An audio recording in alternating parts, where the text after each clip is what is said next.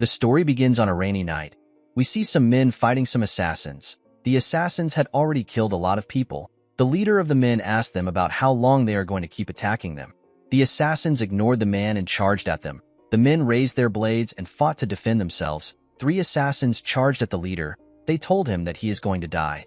The man easily tore them apart. Although he was able to take care of the assassins, the leader knew that they were still too much. He called the assassin bastards. He knew the people who sent the assassins to him. He could not believe that they would stab him in the back after he made a deal with them. He looked at the carriage behind him and promised to protect the person inside. The man asked his subordinates to hold on with everything they have. He assured them that help is on the way. The moment he said this, someone threw a person's head on the ground. He asked the leader if this is the help he is referring to. The leader was shocked to see this. He could not believe that their reinforcement has been wiped out. He wondered about how it happened. He did not know who killed them. The moment he raised his head up, he saw the Murim Alliance leader with the assassins. This man is known as the first heaven-piercing sword. His name is Dam Chunhak. Chunhak walked up to the leader. He said that the power of the ice pavilion is truly formidable. He told the leader that he never expected them to be able to put up a fight against them. The leader smiled when he heard this. He said that he never expected him to be cocky. He told the Alliance leader that he would have been in trouble if he met his master. The assassins were annoyed to hear this. They could not believe that some barbarian was speaking rudely to their master. They said that they would cut off his tongue. They promised to kill him there, before the assassins could do anything. A woman stepped out of the carriage and asked them to wait. The leader was surprised to see the woman known as Wayan.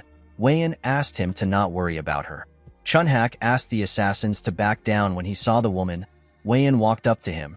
Chunhak could not believe that his daughter was deceived by barbarians and ended up running away. He told her that he has never been so embarrassed before. He stretched out his hand and told her that everyone makes mistakes. He said that she can be forgiven. He told her that he is going to give her one last chance to return as her father. He believed that she was going to make the right choice because she is smart. Wayan asked her father if he will let the men live if she goes back with him. Chunhak glared at her. The woman understood what he was trying to say. She apologized to him. Chunhak did not expect the apology. He realized that she wasn't leaving with him. He raised his sword. The leader was shocked to see this. Chunhak used his sword to cut his own daughter down. He turned around and said that he no longer has a daughter. He said that she has been influenced by barbarians. He told the assassins that their sole mission is to recover the soul of the Central Plains. He asked them to clean up the mess. The assassins rushed to attack the injured men when they heard this. The leader took out 3 assassins that came close to him. He asked his men to fight till the end. The men accepted his orders and began to fight without fear. While she was on the ground, Wayan told herself that she needs to return somewhere. She apologized to someone in her head for not keeping her promise. She said that it will be different next time. The scene shifts and we are taken to a palace. We see someone reporting to his master. His master asked him to repeat what he said. His master's name is Seol Mudak. He is the Northern Sea Palace Master and our protagonist. His subordinate revealed to him that Lord Bai Muyue, who went to the gathering as an envoy to conclude negotiations with the Murim Alliance, fought the alliance. He and his group were annihilated.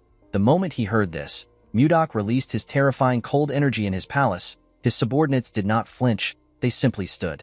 With a look of anger on his face, Mudak said that he will never forgive the Murim Alliance. He promised to wipe them off the map. He asked his subordinates to get ready. The men quickly gathered outside. Mudak told them that they are going to the Central Plains. In the next scene, we are taken to a battlefield covered with snow. We see an injured Chunhak struggling to stay alive. Several blades were sticking out of his body. He looked around and saw countless dead bodies. He could not believe that his entire army was annihilated. He noticed that his inner energy was depleted. He realized that this might be the end for him. He asked the Northern Sea Palace Master to kill him now. Mudak glared at him when he heard this. He moved close to him. He asked Chunhak to tell him why he killed his daughter. Chunhak laughed when he heard this. He asked Mudak to stop asking a stupid question. With a deranged look on his face, he said that the daughter of the alliance leader cannot be playing love games with a barbarian like him. He said that it would have been a bigger mistake to let Wayan live. Mudak raised his hand and gathered his energy. With a creepy smile on his face, Chunhak told our boy that he won't get what he wants the most even though he took over the Central Plains. The moment he said this, Mudak pierced his heart with his sword which he fired at him. Chunhak could not believe that this is how he is going to die after everything. Memories of his daughter flashed in his head. He remembered how he raised her. He wondered why she betrayed him and associated with a bastard. He remembered how he cut Wei-in down. The man said that he is infuriated and resentful. With the death of the Murim Alliance leader, the 6-year-long Great Blood Battle came to an end. The living legend of the Northern Sea Palace became the uncontested ruler of the Central Plains that day. However, Mudok showed no emotion. He simply gazed at the moon. The scene shifts and we are taken to Mudok's room. We see a flower that seems to have lost its nutrient. Our boy realized that this flower is the only thing he has left. He thought about how he got the flower. In the past, Wei-in barged into his room while he was writing. She referred to him as Gaga. He asked her about what happened. The woman asked him to take a look at the flower. She said that the lotus of love has finally bloomed. Mudok was surprised to hear this. He remembered that the lotus of love is a flower that blooms when lovers truly love each other. With tears in her eyes, Wei-in told our boy that she never doubted his feelings. She explained to him that she was actually upset that the lotus wouldn't bloom. She said she is fine now that it has bloomed beautifully. She was happy to see that her love was not one-sided. She said that Mudok really loves her. Our boy hugged her. He told her that he cannot love anyone else apart from her. Mudok was grateful to the flower for making Wei-in so happy. He decided to fill the garden with the lotus of love in order to remember Wei-in.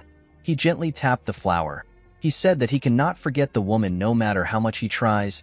Immediately he said this. The flower bloomed again. Our boy was shocked to see this. He did not know how it was possible.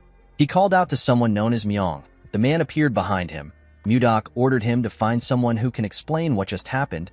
He asked him to find the right person even if he has to search the entire Central Plains. Myong accepted his master's order and disappeared. A few days later, we see the Manbachas who are said to know everything in the world gathered at the Northern Sea Palace. The men did not know why they were called. While they were talking, someone asked them to step outside. The men were surprised to hear a voice from the sky. They all decided to step outside. When they stepped into the garden, they saw something shocking. They saw a garden filled with the lotus of love. Each of the flowers had bloomed. One of them said that this is his first time seeing a garden like this. The lotus of love is a flower that some might not get to see even once in their lives, and yet there was a garden filled with it. The men noticed that the character of love is inscribed at the stems as if it was embroidered there. They were certain that they were looking at the lotus of love. While they were looking at the flowers, Mudok appeared behind them. He asked them if they like it. The men turned around and said that they do. One of them asked him for his identity. Our boy shared his name with them. He said that he is the owner of the garden. The men were shocked to see the absolute ruler of the Central Plains. Mudok revealed to them that he and his lover made a lotus of love bloom with their love. He told them that the flower died when his lover died. He explained to them that the flower suddenly got revived a few days ago. The men were shocked to hear this. They could not believe that a lotus of love got revived. This was a strange phenomenon to them. An older man among them said that there is one possibility. Mudok appeared in front of the man and asked him to say it. He said that reincarnation might be able to do this. He explained to Mudok that his lover has reincarnated somewhere else in the world. With a scary look on his face, our boy asked the man if he is telling the truth. The man became nervous when he saw the look on his face. He said that there is no other explanation for the lotus of love to bloom again. Mudok smiled when he heard this. He finally had some hope. Our boy fulfilled the long-cherished wish of the Northern Sea Palace by successfully entering the Central Plains and unifying the entire region. However, all that was left for him was emptiness. As the Northern Sea prospers, Mudok's longing for his lover grows. He asked the old man to tell him how he can find Wei-in.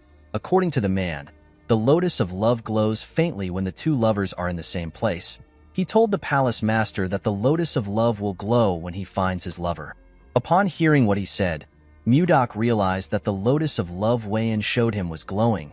He didn't think much of it at the time. He never expected it to be hiding a secret. The wise man explained to Mudok that it will be difficult for him to carry a live flower around. He advised him to craft the lotus of love into a jewel to carry with him. Our boy asked him if it is possible to do this. The man told him that it is.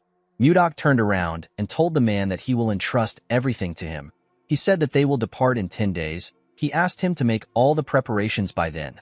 The man accepted his order. Mudok revealed to the Manbachas that they will each receive 100 niang of gold if things go well. The men were shocked to hear this. They asked him if he is serious. Mudok told them that he will be leaving now. The men bowed their heads and asked him to take care. Inside his room, Our boy looked out his window. He could not believe that he has been given some hope again. He promised himself that he will not let go of this hope. He said that he will find Wei-in no matter where she is. He asked his lover to wait for him. In the next scene, we are taken to a ship. The ship was sailing somewhere. We see Mudok inside the ship. He was looking at a map. He noticed that he had been to most places. He realized that the last place left is Hainan. It has been 3 years and 5 months since our boy started searching for Wei-in. He did not find her anywhere in the Central Plains during this time. Mudok advanced from the transformation realm to the profound realm and experienced complete metamorphosis twice. Our boy believed that his lover must be in Hainan. He touched his jewel and remembered what he said to her. The scene shifts and we are taken to the past. We see Mudok bang the table. He told Wei-in that she doesn't need to go. He asked her about why she wants to leave. Wei-in explained to him that her father has personally decided to attend this negotiation. She said that her father will understand his intentions if his daughter attends the negotiation. Mudok told her that the negotiation might be a trap. Wei-in explained to him that she wants to trust her father for once. She begged him to let her attend the negotiation. After thinking about it, our boy gave in to her request. He asked her to return immediately if anything seems off. Wei-in was happy to hear this. She put her hand into her cloth. She told Mudok that she wants to give him something. Our boy asked her about what it is. She took out a necklace and said that it is a keepsake from her late mother. She said that her mother told her that the necklace has the power to return to the person who gave it out. She gave Mudok the necklace and told him that it will always bring him back to her. With a smile on her face, Wei-in asked her lover to not worry. She promised to never leave his side. Mudok realized that he should have stopped her back then. While sleeping, our boy hears people yelling above him. They said that a storm is coming. When he went to the deck, he saw everyone desperately trying to hold on to the ship. Mudok never expected a storm to suddenly appear. He noticed that he was under the shadow of something. When he turned to the side, he saw a huge wave that was ready to swallow the ship. Mudok covered his body with protective chi. He held himself down with a technique known as the 1,000-pound hammer. This technique protected him when the water pushed some people on the ship. People were pushed into the sea. They screamed out for help.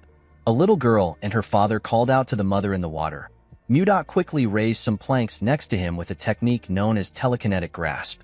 He fired the planks into the water and used it to grab the people inside the water. He wanted to drag them back to the ship. Before he could do anything, a man next to him said that the wave is coming again. Immediately the man said this. Mudok turned around to see the ridiculously large wave. The people on board began to lose hope. They held on to anything they could.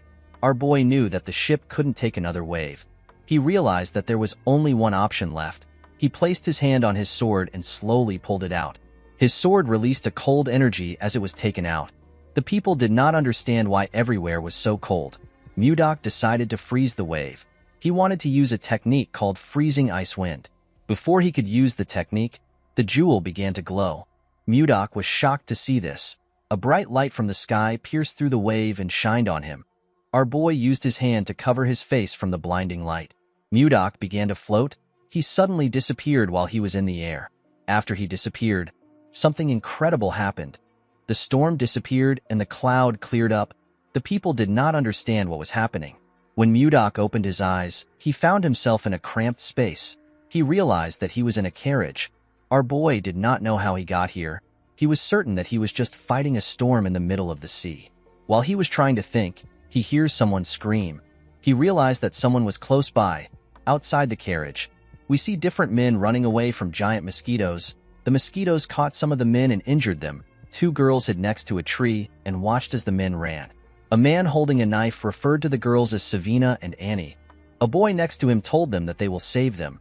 Mudok destroyed the carriage with his energy and crushed some mosquitoes next to it. The boy and the man turned around when they heard the loud sound. The leader of the group was shocked to see that the first-class carriage was destroyed. When the dust cleared up, they saw Mudok standing next to the carriage. Our boy assumed that he was in a forest somewhere in the Central Plains. When he looked around, he saw the merchants. He noticed that they looked different and had different clothes. He assumed that they were foreigners. He believed that he was in a different part of the Central Plains. When Mudok looked up, he saw giant flies. Our boy was shocked to see them. He had never seen flies this big. The fact that they were foreigners and huge flies in front of him, Mudok began to wonder about the place he is in. One of the flies rushed to attack him. Our boy easily dodged the attack. He used a technique known as Divine White Ice Palm to attack the fly. The fly froze and broke apart.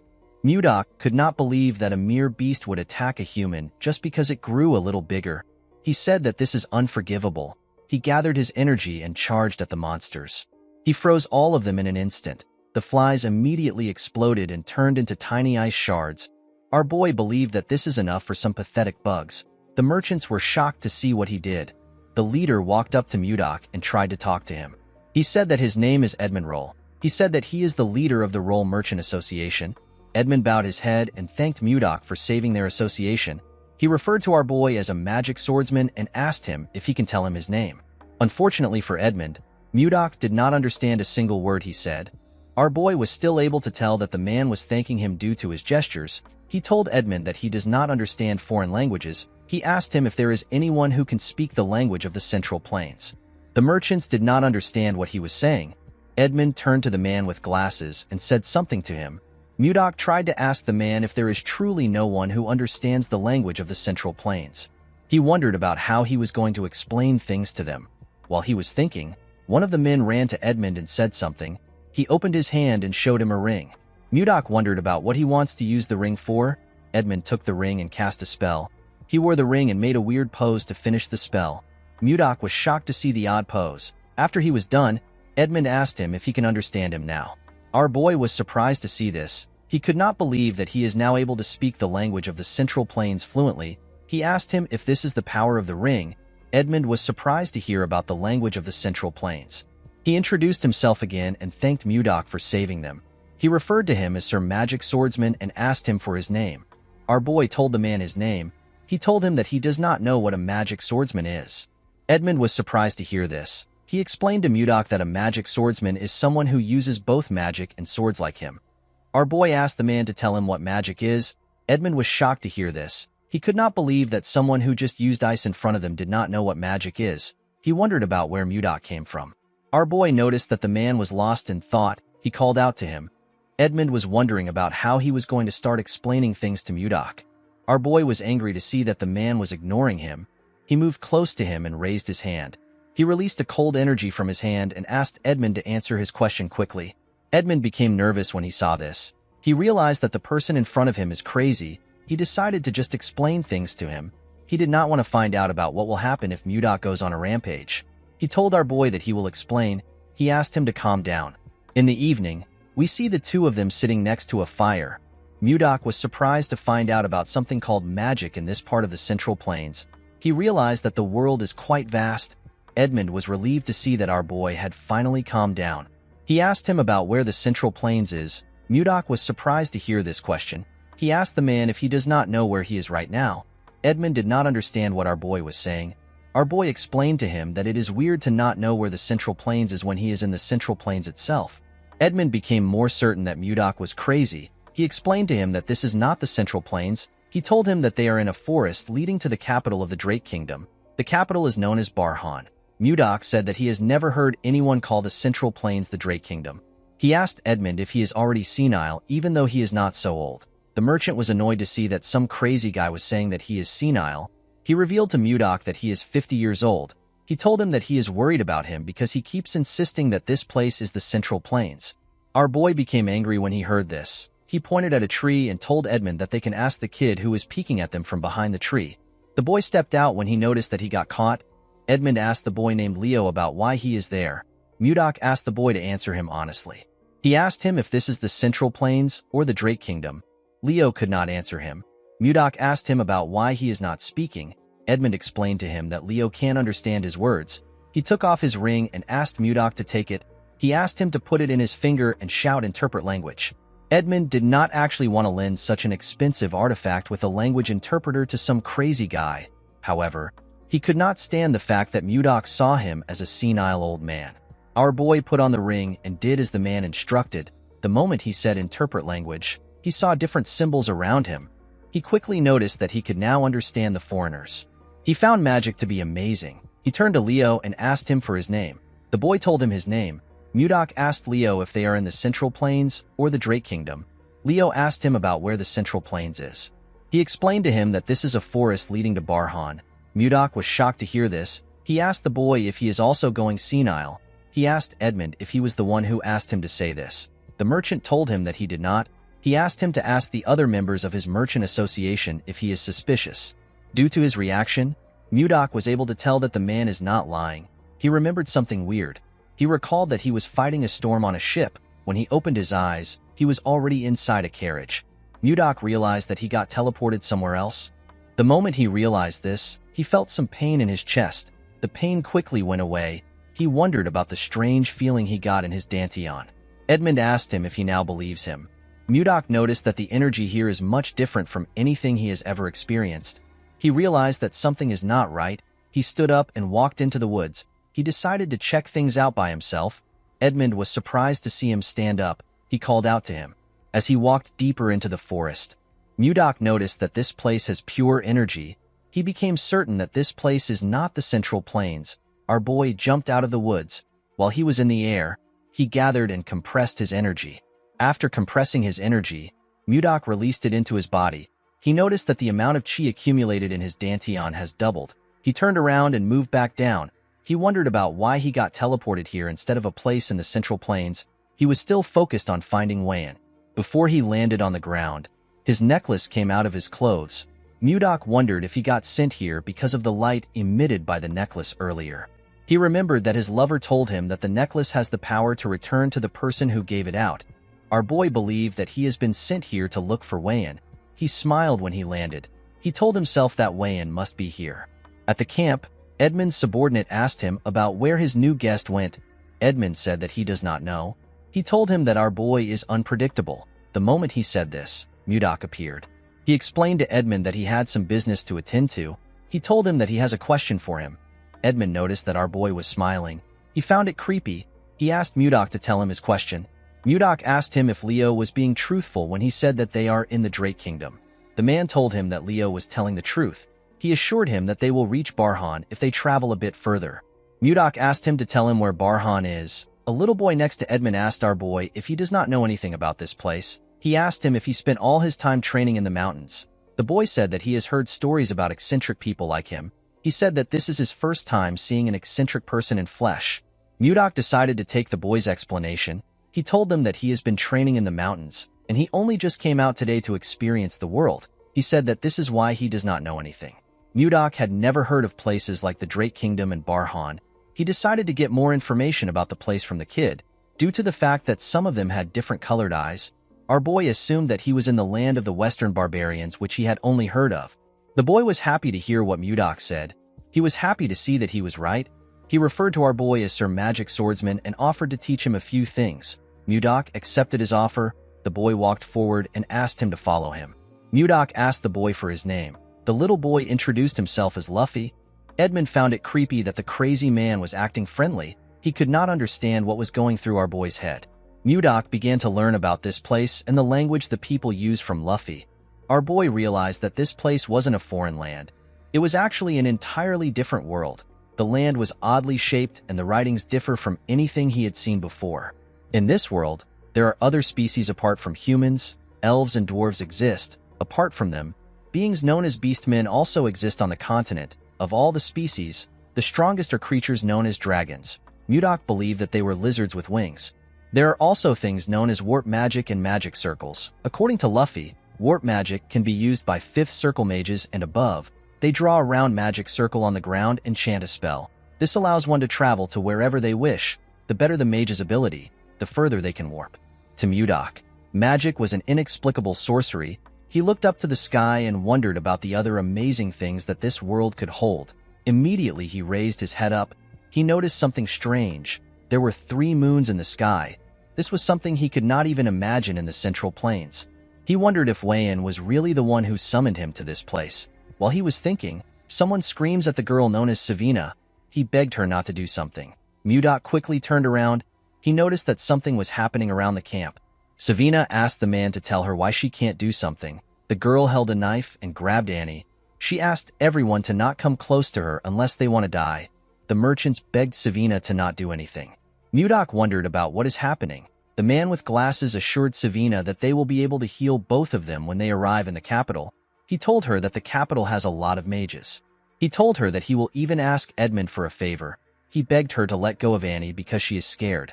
Savina asked the man whose name is Charles if he thinks that she is stupid. She reminded him that healers are rare even in the capital. She asked him if he knows how much it costs to heal one person. The girl told him that the assassin bug's egg is lodged in her heart. She said that it can hatch into a larva at any moment. She asked him if anyone can heal this. Charles did not know what to say to the girl. With tears in her eyes, Savina told him that the egg will tear she and Annie apart when it hatches into a larva. She raised the knife and said that it will be better for them to die while they are still in one piece. Before she could kill Annie, Mudok asked her to wait. He told her that he has roughly understood the situation. He raised his hand and used his energy to drag the knife from her hand. He assured her that he will treat her. He asked her to not do anything stupid. Savina did not know when he took the knife away. Mudok moved close to them. He asked them to sit down. He said that the treatment must start now. Edmund asked our boy if he also knows healing magic. Mudok explained to him that he does not know any magic. He said that he only knows a few healing techniques that were passed down to him. He told them that they can relax. Edmund and Charles were happy to hear this. Edmund moved close to our boy and begged him to save the girls. He assured him that he will repay him with all his heart even though he does not have much. Mudok told him that he was going to help the girls even if he didn't ask. He asked everyone to step back a bit. He said that he is going to start the treatment. Edmund asked his subordinates to step back. Mudok moved close to the girls. He asked them not to be so tense. He assured them that it won't take long. He asked them to close their eyes and relax. The girls followed his instructions. Mudok used his energy to scan their bodies. He noticed that the bugs were near their hearts. While he was carefully searching, he found something surprising. He found the bugs in their hearts. Mudok noticed that the eggs had not yet hatched. He gently controlled his energy and used it to burn the eggs without harming the girls' hearts. Their hearts shined brightly. The girls let out a burp after the eggs were burnt. Mudok stood up and told them that he has taken care of the problem. The girls were shocked to hear this. They asked him if he is serious. Our boy assured them that he has destroyed the bug eggs. He asked them to take things easy. Edmund and the rest of the group were shocked to hear this. Edmund asked Mudok if Annie and Savina are fine now. Our boy did not understand why the merchant was doubting him. He assured him that they are fine. He revealed to the two girls that there will be no side effects. He asked them to not worry about it. The girls bowed their heads and thanked him. Savina told him that he is their savior. The rest of the group also bowed their heads and did the same thing. Mudok walked forward and gently waved his hand at them. Later in the night, we see Mudok resting under a tree. He never expected the day to be so stressful. He touched his jewel and said that he misses his lover on days like this. He looked at the stars and prayed that he will meet Wei-in soon. The next day, we see the group traveling towards Barhan. Edmund took off his jacket and placed it on his head. He wondered why everywhere was so hot today. Even Mudok had to tie his hair because of how hot it was. It was quite scorching. Luffy offered him a bottle of water. Our boy thanked him and accepted it. Before drinking the water, Mudok noticed that it was lukewarm. He released a little cold energy into the bottle and made the water cold. It was now much better for him. Luffy asked him if he is alright. He told him that everywhere is quite hot. Mudok shoved his bottle in Luffy's face. The boy was shocked to see that the water was cold. Our boy asked him to take it. Luffy accepted the bottle. He wondered why it was so cold.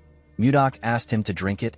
The moment he put the water in his mouth, he tasted some ice inside it. The little boy was happy to taste such a refreshing cold water in the scorching heat. Mudok smiled when he saw the look on his face. He asked Luffy if it is very refreshing. Luffy took out another bottle with a bright smile on his face. The boy asked Mudok if he can also freeze this bottle. Our boy did not see any issue with this. This boy already helped him a lot. The least he could do was to freeze his water bottle. He stretched out his hand and released a small amount of cold energy. Luffy began to cheer when our boy told him that he is done. While he was looking at the boy, Mudok noticed that the others had surrounded him. They all held out their water bottles and begged him to freeze it for them. They wanted to taste the refreshing ice water that Luffy drank. Of course, this was not difficult for Mudok, but he knew that he might create more stress for himself if he grants their request. Edmund tapped one of his men and asked him about what is happening. He moved close to them and asked someone to explain what is happening to him. Luffy revealed to him that Mudok made some ice water. He told him that the seniors now want to drink this cold water. With a weird look on his face, Edmund called out to Mudok. Our boy asked him if something is wrong. Edmund went on his knees and presented his bottle to him. He said that he also wants some ice water. Our boy was surprised to see this. He asked the man to give him his bottle. Mudok decided to stay with this caravan in order to learn more about this world. This people already helped him in solving the biggest problem he had. This problem was the language barrier. Our boy did not see it as a big deal to give out ice water to them. He froze Edmund's water for him. The man thanked him. He quickly drank the ice water. Edmund noticed something odd. He told Mudok that something is strange. Our boy did not expect this. Edmund asked him about how he created the ice. Mudok asked him about why he is asking the question. He asked him if something is wrong. With a bright smile on his face, Edmund told our boy that the ice is absolutely perfect. He revealed to him that he has tried all the ice available on the continent. He said that he has never tasted this kind of ice before. The ice water was on another level to the man. He told Mudok that he is quite amazing. Mudok had never heard about ice being tasty. He said that he merely froze the water. He asked Edmund to tell him what he means when he says that the taste is different. According to Edmund, when creating ice, it is common to use the cold attributes of mana in the air to freeze water directly. It can also be done by gathering moisture from the atmosphere. During this process, impurities from the mana gets mixed into the ice. This affects its taste, however. Since each mage has a unique mana signature, it is rare to find someone who can create pure ice. It is basically hard to get pure ice. Edmund told Mudok that his ice is incredibly pure. This is why it tastes so good. Our boy now understood why the group reacted so enthusiastically.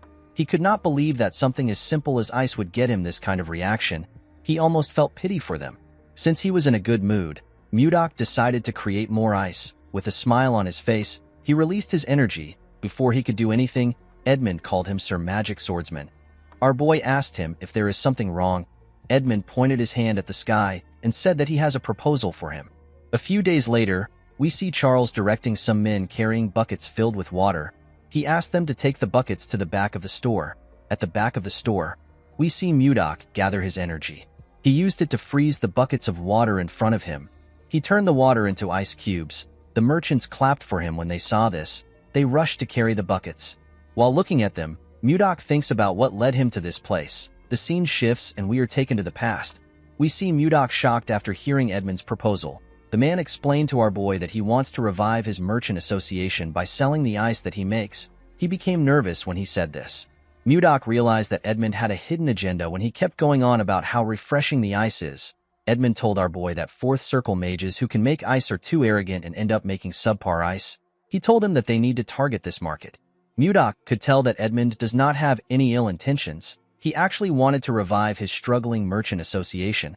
Our boy did not want to offer his service for free. He decided to negotiate. He told the merchant that it will be a 70-30 business. Edmund asked him to explain what he means. Mudok told him that he will take 70% of the profit because he is making the ice, while Edmund will take 30% for selling it. The merchant knew that this wasn't a bad offer because ice sells like hotcakes. He decided to try negotiating further. He explained to Mudok that he will need wagons for transport, workers that will pull this wagons and mages that will keep the ice from melting. He told him that the upfront cost is quite significant. He asked our boy if he can make some adjustments to the percentage. Mudok told him that he will reduce it to 60-40. The man was shocked to see that our boy easily accepted it. He took out a paper and told Mudok that they need to draft a contract. Mudok agreed to the negotiation because this place was a good place for him to learn about this world. The business was actually booming more than he expected. While they were trying to sort things out, Charles barged into the room. While breathing heavily, he told Edmund that he needs to come out for a moment. Edmund and Mudok were surprised to hear this. They wondered about what was happening. At the front of the store, we see a large amount of people shouting. They said that they wanted to buy the ice candy. Someone begged the association to sell some of their ice to them. One man introduced himself as Arnold. He said that he came from Narrow City to do business with their merchant association. Edmund asked the people to form a line. They ignored him and continued shouting. The man did not know what to do. While they were shouting, someone asked them to keep quiet in their heads. Everyone was shocked to hear a person's voice in their heads. Edmund quickly turned around. He knew that only Mudok was capable of doing this. Our boy asked them to stay quiet. With a serious look on his face, he told them that they will all be sent away if it gets noisy again. He advised them to be careful. Everyone accepted his warning. Now that they were quiet, Edmund explained to them that his merchant association only sells in bulk. He apologized to those who came to purchase a small amount. He asked them to leave. He told them that they might have small-scale sales in the future. Some people begged the man. They told him that they came from far places. They asked him if he cannot just sell a small amount to them. Mudok glared at this people. They were terrified to see the scary look on his face. They decided to leave on their own. Edmund asked everyone else to line up. A merchant wearing an eye patch told Edmund that he is from the Meiji Merchant Association. The man next to him introduced himself as Benjamin. He said that he is the butler of the slave family. The brown man next to him said that he came from the Arista family. Edmund knew that the Meiji Merchant Association is one of the top 10 merchant association on the continent. He could not believe that someone from the prestigious slave family was in front of him. Edmund knew that he would make a lot of money, but he never expected to be this lucky. He turned to Mudok. He knew that this people were standing in front of him because of our boy. Although his merchant association had not completely revived yet, it was still thanks to Mudok that they reached this stage. With a smile on his face, he asked Mudok to rest for now. Our boy asked him if the busiest part is over. Edmund told him that it is. He assured him that he can handle the rest. He asked him to take a break. Mudok turned around and wished him luck. Although he felt bad that he was making our boy work, Edmund had his own reasons for reviving this merchant association.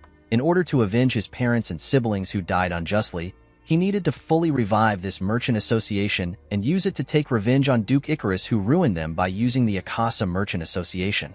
Edmund promised himself that he won't give up until he has taken his revenge. He hoped Mudok would cooperate with him until this time comes. He promised to repay him when he succeeds. Inside his room, Mudok jumped on the bed. He was so tired. Since business was doing well and money was coming in steadily, our boy decided to start gathering information about his lover. While he was thinking, someone knocked on his door. The person turns out to be Savina. Mudok was happy to hear that the girl was at his doorstep. He realized that it was already snack time. He asked her to come in. The girl was holding a large bowl containing something. This was Mudok's new favorite snack. It was ice cream. It is a treat made by mixing ice and fruit. The treat was accidentally invented by Savina. The girl placed the bowl on the table. Mudok thanked her for bringing him the snack again. Savina smiled and asked him to enjoy. He took out his spoon and took his first bite. The ice cream had a cold, sweet, and luscious flavor. It was a taste that he could have never imagined in the Northern Sea Palace. Mudok heard that the Merchant Association was thriving because of ice cream. He fully understood why. While he was licking it, our boy noticed that the bowl was empty. He could not believe that he already finished it. He decided to get another one. He did not want to go by himself, but he had no choice since everyone was busy. When he got into the store, he could hear some noise outside. He wondered about what was causing this noise. At the front of the store, we see Savina asking someone to line up. The bastard smiled when he heard this. He asked Savina to tell him who gave her the power to order nobles around. Mudok wondered about who the young men were. The boy next to the chubby boy believed that Savina was asking them to line up because she did not know who they were. He asked her to shut up and bring out the ice cream.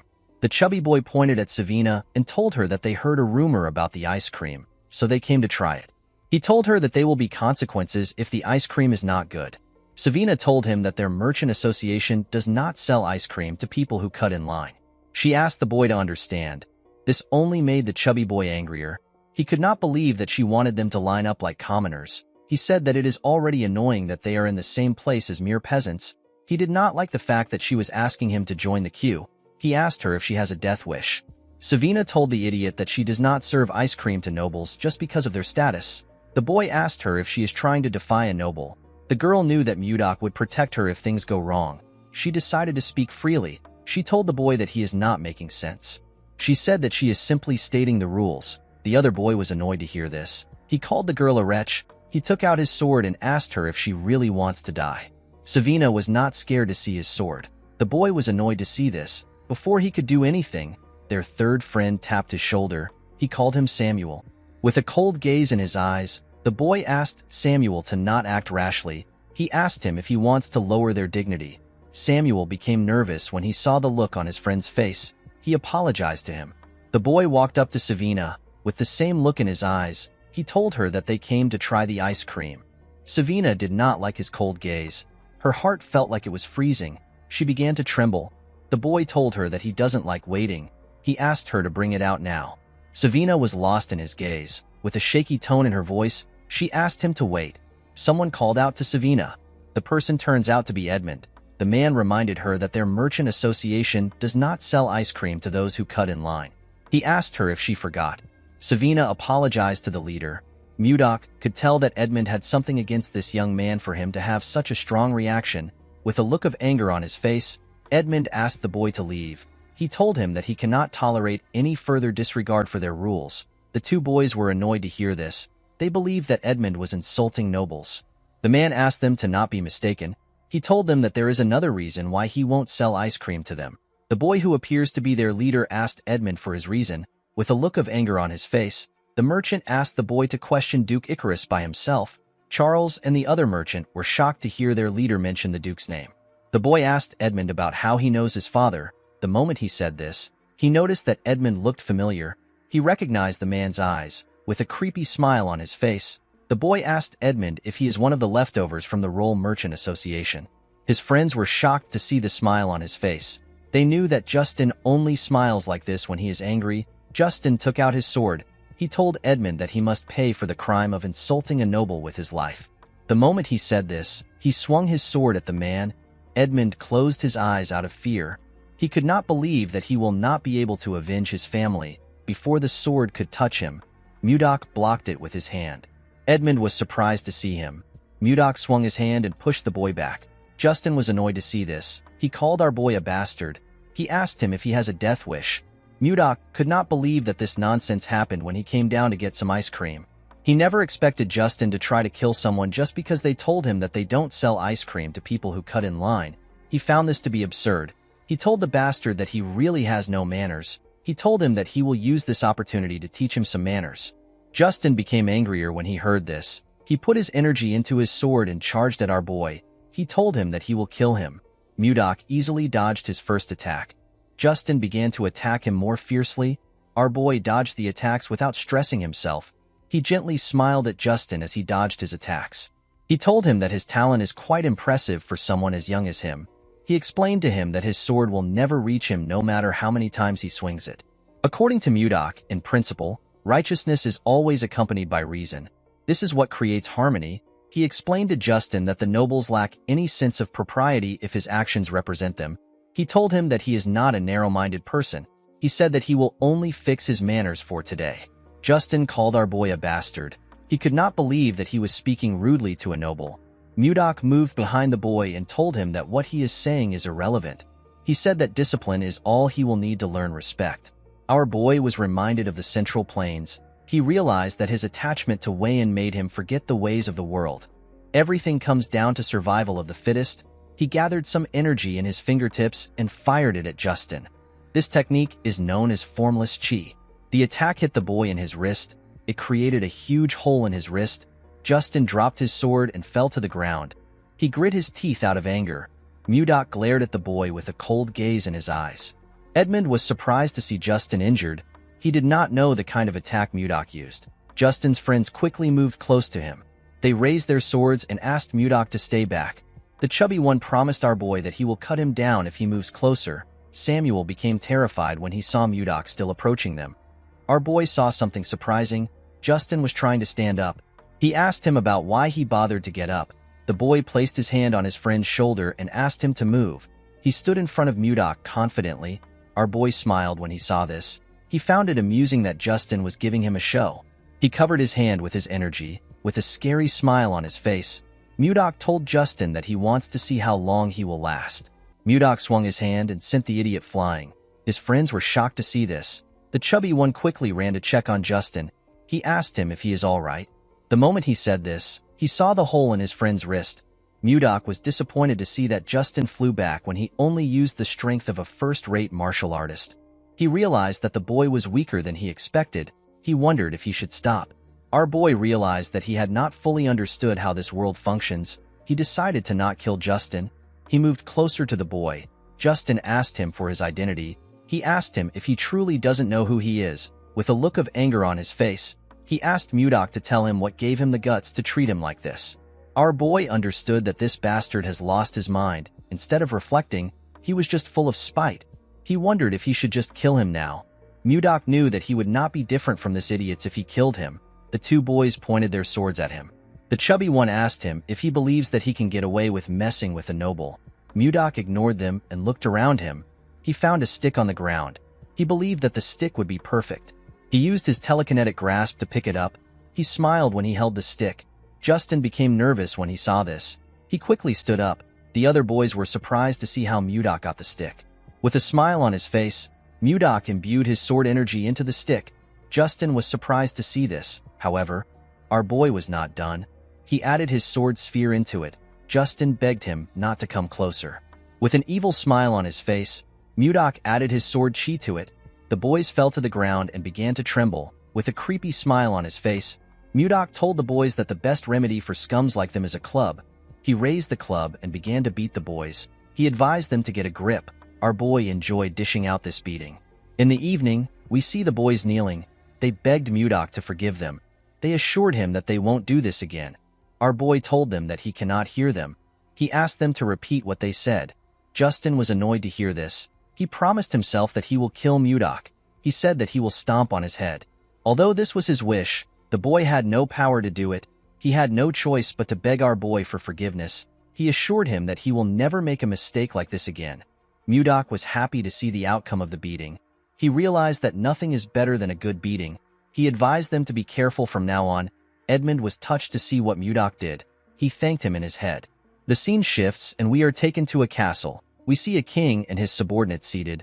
Count Slabe reports to the king that they received some information from an informant planted in the Serbia kingdom.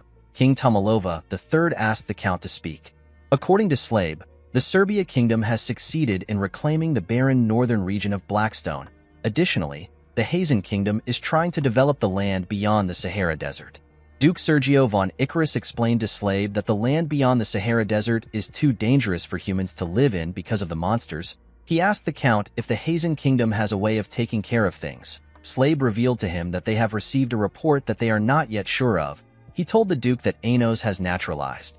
The king was shocked to hear this. With a nervous look on his face, Count Crash asked him if it is really true.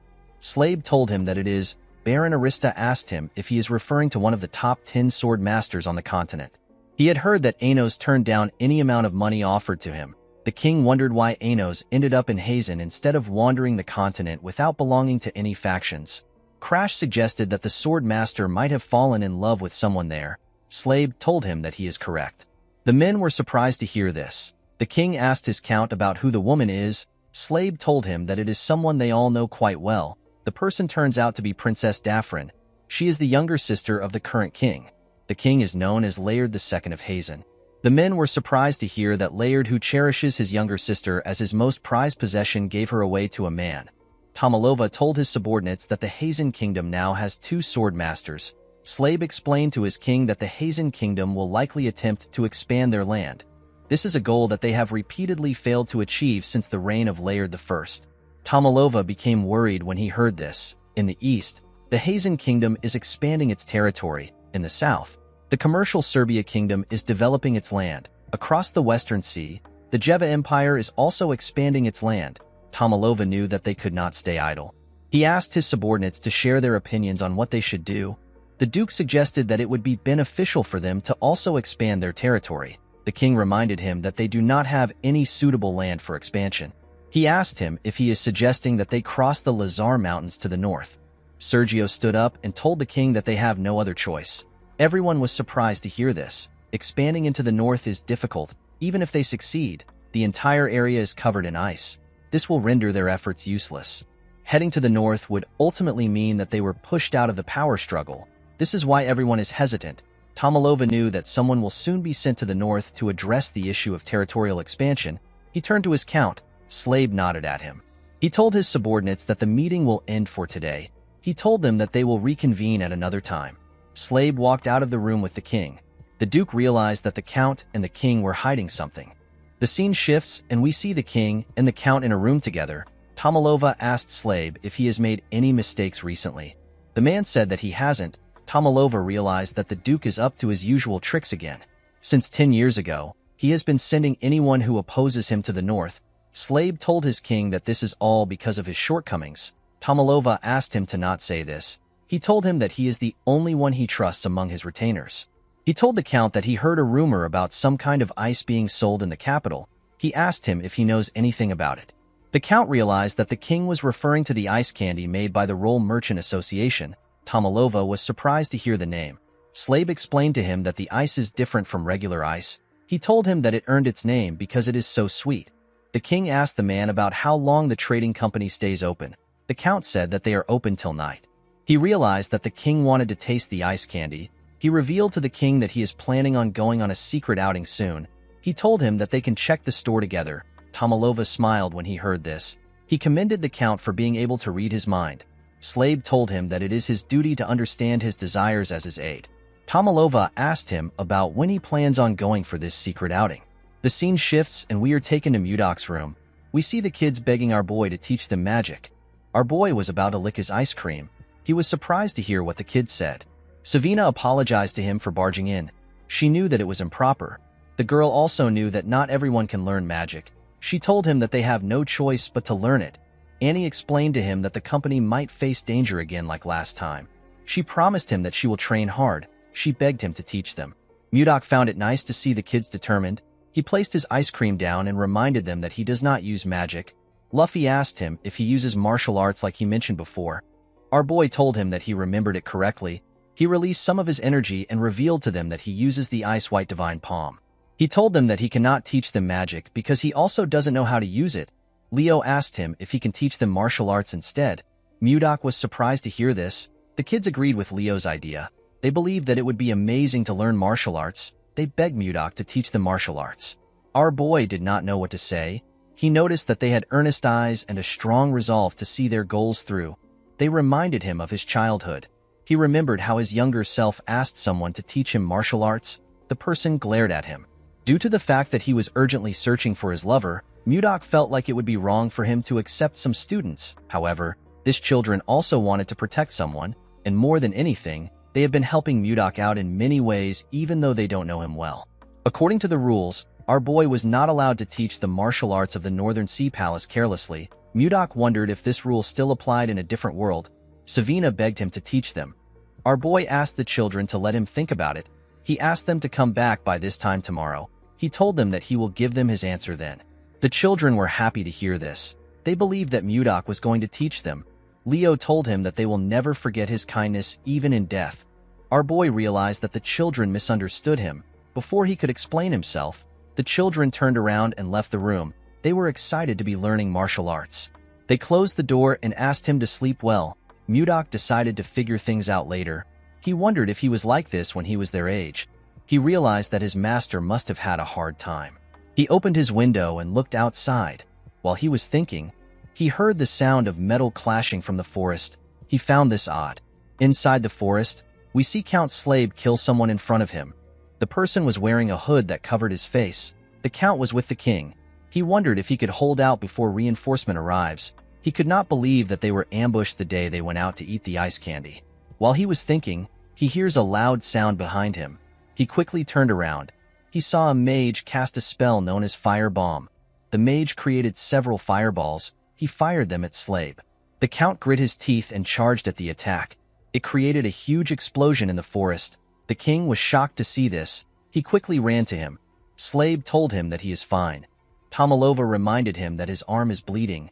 The Count moved in front of him. He asked the king to forgive him for his rudeness since it is an emergency. The king assured him that he understands. Slave did not expect a mage to be among them. He was not able to tell because their attires were similar. He ordered his men to not lose their composure. He asked them to reorganize the formation. The soldiers quickly followed his order. The leader of the assassins asked them to not let a single person live. One of the assassins said that he will take Slave's head. The Count charged at the assassin and swiftly cut off his head. The other assassins were shocked to see how fast Slave was. They quickly rushed to attack him. Slave blocked their attacks. He moved close to one of them and asked him about who sent them. The man told him that he does not need to know since he will soon die. Slave realized that the magic attack took out a lot of his men. He could tell that this people had no intentions of letting them live. Although he did not like the situation, the Count knew that he had to protect the king at all cost. He must do this for the sake of the kingdom. The mage raised his hand and prepared to use another attack. Slave ordered his men to gather around the king and protect him. The mage laughed when he heard this. He told the Count that he is too late. Before the man could use his attack, someone struck him down with ice. Everyone was surprised to see this. The leader of the assassins asked the person for his identity. As expected, the person turns out to be Mudok. With a smile on his face, our boy said that he has been caught. Mudok jumped off the tree and appeared behind the leader. He knocked out an assassin next to the leader. He said that he wanted to see the moon, but everywhere was so loud that he had to come there. The leader quickly turned around when he heard this. With a scary look on his face, Mudok told the leader that he needs to finish this before his ice cream melts. The leader could tell that our boy was dangerous. He did not know when he got behind him. Although they were caught off guard, they were still superior in terms of numbers. The man wanted to kill the king and get out of the forest as soon as possible to avoid any variables. He took out his sword and charged at Mudok. He said that he will take care of our boy. He ordered his men to kill Tomalova. Mudok blocked his attack with his sword. He said that he never expected to see all kinds of swords here. He decided to respect the leader by using his sword, which is known as Sullen. He asked the man to come at him. The leader was annoyed to see this. He charged at Mudok and told him that he will not get out of the fight alive. Our boy found this exhilarating. He advised the man to do his best. He easily blocked the man's attack. The leader took out his other sword and used it to attack him. Mudok dodged his attacks without stressing himself. The man put his sword together and attacked our boy from both sides. Our boy was still able to dodge it. Before the man could attack again, Mudok pushed his sword away and hit him in his back. The man grit his teeth to endure the pain. Our boy raised his sword and began to attack the assassin. The man managed to block Mudok's attacks, but he was struggling to keep up with him. While he was struggling, our boy grabbed his head and slammed it to the ground. He was enjoying the fight. The moment he stood up, rain began to fall. Tomalova asked the count about what is happening. Slave advised his king to be cautious. He asked him to step back. Immediately he heard this. Tomalova realized something. He told Slave that they are looking at the hope of the kingdom. The count did not understand what he was talking about. The assassins were shocked to see what Mudok did to their captain, whose name is Morian. They wondered if Mudok is a sword master. Our boy moved close to the assassins. With a look of anger on his face, he told them that this is all their fault. The assassins did not understand what was happening. Mudok revealed to them that his ice cream has melted in the rain because of them. The assassins did not even know what an ice cream was. Our boy told them that he will show them how fearsome a grudge born from ice cream can be. He told them that he will count to 3. He said that he cannot guarantee the lives of those who remain after he is done counting. The assassins believed that he was spouting nonsense. One of them said that they can get rid of him if they all attack at once. The other assassins agreed with this. Mudok began to count. The assassins charged at him. They wanted to shut him up. When he got to 3, the assassins had already gotten close to him. He activated his protective chi. This allowed him to block all the assassins' attacks. They were shocked to see a barrier. Mudok released a large amount of his cold energy. He asked the assassins to not say his sword is merciless. The moment he said this, he swung his sword. Huge pieces of ice came out of the ground and tore them apart. The king and the count were shocked to see this. After taking care of the assassins, Mudok put his sword away. He said that vengeance has been served. He jumped out of the area. The count was surprised to see that our boy left like that. Tomalova turned to him. He told him that they cannot waste any time. Slave already knew what the king wanted. He placed his hand on his chest and told Tomalova that his wish is his command. In the next scene, we see one of the merchants talking to Edmund. He revealed to him that the children are studying magic. Edmund was surprised to hear this. He reminded the man that magic is not something that one can study on their own. With a serious look on his face, he asked the man if Mudok is the one teaching the children. The man told him that he is correct. He explained to him that his family members also want to learn magic. He did not understand why Mudok was only teaching 4 children.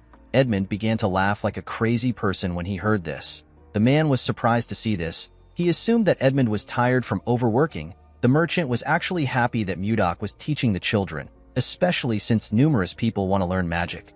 He stood up and asked the man about where the children are learning. He asked him to lead the way. Edmund believed that the day his trading group will reach the top is no longer far. The scene shifts and we see the merchant talking to Mudok. With a smile on his face, Edmund told our boy that he knows everything. Mudok asked him to explain what he means.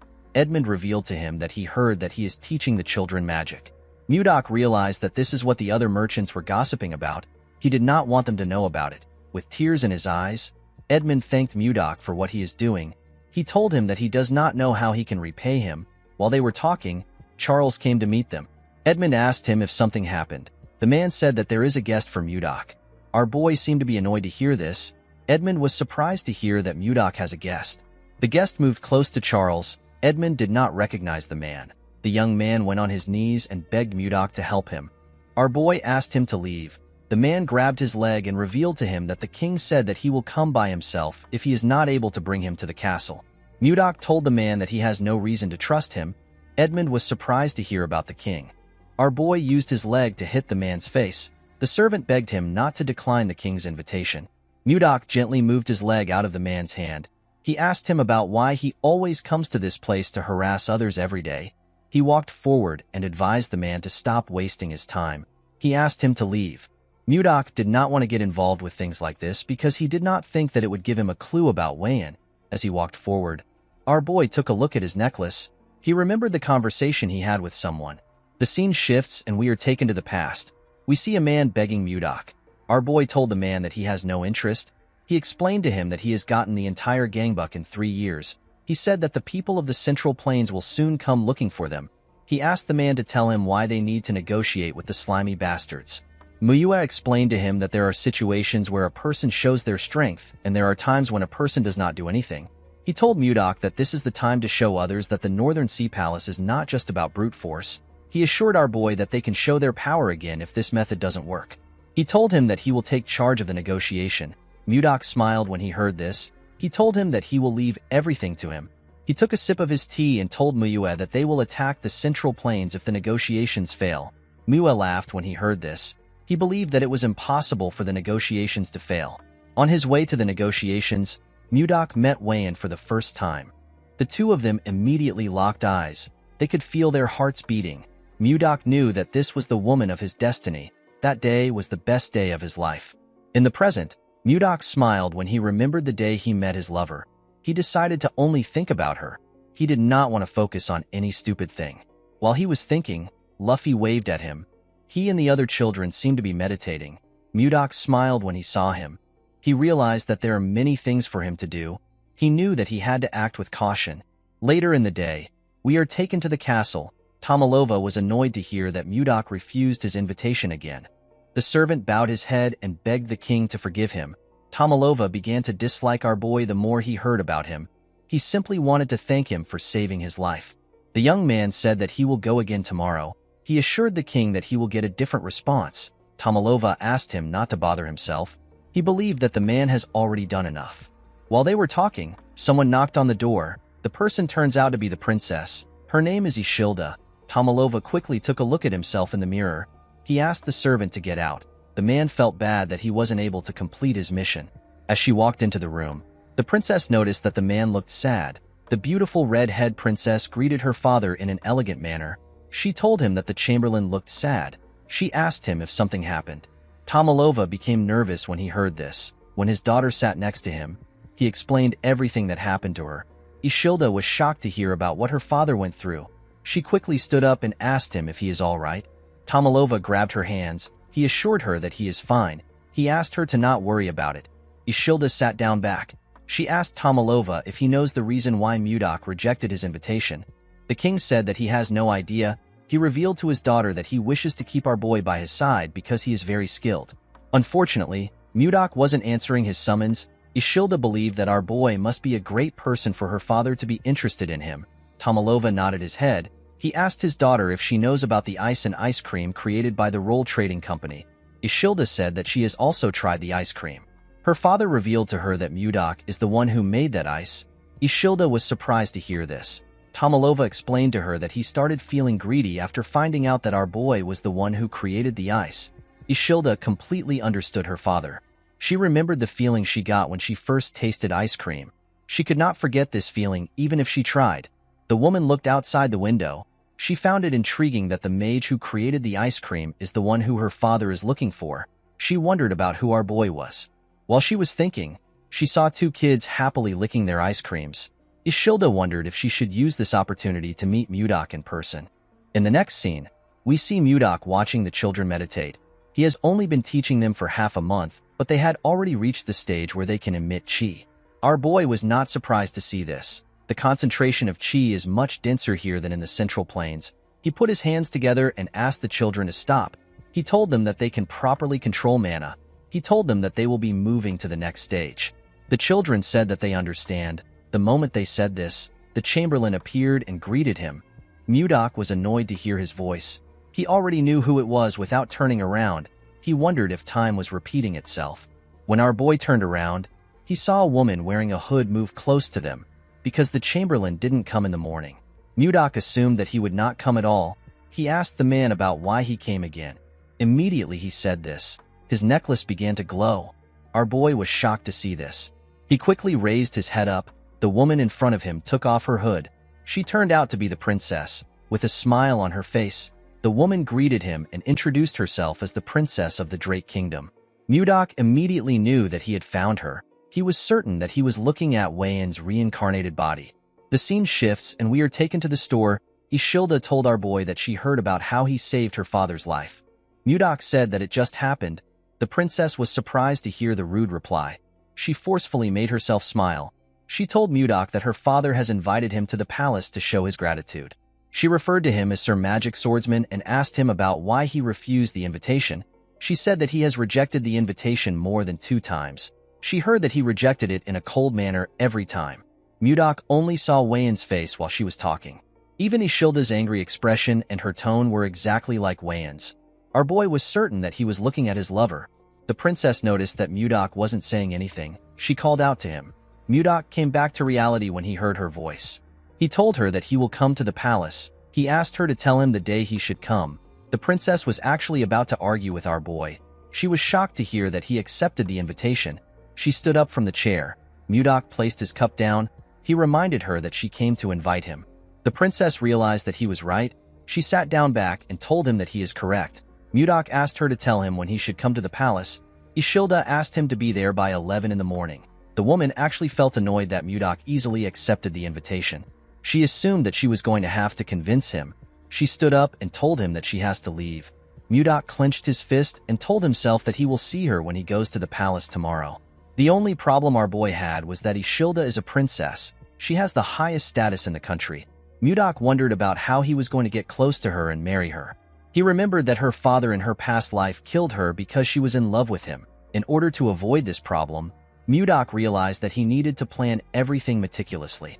To create the perfect plan, Mudok knew that he will need Edmund's help. The scene shifts and we see Edmund shocked when he hears Mudok mention marriage. Our boy revealed to him that he plans on getting married to the princess. Edmund asked him if he is insane. With a scary tone in his voice, Mudok asked him to repeat what he said. The merchant became terrified. Our boy decided to stay calm. He asked Edmund to tell him why he thinks it is a bad idea. The man revealed to him that Ishilda is the only child of Queen Swan.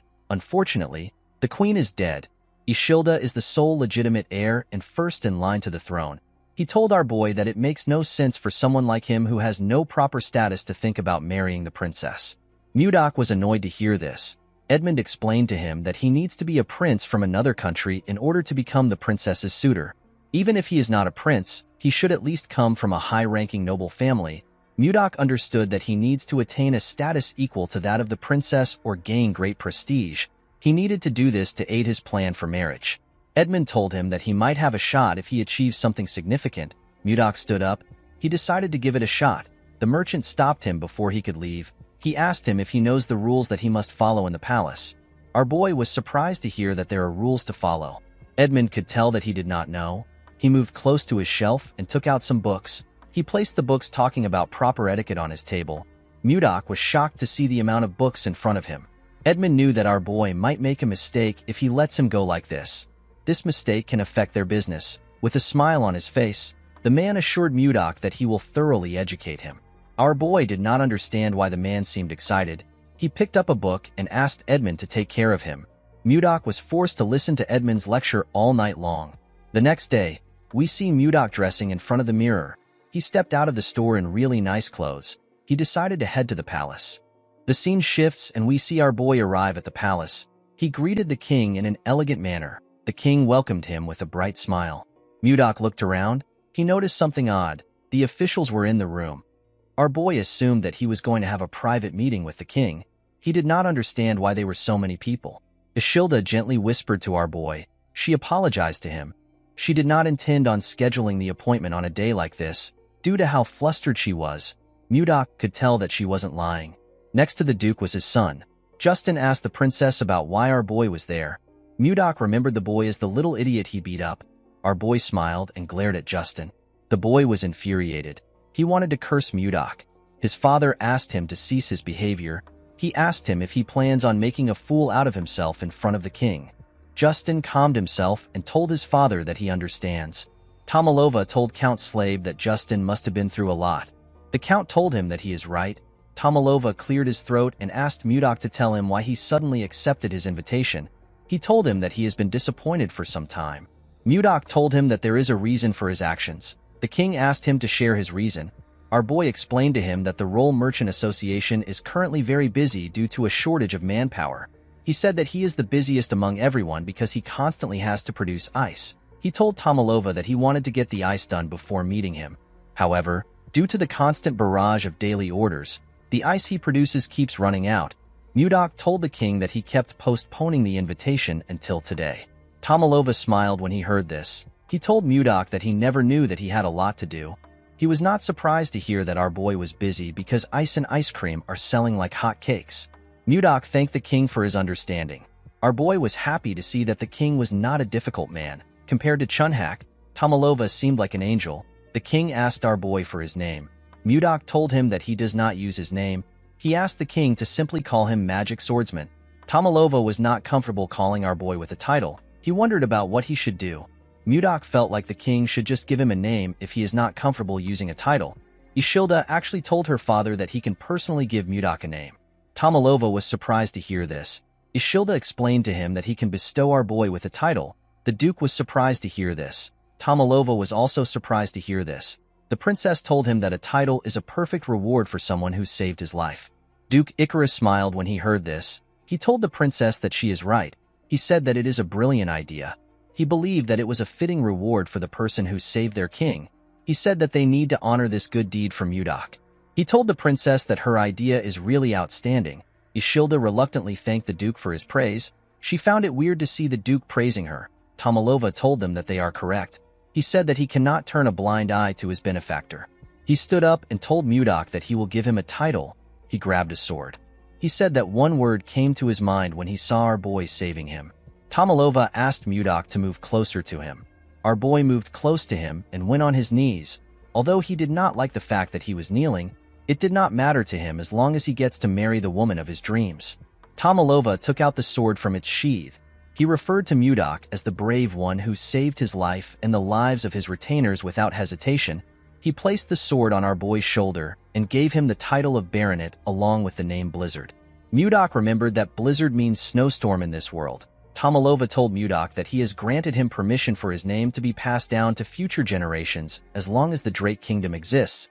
He referred to Mudok as Baronet Blizzard and asked him to rise. The king placed his hand on Mudok's shoulder. He told him that he would not have been there to do this if he did not save him. He thanked our boy for saving him.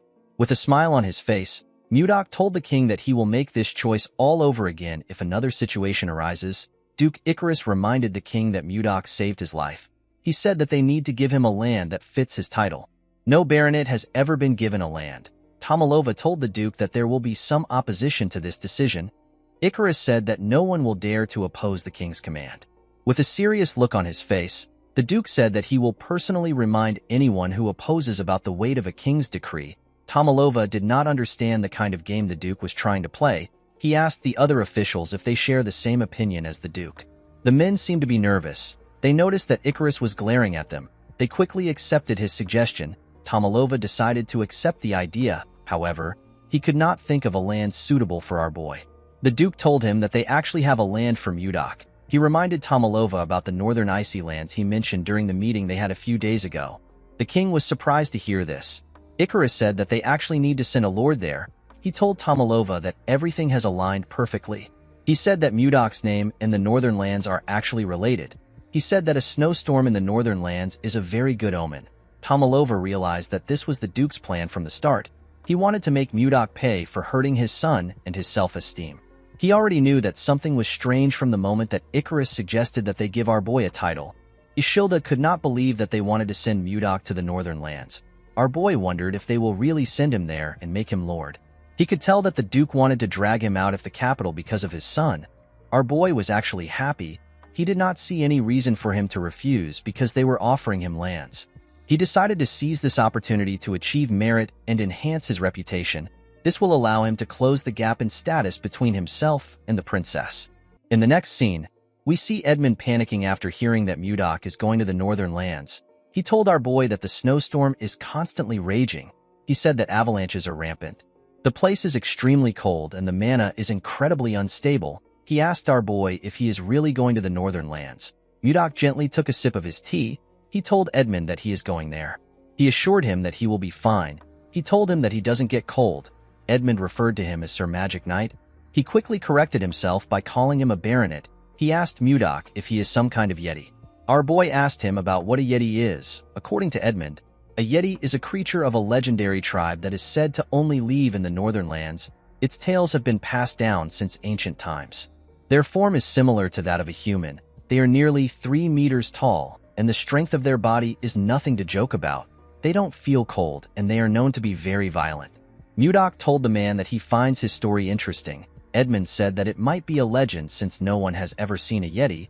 He revealed to our boy that people say that the people of the northern lands are warriors capable of defeating 100 men.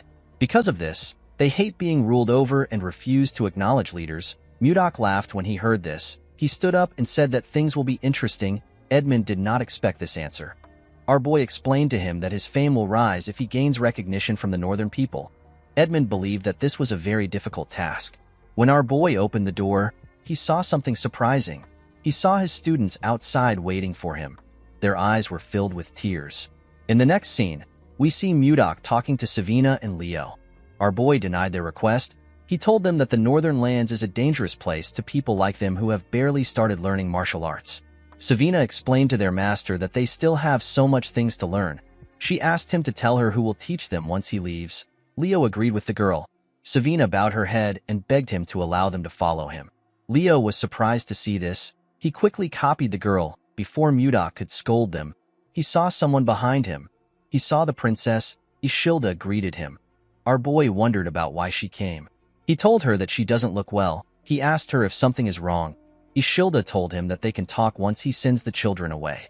Mudok quickly turned around and asked his students to leave. Savina and Leo realized that this was their opportunity. Savina asked her master if he will grant their request.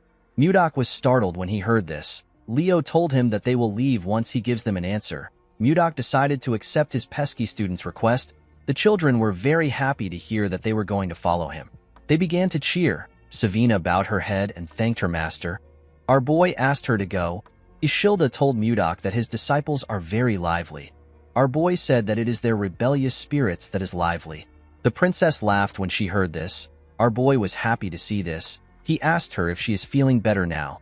With a sad look on her face, Ishilda apologized to Mudok.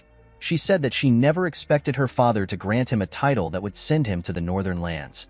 Our boy was actually happy to hear the apology. He thought that Ishilda just resembled Wayan. However, they both shared the same kindness. He remembered that Wayan actually apologized to him in the past because of her father's behavior. She also said that it was her fault. Mudok decided to tease Ishilda. He said that he wouldn't have had to go to the northern lands if he did not receive a title. Ishilda was surprised to hear this. With a sad look on her face, the girl said that it is her fault. Mudok found it adorable that she was taking responsibility. He told her that an apology will not change the fact that he still has to go to the northern lands. Ishilda started feeling bad. She asked him if there is anything that she can do to ease his mind. Our boy said that it will be good if he receives a lucky charm or a talisman. The princess asked him about what a lucky charm is. Mudok moved close to her and grabbed her. He told her that a lucky charm is a kiss filled with genuine concern for the other person. Ishilda screamed when she saw our boy close to her. Mudok realized that he teased her too much. He turned around and told her that he needs to prepare for his departure. He asked her to forget what he said. Ishilda was annoyed to see that he was going to leave after saying what he wanted. She believed that he was being rude. When she laid eyes on Mudok's back, she saw him in different clothes. They were the clothes he wore in his former world. The princess felt something wonderful in her heart. She asked Mudok to wait. Our boy turned around and asked her if something is wrong. Ishilda walked up to him and took a closer look at him. She wondered if she was imagining things. Something about Mudok's actions felt familiar to her. She told our boy that she will do it.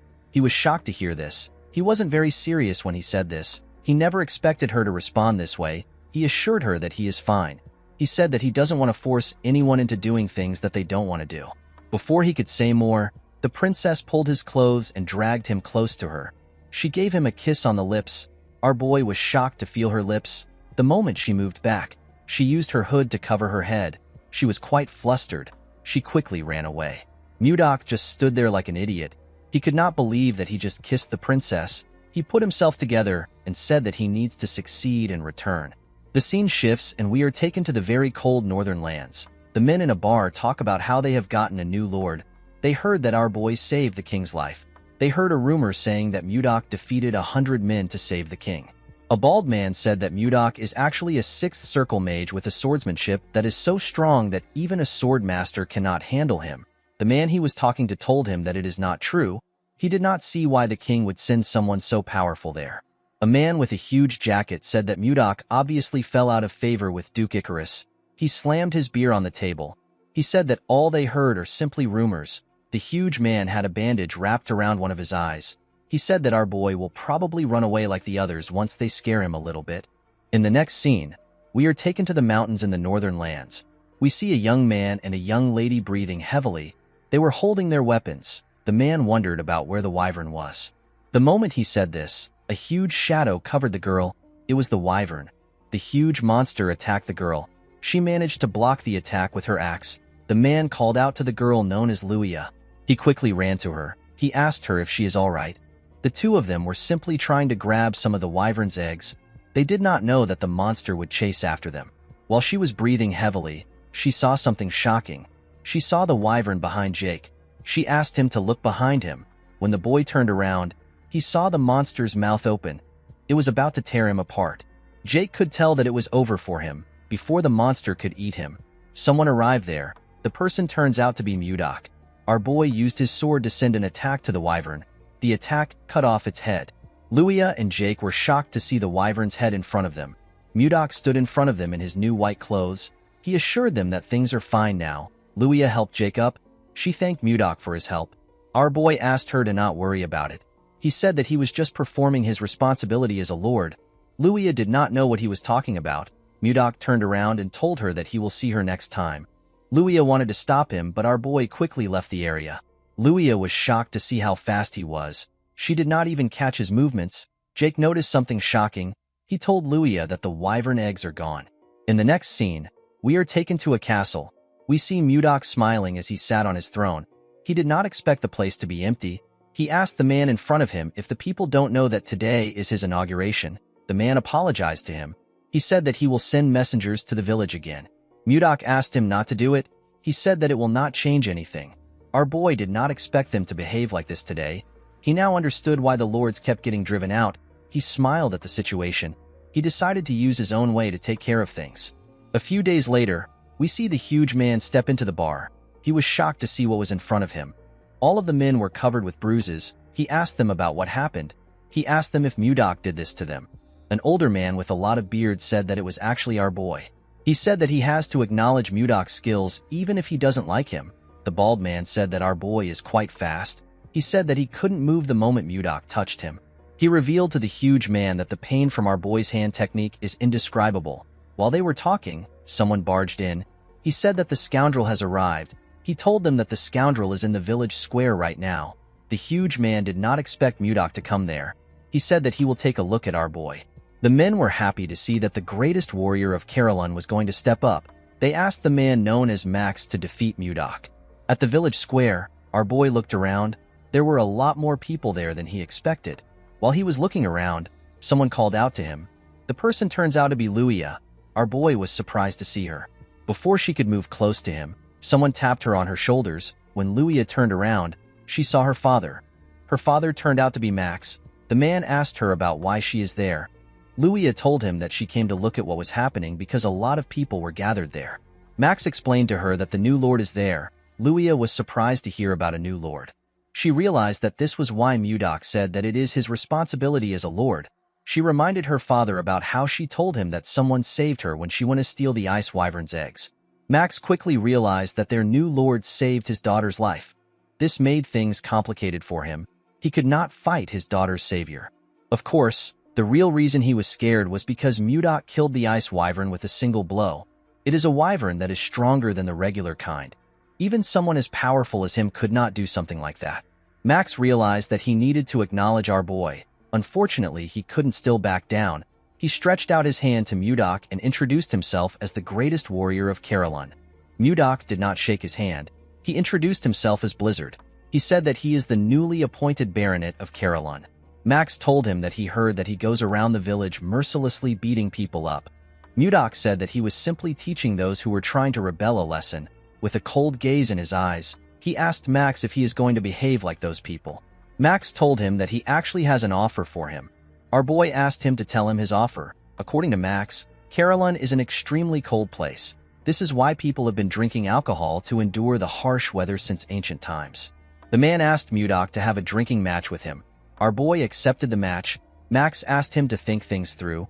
He revealed to him that the alcohol is so strong that it can burn one's body. Mudok told him that he doesn't care. He told Max that he must recognize him as the Lord and follow him unconditionally if he wins. The other warriors believed that Mudok was insane to make a drinking bet with Max. They referred to the alcohol as finna and said it is impossible to win Max when it comes to finna. With a serious look on his face, Max asked our boy to keep his promise. The scene shifts and we are taken to the bar. We see Mudok and Max sitting together. A large amount of alcohol were poured into huge mugs and placed on the table. Max asked our boy if he is sure about this. He told him that it is not too late to back out. With a smile on his face, Mudok said that he cannot go against his words as a lord. He said that they can start now.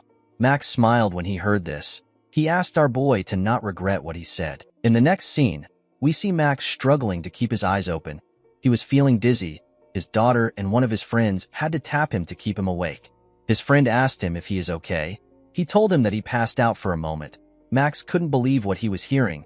He couldn't believe that the best drinker in Carolyn passed out. Luia was worried about her father. She asked him to give up. Max brushed it off. He told her that he is not yet drunk. He did not want to accept the fact that he was losing. He grabbed a mug and told Mudok that they should have one more drink. Mudok poured him some drink. He advised the man to not overdo things. Max was shocked to see that our boy was drinking like there is no tomorrow. When he tried to pour Mudok a drink, he poured it around the mug. Our boy asked him to focus on pouring the drink into the mug. Max placed his hand on his head. He wondered about how Mudok was still fine. Our boy asked him if he is going to give up now. Max put himself together and told him that he is good. He said that they can continue. The moment he said this, he drank another cup of liquor. Luia and Jake were quite worried when they saw this. Mudok simply drank his liquor in a calm manner. Luia and Jake were shocked to see that he wasn't drunk at all. Our boy dropped the mug on the table. He wondered if he was able to drink well because it had been a while since he had a drink. The moment he thought of this, he heard a loud sound. He quickly looked down. He smiled when he saw what was on the ground. He saw Max on the ground. The man had collapsed from drinking too much. Mudok said that he won. Everyone was shocked to see that Max actually lost. Our boy stood up. He said that everyone must gather at his castle in exactly 5 days. With a serious look on his face, he told them that he wants to see if they are the kind of people who keep their promises. 5 days later, we are taken to Mudok's castle. We see our boy on his throne. He was surprised to see the people in front of him. The people from the tavern were all gathered there. He told them that he did not expect them to come. He did not expect them to actually keep their promise. Max told him that they definitely keep their promises. Before he could go on, Mudok cut him off. Since they all knew who he was, our boy decided to go straight to the point. He told them that he will give them 10 days to prepare to move. Everyone was confused by Mudok's words. Our boy asked them to give him an answer. Luia asked him if they will all come and live in the castle with him. Mudok asked her if she really thinks that all of them will be able to live in the castle. Luia reminded him that he told them to pack their belongings. Mudok told her that he never said that they would live at the castle. With a smile on his face, our boy revealed to them that they are going to migrate to the north. Everyone was shocked to hear this. Mudok revealed to them that he has been wandering around for the past 5 days. He told them that he found a place in the north that could easily support 10,000 people. He said that they will no longer live scattered. He told them that they can live as one. The people were skeptical about Mudok's idea. Max revealed to our boy that the place he is talking about is currently inhabited by groups of ice ogres. Mudok asked him about what ice ogres are. Max told him that they are similar to normal ogres. Our boy asked the man if he is referring to the bald monsters who walk on 2 legs. Max asked him if he has met them. Mudok smiled when he heard this. He revealed to Max that he has eliminated all the ice ogres. Everyone was shocked to hear this. Mudok sat back down. He could not believe that they were worried about the ice ogres. He asked them to get ready to migrate. He assured them that he found a great place. After passing on his message, he asked them to leave. The next day, we see Mudok stretching his body. While he was stretching, someone greeted him. When he turned around, he saw Luia and Jake. Luia explained to him that she was frustrated that she wasn't able to greet him properly. She told Mudok her name. Jake also introduced himself. Our boy told them that he understands why they came to see him. He revealed to them that he was actually going to call for them. The two of them were surprised to hear this. Mudok assured them that it is not a big deal. He asked them to not be too nervous. With a smile on his face, he asked them to follow him. Our boy took the two of them to another part of the castle. When they arrived there, Luia and Jake saw something shocking. They saw the hatchlings of the ice wyvern. Luia was annoyed to see that it was Mudok who snatched the eggs. She asked him if he knows how hard they worked to get them. She asked him about why he did such a thing. With a smile on his face, Mudok asked them to tell him the person who saved them that day. Luia and Jake did not know what to say. When Jake tried to scold Mudok, he cut him off. He asked them to take the ice wyverns away. Luia was shocked to hear this. She asked him if he is certain. Mudok explained to her that he thought about raising them, but they eat too much and are very loud and noisy. He said that he can't think straight with them around. The wyverns were just too much for our boy. Luia told him that there is no point in taking the wyverns now. This is because wyverns perceive the first person they see after hatching as their mother. Mudok was annoyed to hear this. He could not believe that he had to continue taking care of this troublesome monsters. Jake asked him to stop spouting nonsense. He told him that ice wyverns are precious. Luia explained to him that ice wyverns are larger and stronger than most monsters. She told him that he has the opportunity to raise very powerful creatures. Jake said that he would have properly trained the wyverns and comfortably flew to Texten.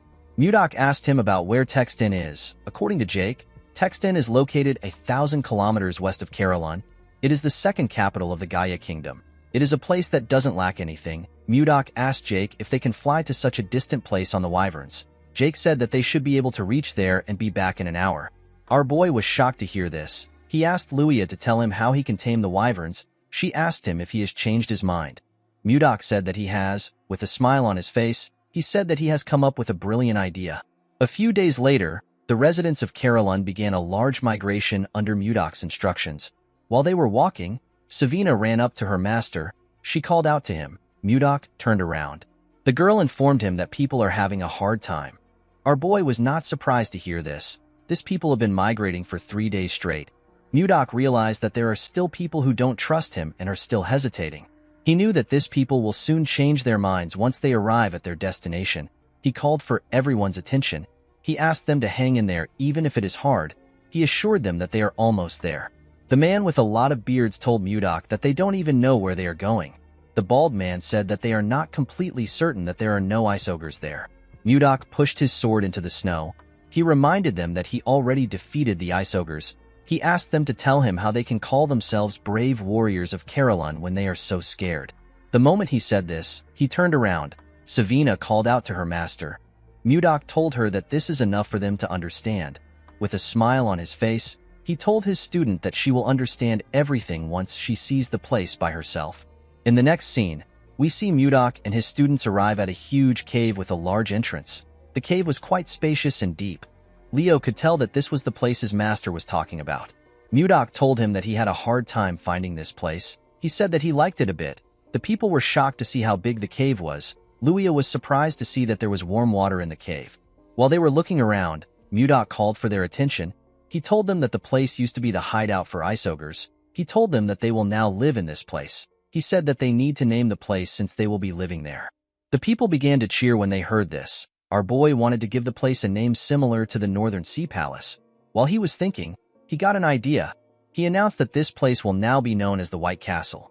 The people seemed to like the name. Mudok looked into the cave. He wondered about when the ice wyverns were going to return. The moment he thought of this, he heard a loud sound. He recognized this sound. Inside the cave, we see a cube fire lightning bolts at the wyverns. The monsters were electrocuted. They fainted on the ground. The person who was controlling the cube wondered about why wyverns were inside the cave. Immediately he asked this question. Mudok appeared behind him. He asked him about why a mage is inside the cave. The man was startled when he heard our boy's voice. He quickly turned around. Before he could attack, Mudok appeared in front of him. He used his finger to strike his acupoints. The mage lost control of his body. Our boy grabbed his neck and slammed his body to the ground. With a scary look on his face, he promised the mage that he will not show him mercy a second time. He asked him for his identity. Mudok asked the man to tell him why he attacked his wyverns. The mage noticed that he couldn't move his body. He wondered if he was paralyzed. With a scary look on his face, Mudok told him that his mouth is not paralyzed. He asked him to start talking. The man was scared to see the look on his face. He said that he will talk. He introduced himself as Count Jerome von Karyuen. Mudok did not expect the man to be a count. He revealed to him that he is a baronet. The moment he heard this, Jerome realized that our boy is the man known as Blizzard, the person who saved the king's life and received a title and a land. Mudok did not expect him to know him. Our boy realized that something was off. He asked Jerome if he is the former lord who was appointed here and got kicked out by the people. The count told him that he has his circumstances. Mudok told him that it is none of his business. He moved Jerome closer and told him that he has been talking to him freely for a while. The mage told him that he is now aware of his identity, and he knows that they are on the same side. Mudok did not respond to him. Jerome asked him if he said something wrong. Our boy grabbed his head and told him that he is wrong. The man screamed out in pain. Mudok told him that he does not care about equality. He reminded him that he failed to fulfill his responsibility. He told him that he should have turned down the title. Mudok told him that equality doesn't matter to him. The count begged our boy to spare him. Mudok told him that he will give him special treatment for once. He advised him not to think about fighting him again. The moment he said this, Mudok released the pressure on his acupoints. He told Jerome that he can now move his body. The man quickly went on his knees. He was breathing heavily. With a terrifying look on his face, Mudok told him that he will seriously kill him if he says anything stupid. Jerome assured him that he won't do anything like that. Our boy pointed at his wyverns and asked Jerome to heal them. He told him that he can come out after healing them. Jerome was surprised to hear that he had to heal them. Mudok told him that he is excellent in judging people. He told Jerome that he has a lot of guts to use magic in front of the Lord. He asked him to do his best. The moment he said this, he turned around. Jerome tried to stop him, but our boy simply left him there. The count fell to the ground. He realized that something was seriously wrong. In the next scene, we see Mudok and Jerome in a tent. Our boy told the man that he wants him to send a letter to the king. Jerome was surprised to hear this. Mudok asked him about why he is so surprised. He asked him if it is really difficult to send a letter to the king. Jerome told him that the letter isn't the problem. He reminded Mudok that he asked him to send a letter asking for tax exemption. Our boy explained to him that he needs it because the people are doing their best to make a living and they don't have a lot to spare. Jerome revealed to Mudok that the other nobles will be against it. Our boy asked him about why they will be against it. Jerome said that it will seem unfair from the nobles' perspective. If this bill is passed, the nobles will threaten the king by telling him that they won't pay tax either because their circumstances are also as bad as Mudok's own. Jerome told our boy that the king will refuse his request no matter how much he favors him. Upon hearing this, Mudok became more certain that the nobles are the problem of the kingdom and Duke Icarus is the one controlling them. He asked Jerome to suspend the idea. The count was relieved to hear this. Mudok moved close to him and shared another idea with him. Jerome was surprised to hear his idea. He asked Mudok if this is possible. Our boy told him that it is not impossible. Jerome said that it might work because it is the same case. Mudok told him that they need to get ready without delay. In the next scene, we see the citizens gather in another part of the cave. Jake asked someone if he knows why their lord suddenly gathered them. Before the person could reply, Mudok asked if everyone is already gathered there. Everyone quickly turned to him. Luia told him that she came armed as instructed. She asked Mudok about why they are gathered there. Our boy said that he will explain now. He ordered everyone to hunt down ice wyverns. He told them that their goal is to get the eggs of the ice wyverns. The warriors were surprised to hear this. They knew that it wasn't easy to get the egg of an ice wyvern. Mudok explained to them that they will create groups filled with 30 people for the sake of their safety. He asked them to focus on getting at least one egg in each group. Jerome gave the warriors papers to show them which team they belonged to.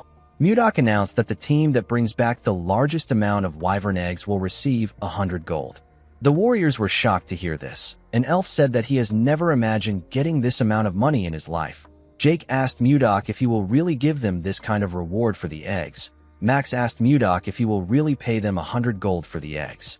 Our boy told him that he never makes a promise that he can't keep. He asked the warriors of Carolyn if they are up to the task. The warriors began to cheer. They asked Mudok to leave it to them. While they were cheering, Mudok ordered Jerome to follow each team for 10 days and keep an eye out for useful people. He said that he will use this people for different tasks later. Jerome asked Mudok if he is thinking of creating a knight's order. Our boy turned to him when he heard this. The man wondered if he said something wrong. Mudok realized that Jerome is a very useful person, even though he gave him a job when he just joined them. The man has been performing his tasks well. He was also able to see through our boy's intentions from the few things he said. Mudok told Jerome that he is right. He said that he heard that there should be one night order for the Lord. Jerome told him that he is right. He told him that he needs it a lot because the Lion Knights of the Icarus Duchy are especially powerful. They are so strong that they wouldn't lose even if they fought against the Royal Knights. Mudok smiled when he heard this. He asked Jerome not to worry. He told him that they will soon be the best.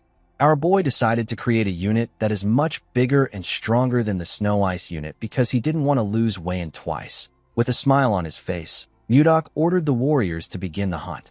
In the next scene, we see a group chasing a wyvern. Mudok ordered them to attack now.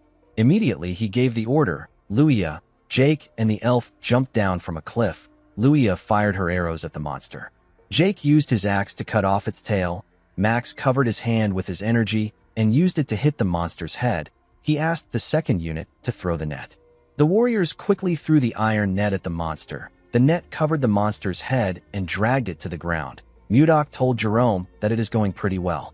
The man said that they have been hunting for days. He said that their hands and feet are already in a perfect sync. Jerome found our boy's idea to be bold. He never thought about stealing the eggs of the ice wyvern and taming it while it is still a baby. If everything goes well, they will be able to transport and sell hunting loots like leather and bones to distant cities with the help of the ice wyverns. Mudok asked his warriors to cheer up. He reminded them that they will be able to get a great reward if they bring back a lot of eggs. The warriors became motivated when they heard this. They decided to continue hunting. Jerome found it amazing that our boy united the uncontrollable Carolyn warriors into one. He could not believe that they were hunting monsters together. While they were watching the warriors, they saw one of them behead a wyvern at a crazy speed. The monster didn't stand a chance. The man's teammates commended him for this. They referred to him as Gale. Our boy was also impressed by his skill. He asked Jerome about who the man is. Jerome opened his book to see his name. He told Mudok that the man is known as Shuart Gale. Mudok believed that the man is famous since he has a nickname. Jerome told him that he is correct. He said that Gale is the hero of the commoners. He raids evil noble houses and gives the raid loot to the poor. Mudok asked Jerome to tell him why a guy like this is here. Jerome revealed to him that Gale was once caught in a trap. He was imprisoned, but he escaped from the prison and wandered all the way here. Mudok could tell that the man was a decent person from the way he interacted with the locals. He asked Jerome to report back to him if he finds anyone else who escaped from prison besides Gale. He told him that they might find another useful person. The man could not believe that his work had increased again. In the next scene, we see Mudok addressing the warriors in the cave. He commended them on their efforts in hunting the ice wyverns. He said that they have collected enough wyvern eggs. He assured them that he will give them the rewards he promised. The warriors began to cheer when they heard this. Max raised his hand to ask Mudok a question. Our boy asked him if something is wrong. The man said that he would like to know why he ordered them to get the wyvern eggs. Mudok realized that everyone was probably wondering why he asked them to gather wyvern eggs. He reminded them that ice wyverns recognize the first thing they see when they hatch as their mother. He said that he wants to tame the monsters using this method. He revealed to the warriors that he plans to use the tamed ice wyverns as transportation. The loaded wyverns will transport their goods to each country. Someone asked Mudok about which goods they will be selling. Our boy said that the first thing he can think of is leather. With a smile on his face, Mudok told them that their main product will be the Ice Ogre tribe. Max and the other warriors were shocked to hear this. Max asked his lord if he is planning to kill them. Luia said that she is not yet ready to die. Mudok ordered his warriors to calm themselves. They quickly closed their mouths. Our boy asked them to tell him the person who wiped out the ice ogre that had been lurking around this white castle not too long ago. The men told him that it was him. Mudok told them that they are correct. He asked them if they really believe that he is going to allow them to become an ogre's food. The warriors realized that things are different from before. They believe that things will work out with their current lord. Mudok asked them if they are interested. the warriors shouted that they are. Our boy told them that he will give them the rewards like he promised. Before he could say anything else, one of his disciples ran to him. The boy called out to him. Mudok told Leo that he is still talking. He asked him about what is happening. Leo apologized to his master. He told him that it is something urgent. While breathing heavily, the boy revealed to Mudok that Savina is dying. Our boy was shocked to hear this. The scene shifts, and we see the other two disciples with Savina. The girl was shivering on the ground. Luffy covered her with a jacket. Sabina thanked him for the jacket. Annie was sad to see that Savina was still shaking. Luffy asked her to hang on. He told her that their master will soon arrive. The moment he said this, Mudok asked them about what is going on. The children quickly turned around when they heard their master's voice. Mudok quickly checked the girl's body. He was shocked to see that her body was in such a terrible condition. Savina told her master that everywhere is so cold. Mudok asked his students to tell him how she became sick. He asked them to tell him in detail. The students explained to him that they were helping Osborne find a place to build a nest for the ice wyvern eggs. While they were looking around, they discovered a huge flower field full of glacial flowers that they had only seen in books. Savina wanted to show their master the flowers, so she took some from the ground. When they returned with the glacial flowers, Savina fell to the ground and began to tremble. The kids were shocked to see this. Leo asked their master about what they should do. He said that Savina might not wake up. Mudok patted him on the head and asked him to calm down. He told him that this won't happen. Our boy decided to take a look at the glacial flower. He was surprised to see the flower. He was certain that this was the snow ice flower. He could not believe that this was what they were calling the glacial flower. This flower is the one and only elixir of the North Sea and the Central Plains. Mudok wondered about how it was in this world. His students asked him to save Savina. Our boy decided to think about the flower later. He asked Leo to carry Savina and follow him. He said that they are going to the training ground. Leo quickly carried Savina to the training ground. Our boy asked him to put her down on a bed. The boy gently placed her down. Mudok commended him for this. He told his disciples that he is going to start treating her now. He asked them not to enter the room until he gives them the permission to step in. The students stepped out of the room. Before closing the door, Luffy begged his master to save Savina. Our boy assured him that he will. He looked at the snow ice flower in his hand. The glacial flower is known as a mysterious flower that endlessly emits cold air. However, in the Northern Sea Palace where Mudok lived, the fruit of this flower was a priceless elixir. The extreme cold of the flower makes it difficult to obtain the fruit. However, it is a different story for someone like Mudok who has mastered ice chi. Our boy blew some cold air on the fruit to refine it. Savina collapsed because her ice chi wasn't strong enough to withstand the cold. Mudok put the fruit into the girl's mouth. He poured his energy into her and called out to her. He asked her to open her eyes. The moment she heard this, Savina opened her eyes and raised her head. She was surprised to see her master in front of her. As our boy poured his energy into his student, he spoke to her through telepathy. He asked her to sit up straight and try to circulate her chi. Savina accepted his order. She quickly began to circulate her energy. The cold energy went round her body. Mudok noticed that the cold chi in her body has completely stabilized thanks to the circulation of her internal energy. While she was circulating her energy, Savina suddenly fell on the bed with her eyes open. Mudok realized that she has fallen asleep. He believed that she should have closed her eyes. He noticed that her internal energy has significantly increased compared to before. The fruit worked better than he expected. Mudok realized that he can increase the intensity of her training if her energy continues to increase. Before starting the training again, our boy wanted the girl to take him to the flower field, where she found the snow ice flower when she woke up. He realized that he might be able to achieve his goal much sooner than expected. Later in the day, Savina woke up after sleeping for a while.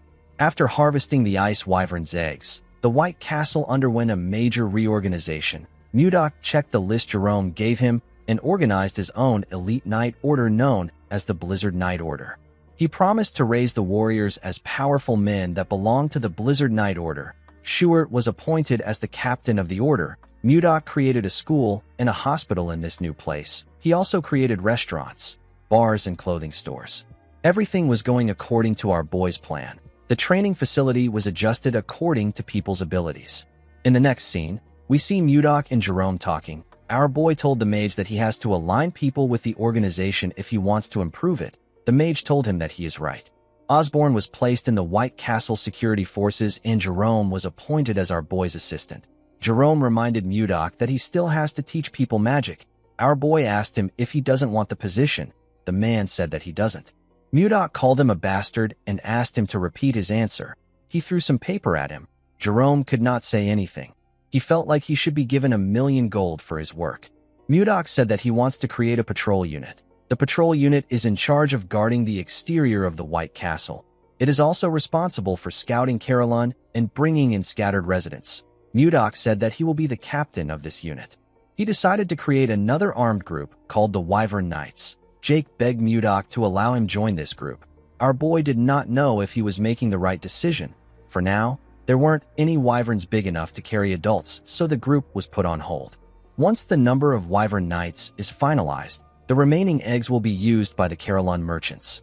Mudok told Luia that it is a secret that he is the chief of the merchants. He told the girl that she will act as his proxy.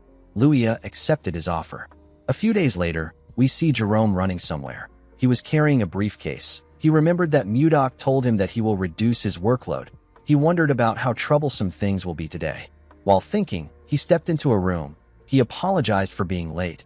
Max asked him not to worry. He said that the meeting just started. When Jerome looked around, he noticed something odd. Savina was also in the room. He remembered that the girl was unwell recently. He wondered why she was there. Mudok asked him to sit down. He asked Osborne to continue his report. Osborne said that the security unit hasn't been around for a long time, and yet they have already locked up 20 people in prison. The problem is that more than half of these people are fugitives who came from outside. Max stood up and told his lord that these people are criminals. He asked Mudok to keep them locked up so that they don't cause any trouble. Mudok asked him if they should start by locking him up. He reminded the man that he is the main culprit of the rebellion that drove out the former leaders like Jerome. Max said that this is different. He said that it was self-defense to protect Carolyn from the central nobles. Mudok asked him if he considers his actions as a noble struggle and Schuart's actions as petty theft. Max realized that he was being irrational. He apologized to Schuart for his actions. The man asked Max to not forget what causes the suffering of the commoners. He told him that they will discuss this later since they are in a meeting. Mudok did not expect Max to be so narrow-minded. He asked the others if they have another opinion to share. Savina asked him if she can share her opinion. Our boy asked her to go ahead. Savina told Mudok that the villagers must have a terrible view of fugitives for Max to react like this. Our boy agreed with her. The girl reminded him that they have to start ogre hunting tomorrow. Mudok asked her about what this has to do with anything. Savina suggested that they put the prisoners at the forefront of the hunt. Everyone was shocked to hear this. Mudok actually liked the idea. He asked Savina to keep talking. In the next scene, we see an ogre screaming in the forest. A man with some bandages on his face informed Schuart that they could have lost the ogre. This man is Lennon. He is a grade 1 escapee. There was a huge man holding an axe behind Schuart. This man is Gregor. He is also a grade 1 escapee. Schuart ordered the men to attack the ogre once they get far enough. He asked them to erase the monster's tracks and attack it. The men accepted his order. While the ogre was looking around, Lennon and Gregor charged at it from behind. They landed their attacks on the monster's back. The ogre screamed out in pain. It quickly turned around. Gregor asked Lennon to watch out. He told him that a counterattack is coming. The monster swung its huge club at Lennon. The man was surprised to see its club coming towards him. He realized that it was too late for him to dodge. Before the club could hit him, Schuart charged at the monster. He ordered Lennon to get down. Lennon quickly bent his head to dodge the attack. Schuart used the opportunity to land multiple attacks on the ogre. The monster screamed out in pain. While it was screaming, Schuart and the men charged at it. They used their weapons to tear the ogre apart. The scene shifts, and we are taken back to the time that Savina suggested that they put the escapees at the forefront of the hunt. Mudok really liked her idea. Osborne asked her if she wants to send them to the front lines and get rid of them. He told her that her plan is very extreme. Savina shook her head. She explained to the man that it will be much more humane than locking them up in prison. She reminded him that her master is going to join them. She told Osborne that her master is not someone who discards manpower so easily. With a smile on her face, Savina told the men that people's perceptions of the escapees will start to change once they fight with them.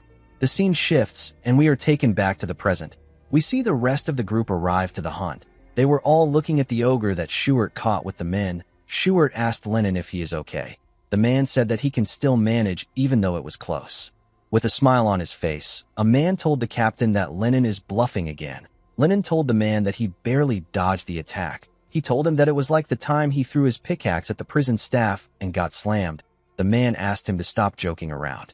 Gregor placed his hand on his friend's shoulder and told him that they got a hefty reward.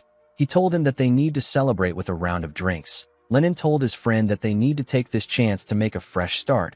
He told Gregor that he won't pay no matter how he tries to sweet-talk him. Gregor laughed when he heard this. He told his friend that he got smacked too hard.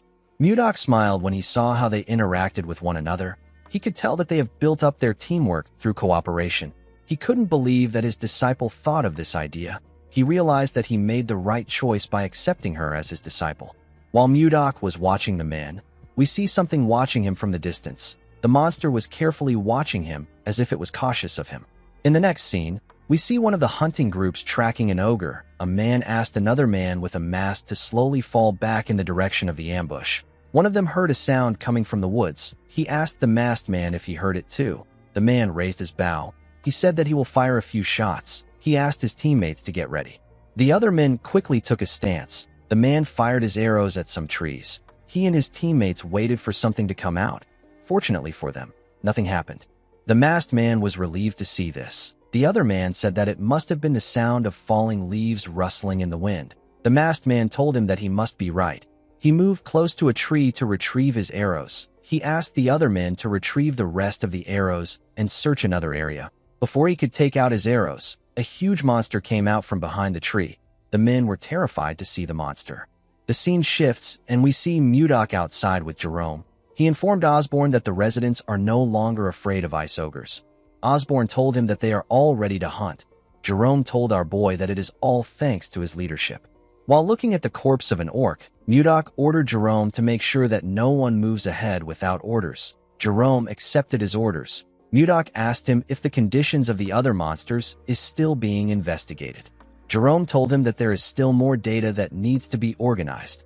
While they were talking, we see one of the men that encountered the monster talking to Osborne. The man was using a stick to support himself. He informed Osborne about what happened. Osborne asked him if the men are unharmed. The man informed him that the men are not dead. They were simply injured. They are currently being treated at the infirmary. Mudok asked Osborne if something is wrong. The man revealed to him that something serious has happened. He explained to our boy that a new monster has appeared, and it is different from the ice ogres. Our boy was surprised to hear this. The wounded man explained to Mudok that two of their members who went to investigate monster activities were attacked by the monster. Mudok asked the man if he is certain that it wasn't an ogre.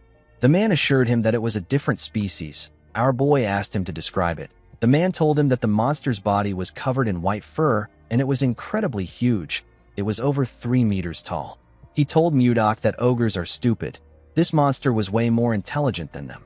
While the man was talking, something screamed in the forest. Mudok immediately told Jerome that the hunt is over. Jerome asked his master if he plans on going by himself. Our boy told him that he has to do it himself. He asked Jerome and Osborne to follow him once the area is secure. The men accepted his order. Mudok ran into the forest at a crazy speed. He realized that he knew this monster that the man described. He was certain that he had heard an explanation from Edmund before. He remembered the time Edmund asked him if he was a Yeti. While Mudok was running, he activated a skill known as Mind's Eye and used it to scan the forest. He quickly found the monster he was looking for. Our boy landed on a tree. He took out his sword and charged at the monster. The monster became terrified when it sensed someone coming towards him. He quickly raised his hand to block our boy's attack. He was able to block it with his thick fur. Mudok was barely able to cut him. He noticed that his attack bounced right off the monster. He could tell that his body was very tough. Now that our boy was looking at it, he became certain that this monster is a Yeti. Mudok noticed that the Yeti that was roaring earlier was now frozen stiff like a scared wildcat. Due to the way the monster reacted, our boy realized that it could sense the weight of his martial power. The look in his eyes shows that he is scared. Mudok considered sparing the Yeti out of curiosity, but he couldn't keep someone who harmed his people alive. Our boy raised his sword and asked the monster to be born as a human in his next life. He jumped and charged at the Yeti. The monster was scared to see him coming towards him. He covered his hand with an unknown energy before Mudok could strike him. When Mudok's sword got close to the monster, It destroyed everything around him and cleared the area. Our boy believed that he had won the fight, but he was wrong. When he looked at the ground, he didn't see anything there. He recalled that the Yeti suddenly emitted a light and vanished along with his energy just before it was struck down. Our boy wondered about the kind of magic the Yeti used. He recalled that the light was green. He remembered that he heard something about this from Luffy when he first came to this world. Mages of the 5th circle or higher can use space travel magic called teleportation. Most mages stay at the 1st or the 2nd circle. Mudok understood that the 5th circle must be something between the transformation realm and the profound realm in the cultivation world. He could not believe that a monster covered in white fur used such an extraordinary magic. Of course, this didn't really matter to Mudok. Even if it was spatial movement, our boy could still catch up to it. He turned around and fired his energy in the direction of the monster. He tore through the forest with his ice chi. Unfortunately, the Yeti still escaped. Mudok did not expect a big monster like that to run off like a rat. He could still sense the Yeti's presence nearby. Even though it was teleporting, it couldn't get very far from our boy. Mudok could tell that the monster was about 1.5 kilometers away from him. While looking around, our boy felt something. He carefully placed his leg on a tree. He sensed a cave below. When he arrived at the entrance of the cave, he saw something shocking. He saw a huge library. He could not believe that there is a library in the middle of this snowy field. While he was looking around, he found the Yeti behind a shelf. He told the monster that he should make some efforts if he is going to hide. The Yeti begged him not to come closer. Mudok assured him that he is not going to eat him. He asked him to calm down. He asked the Yeti if he is a human. The Yeti told him that he isn't. He said that he is a great warrior of horse. He told him that his name is Condal. Our boy wondered if he had heard about a warrior of horse. Jerome appeared behind him and told his master that it is a term that means Yeti. Mudok commended Jerome on finding this location. The mage informed his master that there were signs of destruction nearby. He told him that something like that would be impossible for anyone except his master. Jerome thought that a natural disaster occurred when he saw what his master did. Jerome wondered why a legendary race like the Yeti that has been in existence since ancient times was in a library like this. Mudok said that he was about to ask Condal about it. He hit his hand on the wall and asked Condal to tell him where he came from. Condal didn't say anything. With a look of anger on his face, our boy asked him if he is trying to run away again. He released his ice chi and asked Condal to speak quickly. He told him that he is not a very patient person. Condal became scared. He revealed to Mudok that he is from Gulag. Our boy asked him if Gulag is his village. Condal nodded his head. Mudok asked him if a lot of Yetis live there. Condal told him that he is right. While they were talking, Jerome was looking at the books in the library. Something in the library caught his attention. Mudok asked Condal to tell him why he killed his people. With a scary look on his face, he asked him to choose his answer carefully. Condal told him that he didn't kill anyone. He used his hand to beat his chest and told our boy that he is a great warrior of horse. He said that people don't die after getting hit by his bat. With a serious look on his face, Mudok asked him if he is telling the truth. Condal looked into his eyes and told him that he is. While looking through the books, Jerome told his master that Condal is telling them the truth. He said that the two men only sustained injuries. There were no deaths. Mudok recalled that the man said that the men were in the infirmary. He realized that no one actually said that someone died. Condal told him that he drove the humans out because they entered the sanctuary first. He said that he would never attack first. Mudok told Jerome that the men must have trespassed into the Yeti's territory while they were hunting the ice ogres. The man told him that he is right. Our boy realized that Edmund gave him the wrong information about Yetis. He called Condal Kongdao and asked Jerome to heal his injuries. Jerome corrected his master on his pronunciation of the Yeti's name. While Jerome was healing him, Mudok called out to Condal. With a smile on his face, he asked Condal to tell him where his sanctuary is. He told him that he will firmly warn his people so that they don't trespass again. Condal was very happy to hear this. With a scary look on his face, Mudok told Condal that he has been speaking informally to him the whole time. He asked him if he doesn't know how to use honorifics. The Yeti did not know what honorifics meant. Mudok asked him to forget about it. He didn't see the point in taking it serious with someone who couldn't speak properly. Jerome informed his master that the treatment is complete. Our boy told him that they need to return now. Jerome called out to his master. Mudok asked him if something is wrong. Jerome told him that he has a request to make. The scene shifts, and we are taken to Barhan. We see Edmund ask Charles to tell him the amount of time that has passed since the promise date. The man told him that it has been 3 months. Edmund called out to his assistant again. The man turned to him. Edmund fell to his knees and said that their merchant association is finished. Edmund told his assistant that Mudok made him a promise. In his very stupid imagination, Mudok held his beard and asked him to hold on for 3 months. He told him that he will send someone. Henry wondered if there was such a romantic mood in the air when Mudok was speaking to his leader. Edmund began to cry. He told Henry that he has not received any word from our boy. Henry asked him to calm down. He told him that Mudok isn't someone who would break his promise. While he was talking, he noticed that a huge shadow covered him and his leader. Edmund and Henry quickly looked up. They were shocked to see a wyvern coming close to them. The two of them quickly moved back. When the wyvern landed, Edmund heard a voice call out to him. Edmund immediately recognized this voice. When he looked at the wyvern's back, he saw Savina. With a smile on her face, the girl told the man that the ice has arrived. Edmund was extremely happy to see a huge bag containing ice. He said that he knew that Mudok would come through. Henry was shocked to see Savina getting off the ice wyvern. It is a monster whose strength rivals an entire night squad. He couldn't believe that they were using this powerful monster for ice delivery. He wondered about what our boy was doing in the north to be able to control an ice wyvern. While looking around, Savina remembered something. She stretched out her hand to give Edmund a letter. She told him that her master asked him to give the letter to a certain person. Edmund smiled when he heard this. He knew who Mudok was talking about. The scene shifts, and we are taken to the palace. We see Princess Ishilda drinking tea outside. She was drinking it with someone. The boy thanked her for accepting his invitation. He told her that she grows more beautiful with each passing day. Ishilda thanked Justin for his compliment. He took a sip of his wine. He realized that the princess is still as cold as ever.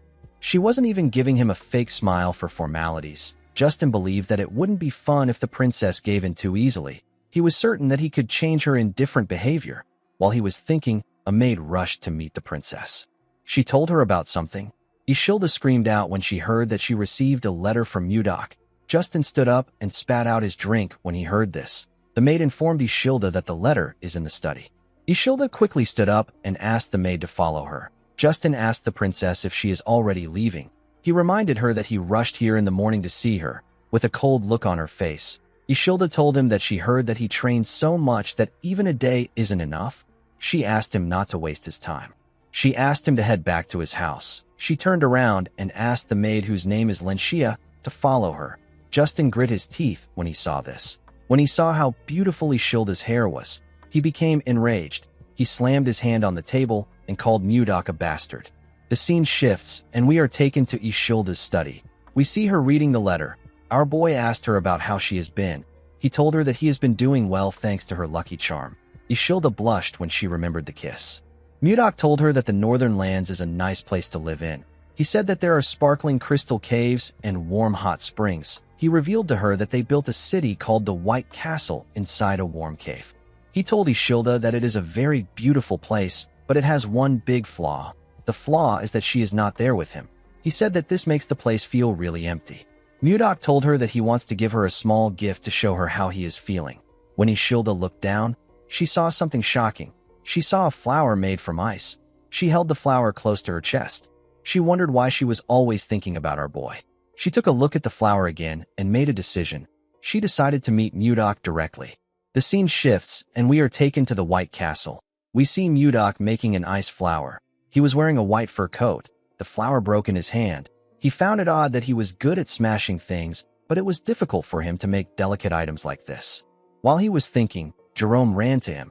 He called out to his master. Mudok asked the mage to tell him why he is making such a fuss. He asked him to tell him what happened. Jerome told his master that he needs to come to the office right now. He said that he has made a huge discovery. He told Mudok that it is a once-in-a-lifetime event.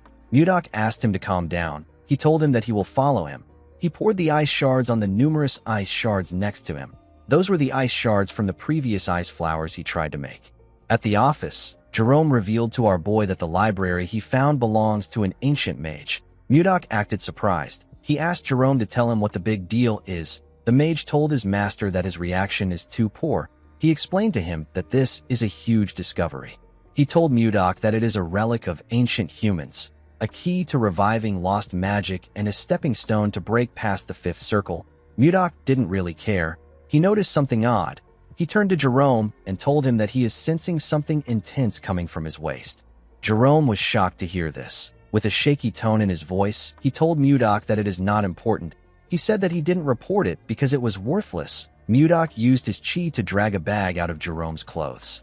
Jerome became scared. With a smile on his face, our boy told the mage that he needs to see it since he is trying so hard to hide it. When he opened the bag, he found something odd inside. He found some shiny rocks inside the bag.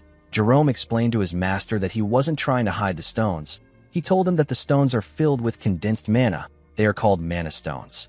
Mudok asked Jerome to tell him what he wanted to use the mana stones for. Jerome gathered his mana and revealed to Mudok that he is currently a 4th circle mage. He has nearly reached the 5th circle, but he hit a wall that has been holding him back for a while. He told Mudok that he believes that a mana stone might help him overcome it. Our boy understood that it wasn't easy for him to surpass his current level. He told Jerome that he understands how he feels. The mage thanked him for this. Mudok revealed to him that he will not allow him to use the mana stones. Jerome was annoyed to hear this. He explained to Mudok that increasing his power will benefit the White Castle. He begged our boy to allow him use it. Mudok denied his request. He explained to him that he might be able to break through his wall with the mana stones now. He asked him about what he will do after that. He asked him if he will start searching for another mana stone again. Our boy told Jerome that this isn't important when stepping into a new realm. The important thing is the efforts he makes to gain true understanding. Mudok explained to him that growth comes from time and effort. It has no shortcuts. Jerome clenched his fist and released it. He realized that his master was right. He recalled that he reached the 4th circle with his own efforts. Jerome remembered someone telling him that magic isn't something he can learn in a hurry. The man told him that he will be able to understand what magic is as he slowly progresses. Jerome told Mudok that he started forgetting his grandfather's words without realizing it. Mudok was relieved to see that Jerome understood him. He was already ready to beat his intentions into him. He asked Jerome to tell him what they can use the stones for apart from increasing his ability. The mage revealed to him that it can be used in almost every magic. It is extremely versatile. It can be used in mana amplification, barrier shields, and even communication spells. Mudok was shocked to hear this. He asked Jerome if a person can communicate without a mage with the mana stones. Jerome told him that he is correct. He explained to him that someone without magic can communicate with it, as long as he casts communication spells on the mana stone. He told Mudok that this is a high-quality mana stone. They can use it to communicate all the way to the Zeba Empire across the sea. Our boy picked up a cup and asked Jerome if he knows the most important thing in governing a country. Jerome said that he is not sure. Our boy revealed to him that it is the speed of information. He told him that the country that gathers and delivers information faster can change the game. He ordered Jerome to turn all the mana stones into communication stones. The scene shifts, and we are taken outside the White Castle. We see Mudok, Jerome, and Osborne standing outside. Jake called out to our boy with the mana stone and asked him if he can hear him.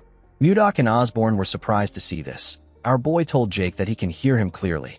He asked Jake about how far he has gotten. While riding a wyvern, Jake told Mudok that he is 10 kilometers above the plains from the White Castle. He told our boy that he can hear him perfectly. Mudok was happy to see that the signal did not have any interference. He said that the communication stones test is a success. He announced that they will use the communication stones to stay in contact from now on. The moment he said this, he heard Jake saying that the wyvern is amazing. Jerome and Osborne became worried when they saw that the boy interrupted their master. He asked the wyvern to do a triple spin nosedive. Our boy was annoyed to hear the boy's voice. He ordered him to come back. He squeezed the communication stone and ordered Osborne to increase the training intensity when Jake returns. Jerome begged his master not to break the communication device. Before Mudok could break it, someone called out to him. When he turned around, he saw some wyverns landing in front of the White Castle. The person who called out to him was Savina. The girl told him that she is back. Mudok was happy to see her. He asked her to come in. In the next scene, we are taken to the meeting room. We see everyone seated. All of them now had new white uniforms. Mudok was reading a letter in the room. Savina asked her master if there is something wrong with Edmund's letter. Mudok told her that there isn't.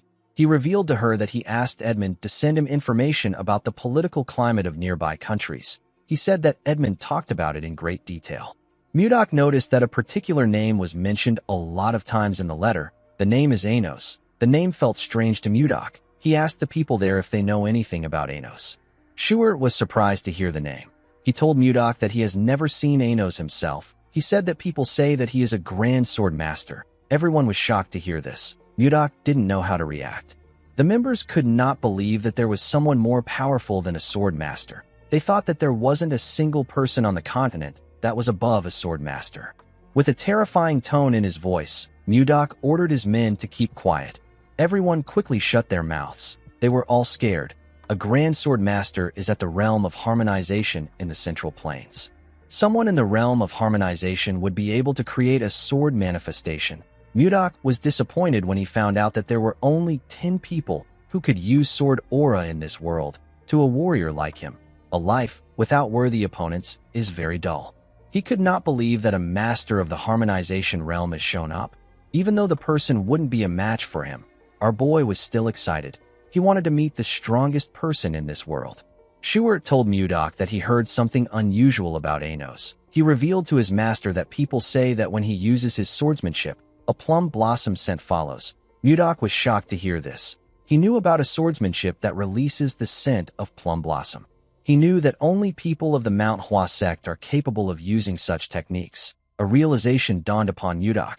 He realized that someone else from the Central Plains might have crossed into this world. The scene shifts, and we are taken to the time when Mudok unified the Central Plains. We see him trying to touch a plum blossom with his hand. He told someone that the Manhwa sect uses a sword technique that gives off the scent of plum blossom. Mudok told the man who he held up with his ice that his swordsmanship is impressive. He told him that he simply chose the wrong opponent. The man's name is Zhang Pungjin. He is the head of the Manhwa sect. Pungjin grit his teeth and called our boy a bastard. He told Mudok that the outcome would have been different if his disciple was here. Mudok asked him if he is referring to the disciple that ran away a few days ago. Pungjin told Mudok that his disciple didn't run away. With a look of anger on his face, he said that his disciple suddenly disappeared during his secluded training. It was as if he vanished from the world. At the time, Mudok thought that this was a ridiculous excuse, but after coming to this world, our boy began to believe what Pungjin said. He wondered if Pungjin's disciple is actually Anos. Jerome asked Mudok if this is everything the letter said. Our boy told him that there is nothing really important in the letter.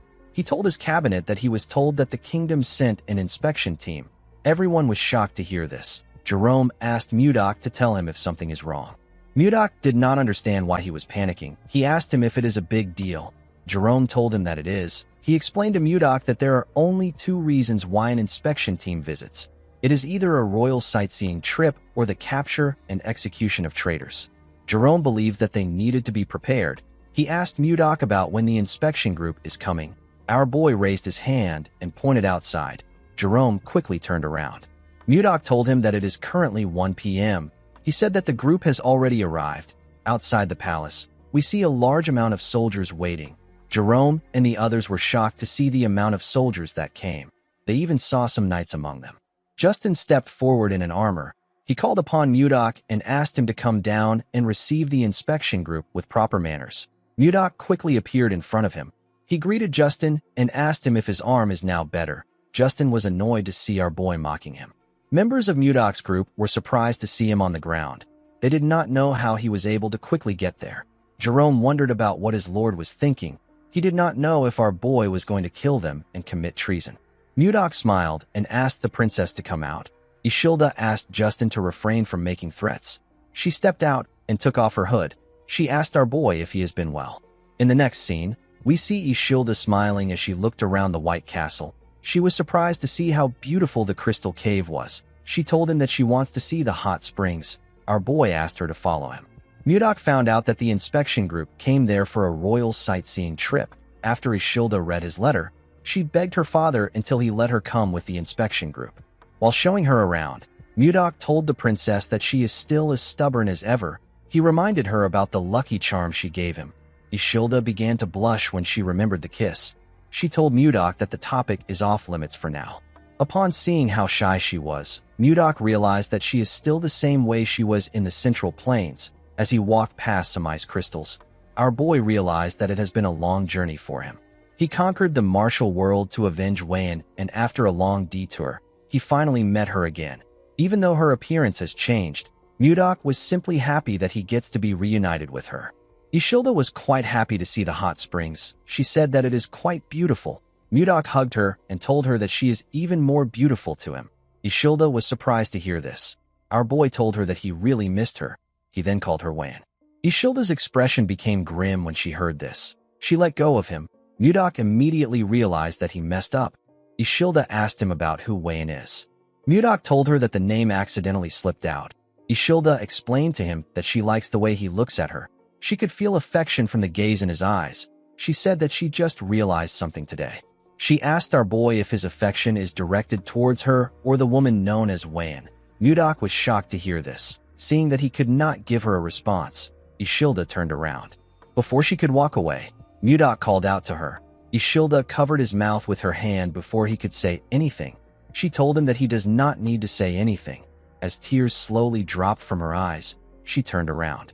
She told Mudok that she has already gotten her answer. Mudok wanted to stop her. He clenched his fist out of anger because he didn't know what to say. At night, we see Mudok walking in the forest. He thought about Wan and Ishilda. He knew that Ishilda won't understand the emotions he has built up even if he explains his transmigration to her. While Mudok was thinking, we see someone watching him from a tree. The person took out a blade and charged at Mudok from behind. A large amount of blood splashed in the forest. In the next scene, we see Justin call out to someone known as Arbin. Arbin came out of his shadow and greeted him. Justin asked him about how the ambush went. Arbin told him that it was a success. Justin smiled when he heard this. At the forest, we see Mudok's pendant on the ground. The scene shifts, and we are taken to the White Castle's VIP guest quarters. We see two guards at the entrance. Inside the room, we see Ishilda crying. She told herself that she is pathetic. She could not believe that she was crying her eyes out after a breakup. While resting her head on her table, she remembered the look that Mudok had in his eyes. She told herself that Mudok is so foolish. She wanted him to try holding her back. At the entrance, we see someone walking up to the guards. The guards informed Ishilda that she has a visitor. Our girl's mood quickly changed when she heard this. She believed that it was Mudok. She quickly got dressed and opened the door for the person. Ishilda asked him about why he came there so late at night. She asked him if he came to apologize for earlier. The moment she said this, Ishilda saw something shocking. The person in front of her was holding a sword covered in blood. The person had used his sword to stab Ishilda's guards. The person turned out to be Justin. With a creepy smile on his face, the sadistic bastard asked Ishilda to pardon his late-night visit. Our girl was shocked to hear this. She quickly rushed to grab the handle of the door. Before she could touch it, Justin used his sword to cut it off and destroy the door. Ishilda was sent flying. She could not believe that the door got torn apart easily. She realized that this was a sword imbued with magic. She asked Justin to tell her the reason for his rude behavior. She asked him to tell her why he attacked the royal guards and entered her chambers without her permission. Justin told her that anyone who dares stand in a noble's way must be ready to face the consequences of their actions. He moved close to Ishilda and told her that she is the one being rude. He told her that she ignored his feelings and held on to some guy who appeared out of nowhere. Ishilda asked him to repeat what he said. She could not believe that he did all this over something so petty. She told Justin that Mudok won't sit back and let him do as he wishes. Justin found it funny that she still thought of Mudok even in her current situation. He told Ishilda that our boy is dead. The girl was shocked to hear this. Justin revealed to her that he sent an elite assassination squad after our boy. He told Ishilda that the ambush was successful. He said that she won't even find Mudok's corpse. He raised his hand when he said this. As his hand slowly got close to her, Ishilda called out to Mudok.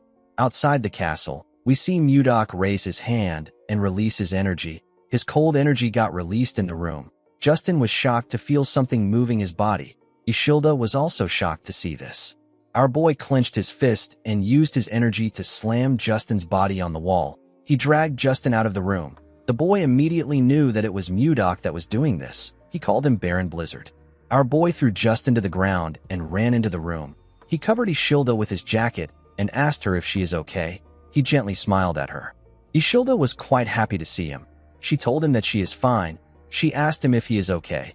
While they were talking, we see Justin's sword releasing a dark energy in the room. Our boy was able to sense this energy. He quickly raised his hand and used it to block the attack of the sword. He realized that the sword was being controlled with chi. The sword moved past him and went outside.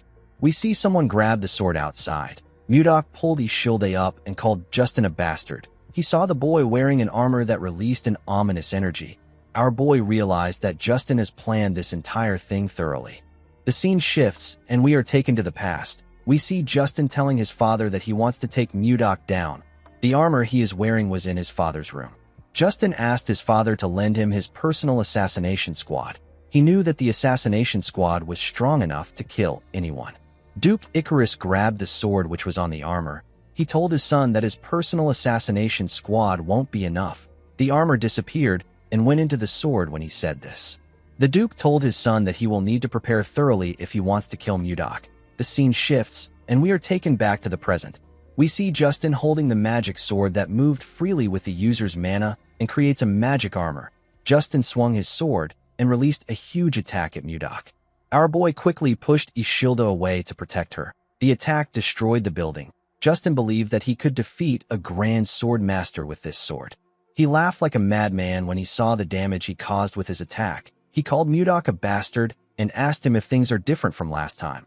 He said that it is good that the assassins failed. When the dust cleared up, we see Mudok's arms covered with bruises. He put his hands down. Justin said that he wants to rip our boy apart with his own hands. Ishilda told Mudok that he is bleeding from his arm. Our boy asked her to stay back. He told her that she needs to stay in a secure place. Ishilda knew that he was right. She asked him if he will come back. Mudok turned around and gently smiled at her. He asked her to hide well and stay put. The moment he said this, he jumped down. He told Justin that he looks different from last time. The boy laughed when he heard this. His helmet slowly covered his face as he laughed. Mudok told him that he doesn't still see any reason in him. Justin raised his sword and asked our boy not to give him more of his useless lectures. Immediately he said this. He threw his sword at our boy. Mudok pushed it aside with a simple swing of his hand. Justin appeared in front of him the moment he did this. He swung his sword at Mudok. Our boy covered his arm with his energy and used it to block the attack. Due to the clash of their energies, they both got pushed back. Justin appeared in front of Mudok and asked him to stop his nonsense. He smiled when he saw that he was in front of our boy. He believed that he got him on the ropes. He believed that Mudok was already worn out from fighting the assassination squad. He was certain that this was the perfect time to kill Mudok. He raised his sword and told our boy that this is the end. The moment he said this, Mudok fired his energy at him and used it to knock his sword out of his hand. Justin was shocked to see that our boy fired at the same hand which he injured before. He fell on his knees and held his wrist which had turned red. Mudok moved close to him and told him that they are at a good range. He told him that his attacks won't be able to reach the princess at their current range. Justin was surprised to see that Mudok pretended to be hit just to create some distance between them and Ishilda. Our boy explained to him that a cornered rat will bite a cat if it is desperate. He told him that a rat bastard like him could harm Ishilda. Justin grit his teeth out of anger when he heard this. He stood up and quickly put the armor together. He told Mudok that he has underestimated him. Immediately he said this. Mudok placed his hand on his breastplate. He told Justin that he was actually just being cautious. He told the boy that he does not want to lose Ishilda again. The moment he said this, Mudok released his attack on Justin. His attack froze the entire cold forest. It touched everything around them. Justin fell on his knees. His armor began to fall apart. Justin did not understand what was happening. While shivering, the boy realized that something was wrong with his mana. He could not gather his mana. Mudok advised him not to waste his time trying to gather mana. He revealed to him that he destroyed his Dantian, which is also known as Energy Core. With a cold gaze in his eyes, he revealed to Justin that he will no longer be able to gather and use mana for the rest of his life. Justin was horrified when he heard this. He clenched his fist. He wanted to punch Mudok.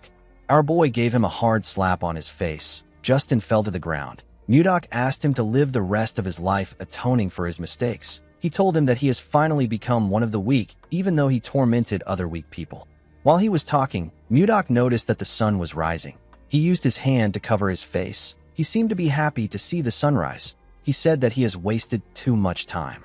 Mudok locked Justin and his men in prison. The boy was still traumatized by the fact that he couldn't use his mana. Since he had taken care of Justin, Mudok planned to have a date with Ishilda.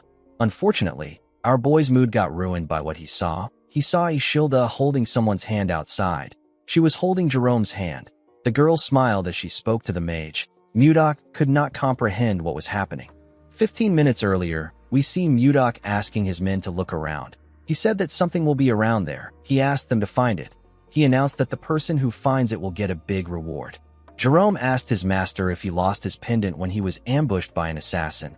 Mudok told him that he is correct. Jerome revealed to him that he looked into the assassins. He said that they are actually quite skilled. He asked Mudok about how he was able to come out unharmed after he was attacked by them. Our boy could not believe that Jerome called the weak losers skilled. He said that the assassins only knew how to move silently. They were just a bunch of weaklings to Mudok. Our boy said that he wouldn't have even noticed them if he was in a good shape. Jerome told him that he is amazing.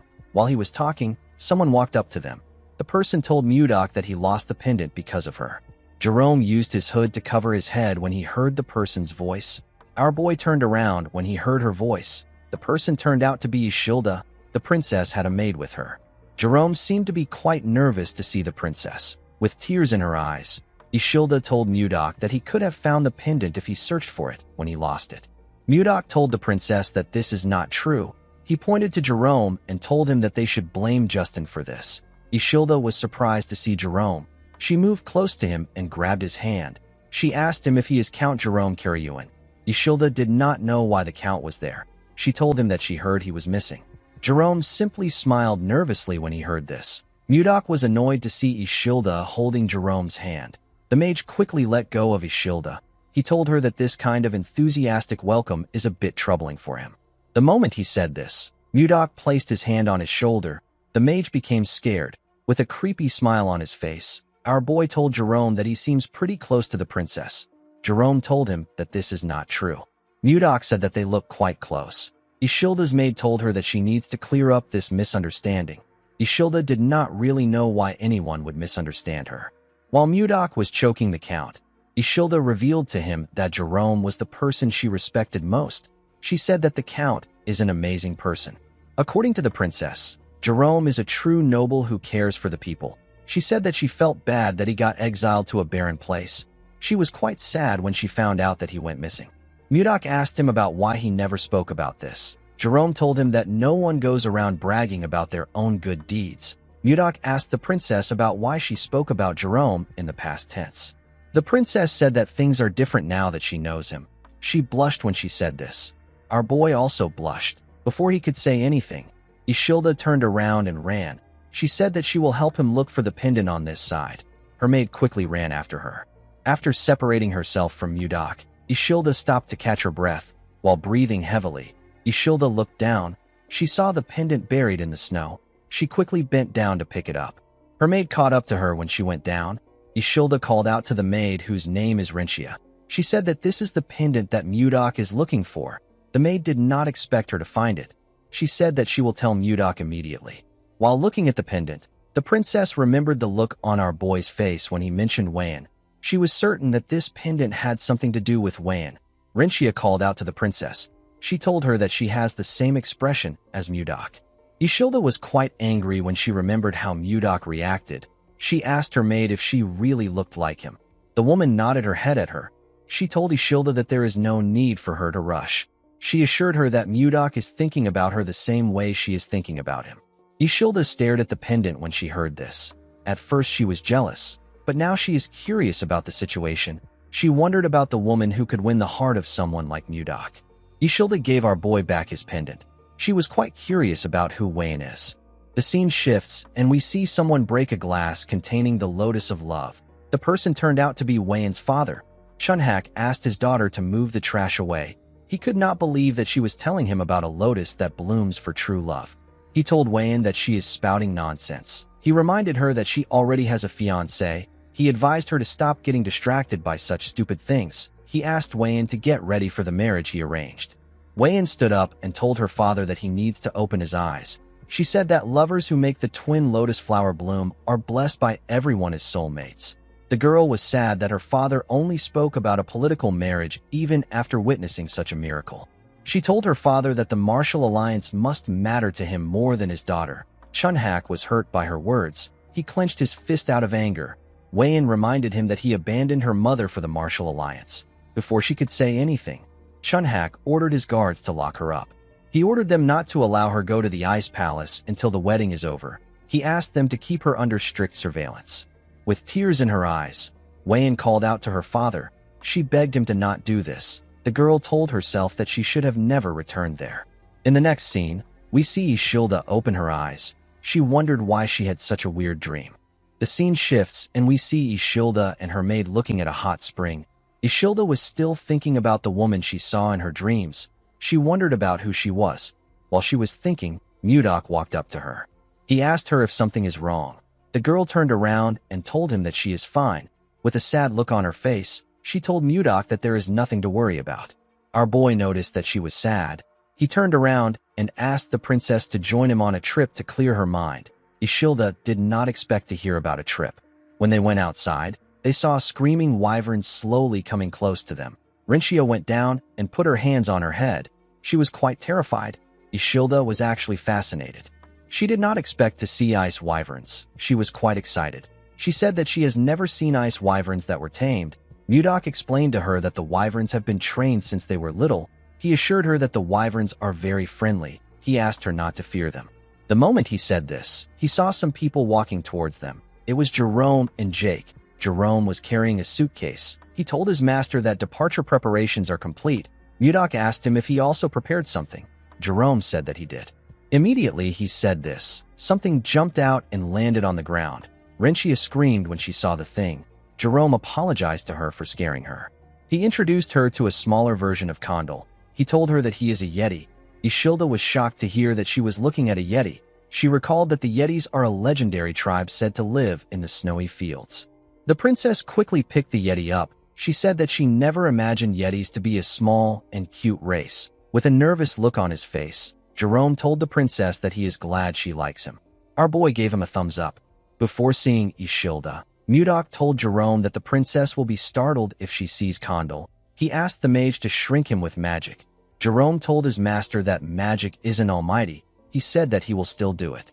Ishilda placed Condal on her head and pressed his fluffy fur. She smiled brightly as she touched the Yeti. Mudok was happy to see her smiling. He told the princess that they need to go now. He called out to a wyvern called Lilith. The wyvern bowed her head to him.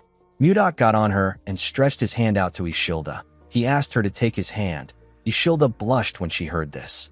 She raised her hand and grabbed Mudok's hand. Our boy helped her sit on the wyvern. After the princess sat down comfortably, Mudok tapped Lilith's rope. The wyvern began to flap its wings when this happened. Everyone and their wyverns went into the air. Jerome and Jake flew behind our boy and Ishilda. The princess was quite scared to be in the sky. She closed her eyes and held on to the saddle. This was her first time coming up in the sky. She told herself that she will be okay since she is with Mudok.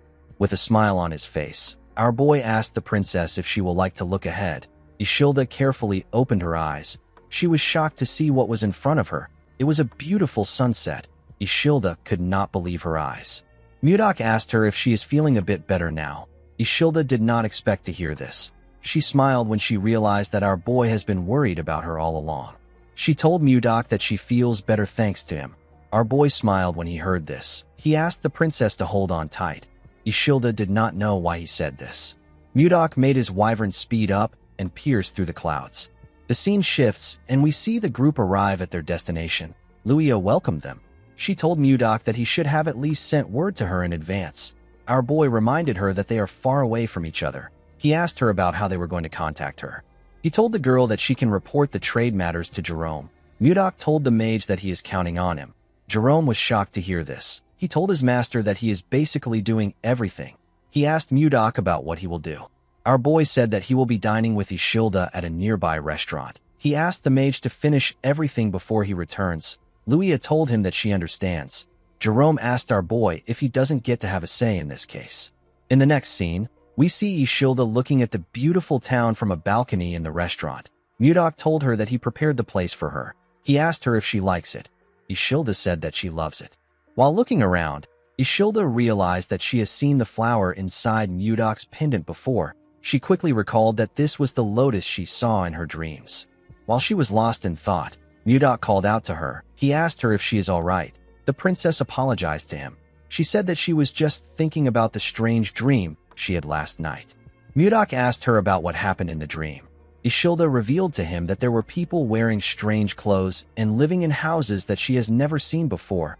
In her dream, she was a woman in her early 20s, a woman with pale skin, brown hair and black eyes. Ishilda said that she always had a sad expression on her face because her father wanted to force her into a political marriage even though she already had someone that she loved. The princess laughed and said that it was such a strange dream. Mudok grabbed his pendant and laughed with her. Ishilda revealed to him that she desperately called out to someone in her dream. She called out to someone known as Gaga. Our boy was shocked to hear this. There was only one person that called him Gaga in his entire life. This person is Wan. Ishilda noticed the look on Mudok's face. She asked him if he is all right.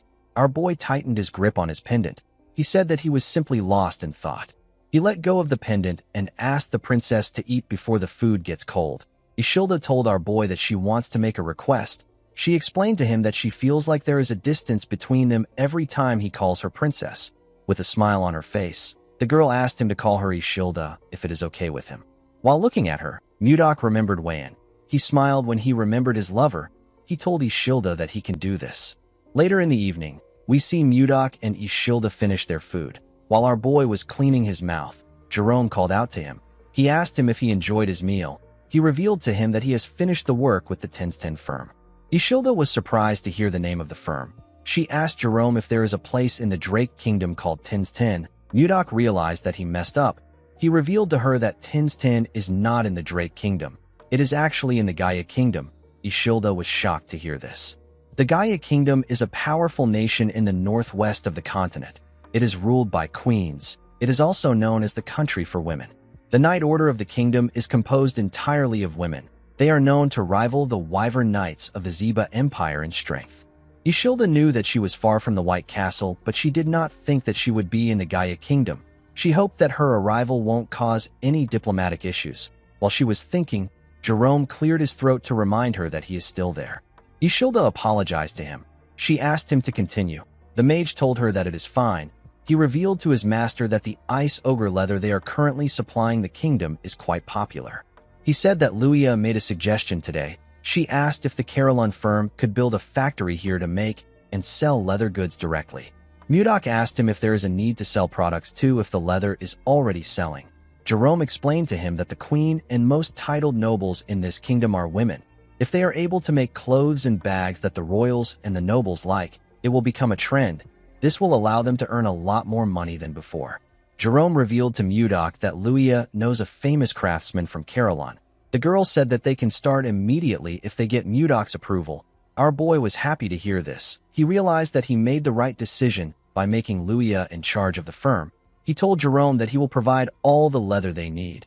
He asked him to start production. The man bowed his head and accepted the order. He revealed to Mudok that their leather is so popular that it sells out the same day it arrives. The moment he said this, he and Mudok heard a loud sound. Jerome raised his head and our boy turned around. They saw a building burning far away from them. Jerome was shocked to see the building burning. He revealed to our boy that their firm is in that area. He said that the fire can ride the wind and spread to their building. Our boy said that he will check it out. He asked Jerome to stay with Ishilda. Jerome asked his master if he is going alone. He told him that it is too dangerous. Ishilda told our boy that she will follow him. Mudok told her that it will only take a moment. He assured her that he will be back soon. Immediately he said this, he jumped down from the balcony. After Mudok left, Ishilda told Jerome that they need to go. The mage was surprised to hear this. Ishilda said that they can't just sit around like this. She said that they need to follow Mudok. Jerome could not believe what he was hearing. Outside the burning building, we see a woman crying about her shop. She could not believe that the shop she devoted her life to was on fire. Other vendors were also crying. When our boy arrived there, he was surprised to see the scale of the fire. It was much bigger than he thought. While he was looking at the building, someone called out to him. When Mudok turned around, he saw Ishilda and Jerome. The girl apologized to him for following him. She said that she couldn't just sit around and wait. She said that she was very worried. Mudok couldn't scold her for this because he would also make the same choice if the roles were reversed. While he was looking at the princess, he heard someone call for help. He quickly turned to the burning building. Ishilda did not know why Mudok was looking at the building. She called out to him. Mudok jumped before she could say anything. He found a window at the top floor. He broke into the building through the window. The moment he landed inside, He used his ice-white divine palm to freeze the ground and reduce the heat. The ice clashed with fire and released a large amount of cold air. Mudok used his hand to cover his head. When he looked down, he saw something shocking. He saw a woman lying on the ground. He quickly checked her pulse to see if she was still alive. Fortunately, she was still breathing. Mudok picked her up and placed her on his shoulder.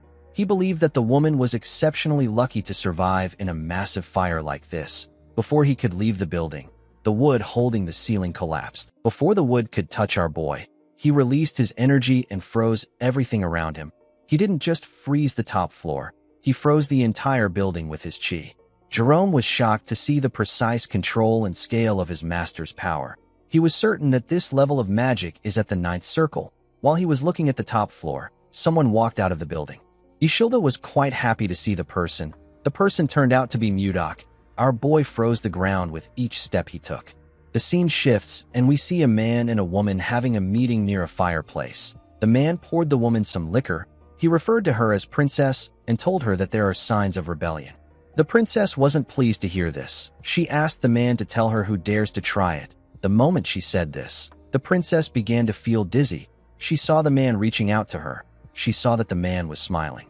The next person the princess saw was Mudok. The princess opened her eyes when she saw our boy. She found herself in a different room. She raised her head up to look around. She wondered about where she was. When she looked at the door, she noticed that it was open. The princess decided to step out of the room. When she opened the door, she found herself in a dining room with Mudok and the rest of the group.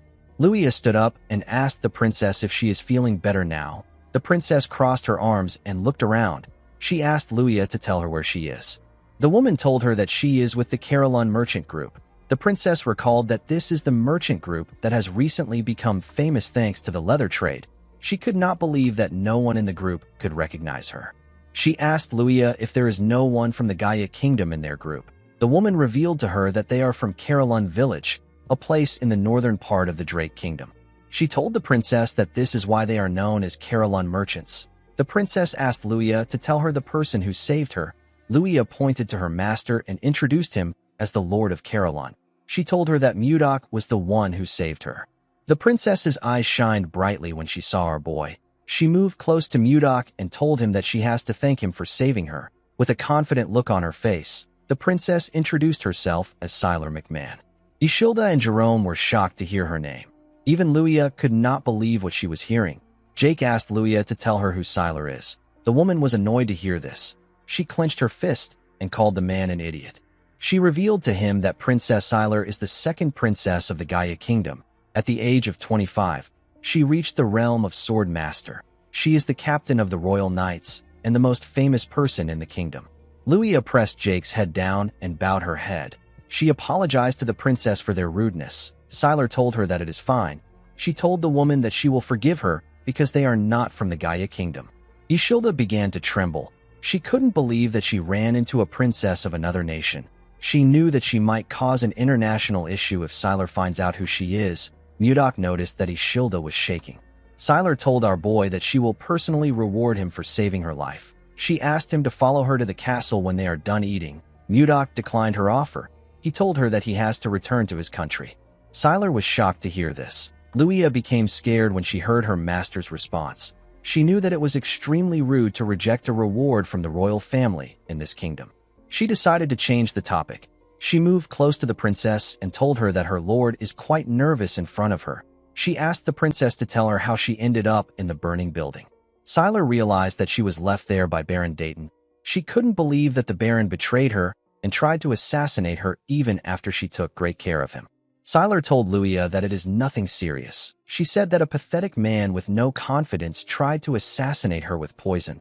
Luia was shocked to hear what she said. The princess revealed to her that the assassins set the building on fire to make sure that no evidence is left behind. She turned to Mudok and told him that she must repay him for saving her life. She asked him to tell her what he wants. Before Mudok could say anything, Siler's stomach growled loudly. The princess was quite embarrassed to see this. Our boy told her that what she wants is the food in front of her.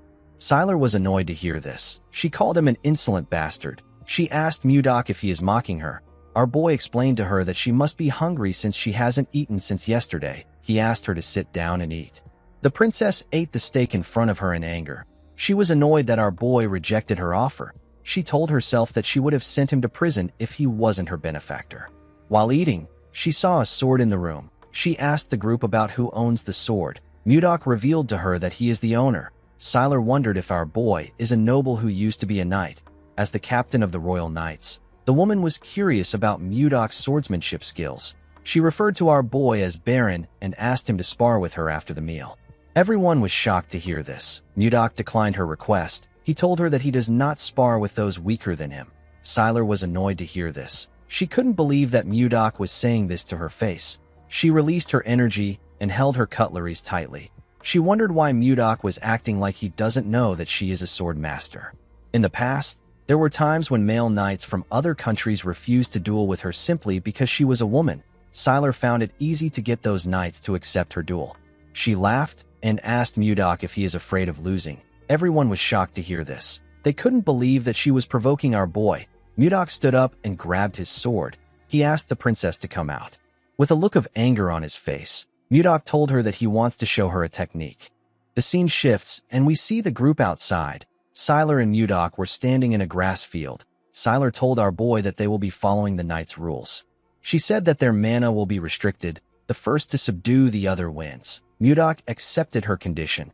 Jerome reminded his master that Siler is a princess of the Gaia kingdom. He told him that they can have diplomatic issues if Siler gets a scratch.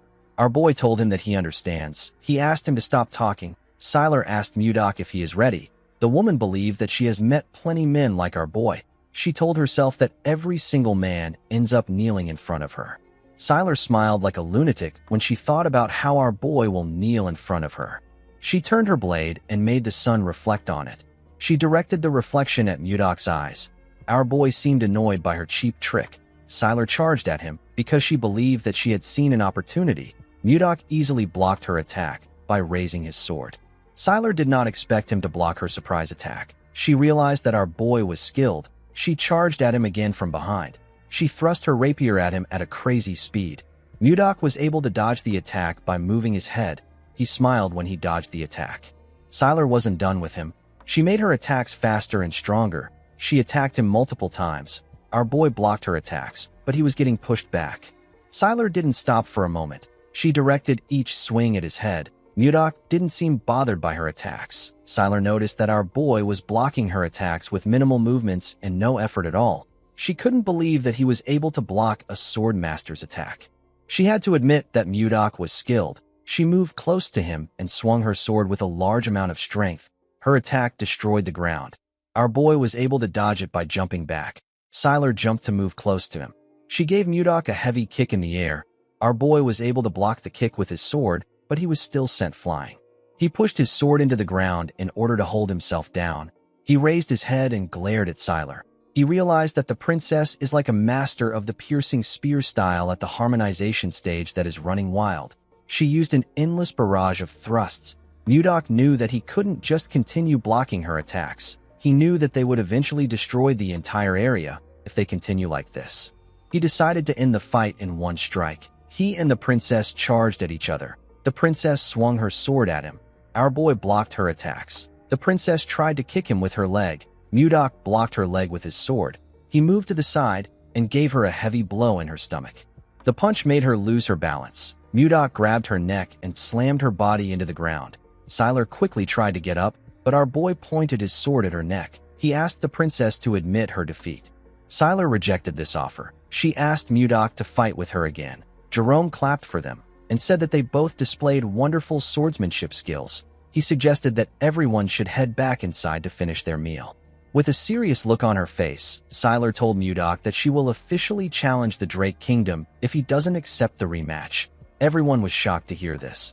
This was their biggest fear. They hoped that she wouldn't do this. Mudok moved away from her and told her that admitting defeat is also a virtue of a warrior. He told her that her actions are that of a child because she is the princess of the kingdom. Siler stood up and asked him to repeat what he said.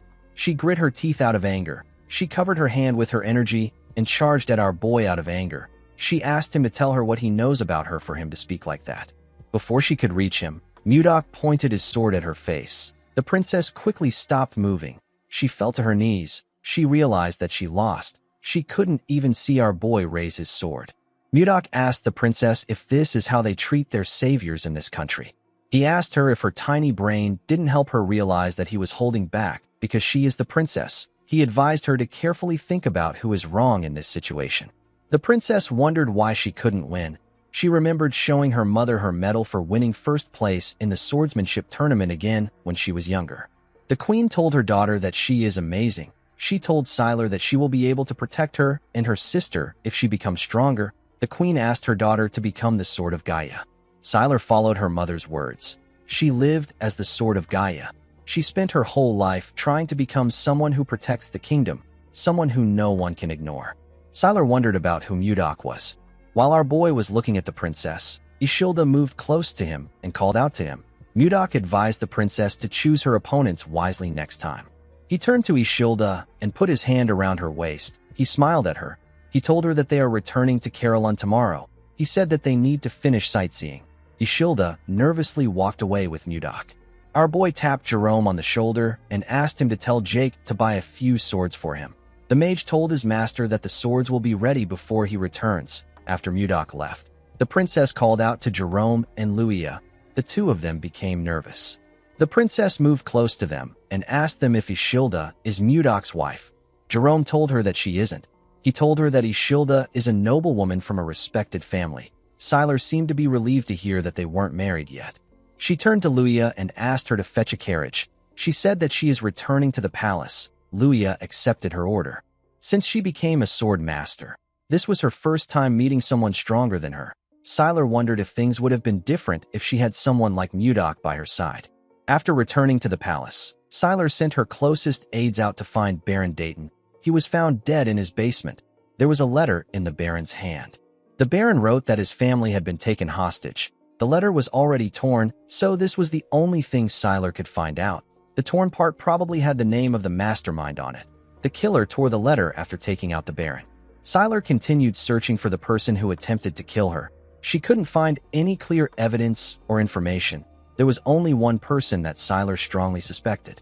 At the castle, we see a maid announce to someone that Sylar has arrived. The person asked the maid to let Sylar in.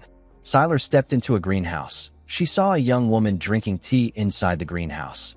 This person is the first in line to the Gaia Kingdom throne and the person Sylar suspects the most. Her name is Rowan McMahon. Sylar sat with her sister in the greenhouse. Rowan seemed shocked to find out that Baron Dayton tried to kill her sister. Sylar revealed to her that the Baron drugged her and set the building on fire. She said that she would have died if someone hadn't saved her. Rowan stood up and asked if someone is at the door. She asked someone to bring the Baron to her. Sylar asked her sister not to bother herself. She revealed to her that the Baron was already dead by the time she found him. She told her that the person who tried to kill her must have silenced the Baron. Rowan hugged Sylar and referred to her as her beloved sister. Sylar was surprised to see this. Rowan told her that she thought she will be fine because she is a sword master. She said that she was too careless. With a horrifying look on her face, Rowan told Sylar that she is extremely happy to see that she is safe. Sylar could tell that her sister was faking it. She could not believe that her own sister was this upset that she didn't die. Even though all the clues point to Rowan, Sylar told herself that it wasn't true since there was no solid evidence. She wanted them to go back to the way they were before. The princess wondered about what Mudok would have done at a time like this. The moment she thought of this, she grabbed her sister's shoulders. With a smile on her face, she asked Rowan if she is going to be part of the royal delegation of King Tumalova's birthday. Rowan said that she is. Sylar asked her sister if she can go in her place. Rowan found this odd. She knew that her sister never attends events like this. She quickly got an idea. She asked her sister if the man that saved her is from the Drake Kingdom. Sylar blushed when she heard this. Rowan asked her sister if she wants to see him again. Sylar stood up and told her sister that it is nothing like that. Rowan smiled when she saw how her sister reacted. 3 days have passed since Mudok returned from Tin's 10. After Justin's attack, assets like the Wyverns and the Glacial Flower were deemed at risk of being discovered by the enemy. Due to this, official exchanges and public activities were moved to the previous castle they used before they found the White Castle. While looking at his clothes, Mudok realized that today is the day that Ishilda is leaving. While thinking, Mudok remembered Jerome telling him that they need to strengthen their forces in case Sylar attacks them. Our boy stepped out of his office. He was relieved to see that everywhere was quiet today. The moment he closed his door, we see Jerome appear out of nowhere. Condal was on his head. The mage moved close to his master and told him that Sylar will be attacking them soon. He told Mudok that they must execute their military reinforcement strategy immediately. The moment he said this, someone said that she is also a little worried. The person turned out to be Ishilda. The princess told Mudok that Sylar is a princess of the Gaia Kingdom. She said that she is worried that this issue could escalate into a diplomatic issue. Mudok understood everyone's concern, but he was not really worried. In the Central Plains, especially during his time with the Murim Alliance, our boy often saw the proud gaze of a true martial artist. He knew that someone like Sylar won't carelessly reveal this matter to anyone else. Mudok asked Ishilda not to worry too much. He explained to her that he was the one who was right. He assured her that Sylar understood his intentions. He put his hand into his clothes and took out a box. He asked Ishilda to contact him if anything happens to her. He opened the box and showed her what was in it. The princess was shocked to see what was inside. Mudok revealed to her that she is looking at a communication stone that is made from a mana stone. He explained to her that it allows a person to communicate over long distances without a mage. He told her that it can even work from the capital of the kingdom. Ishilda was surprised to hear this. Mudok asked her to contact him anytime. At the entrance of the White Castle, we see Ishilda and Mudok talking. The maid who was standing next to the carriage told the princess that it is time for them to depart. Mudok moved close to the princess and gently whispered that communication stones are not known in the world yet. He advised her to only use it when she is alone to avoid exposure. He told her that Jake will follow them from the sky to watch over them, and Justin. Ishilda smiled when she heard this. She could feel what Mudok felt for her from his actions and words. She moved close to her carriage and turned around. With a smile on her face, Ishilda thanked Mudok. Our boy watched the carriage as it rode off. He realized that his current status is too low. There was a vast difference between him and the princess. It was like heaven and earth. To become a man worthy of her, Mudok needed to raise his status. Our boy said that it is time for him to visit a certain place. Jerome followed his lord to the place he wanted to visit. He was shocked to see what was inside this place. He saw different unconscious bodies on the ground. He asked his master about what happened there. He asked him to tell him who these people are. Mudok revealed to him that they are the ones who tried to kill him. Jerome asked him if they are the assassins that Justin brought. Our boy told him that he is correct. Mudok and Jerome walked past the assassins lying on the ground. The mage asked his master if Justin knows about them. Our boy told him that Justin probably thinks they are dead. Mudok seemed dissatisfied when he looked at the assassins. He locked them up without food to test how long they would last. He could not believe that they were already in this state after only 10 days. Compared to the assassins in the Central Plains, these people lack skills and survival abilities. While thinking, our boy saw something. He saw two assassins who he considered decent. He ordered Jerome to bring food for them with Shuart. The mage accepted his order. Mudok let out a sigh when he realized that it is going to take a while to make these guys useful. In the next scene, we see the assassins shoving food down their throats. Shuart advised them to slow down. Jerome decided to question his lord. He asked him about why he kept these people alive. Our boy revealed to him that he plans on raising them as his own assassination squad. The mage was surprised to hear this. He asked his master to tell him why he would need an assassination squad. The moment he said this, Jerome became worried. He wondered if his master wants to send assassins to the Gaia Kingdom before they attack, or if he wants an Ice Wyvern unit and an assassination squad to start a rebellion. The mage did not know what his master was thinking. Jerome informed his master that having an Ice Wyvern unit and an assassination unit might be too much. He told Mudok that they were able to get through the inspection thanks to the princess's visit. He said that they might be accused of treason when the next inspection takes place. Mudok wasn't listening to a single thing that Jerome said. He was actually thinking of Ishilda. Before leaving, the princess informed him that her father's birthday will take place soon. She asked him if he is also going to come to the capital. Mudok revealed to Jerome that he plans to use the king's birthday as a turning point for his territory. He said that he will be entering the central political stage. The mage screamed when he heard this. He didn't understand why his master suddenly became ambitious. Mudok explained to him that he has to be a duke to even stand a chance with a princess like Ishilda. In order to become a duke, he needed to face countless enemies. Our boy told Jerome that an assassination unit is necessary for their growth. He called out to Shuart and asked him if the entire Blizzard Order has assembled. The captain of the Blizzard Order told him that they have. He said that the men have gathered at the entrance just like he instructed.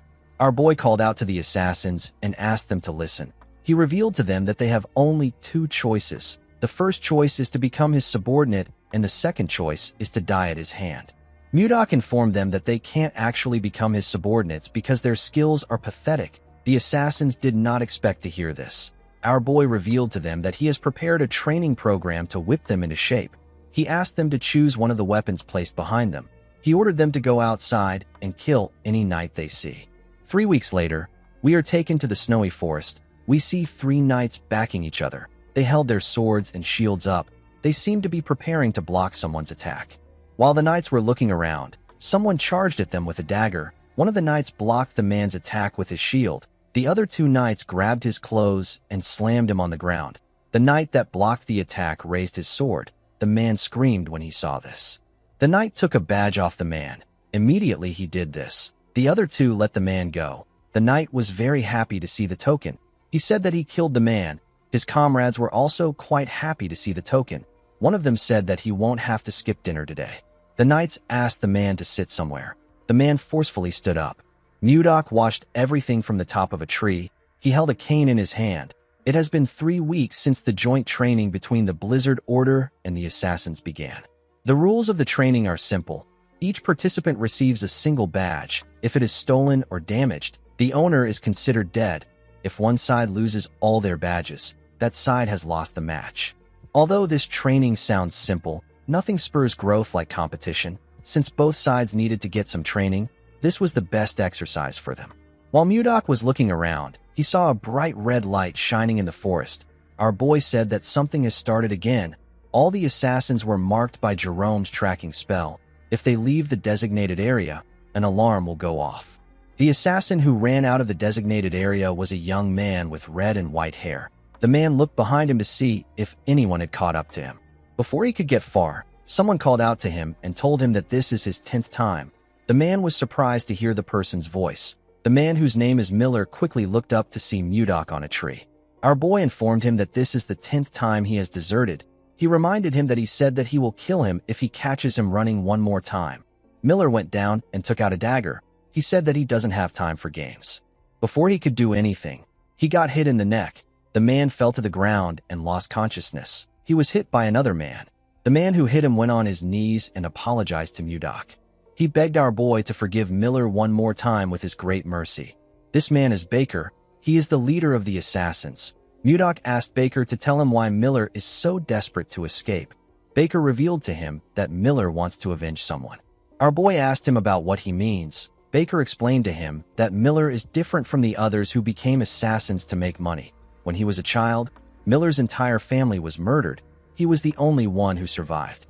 Miller later found out that the killer will be attending a party in the capital next month. Mudok realized that there is only one party that is going to take place in the capital next month. The scene shifts, and we are taken to the White Castle. We see Mudok watching the sunset from the window. While he was looking outside the window, Miller woke up. Mudok immediately informed him that the king's birthday party will be guarded by hundreds of mages and knights. He asked Miller if he really thinks he can successfully assassinate his target in this environment.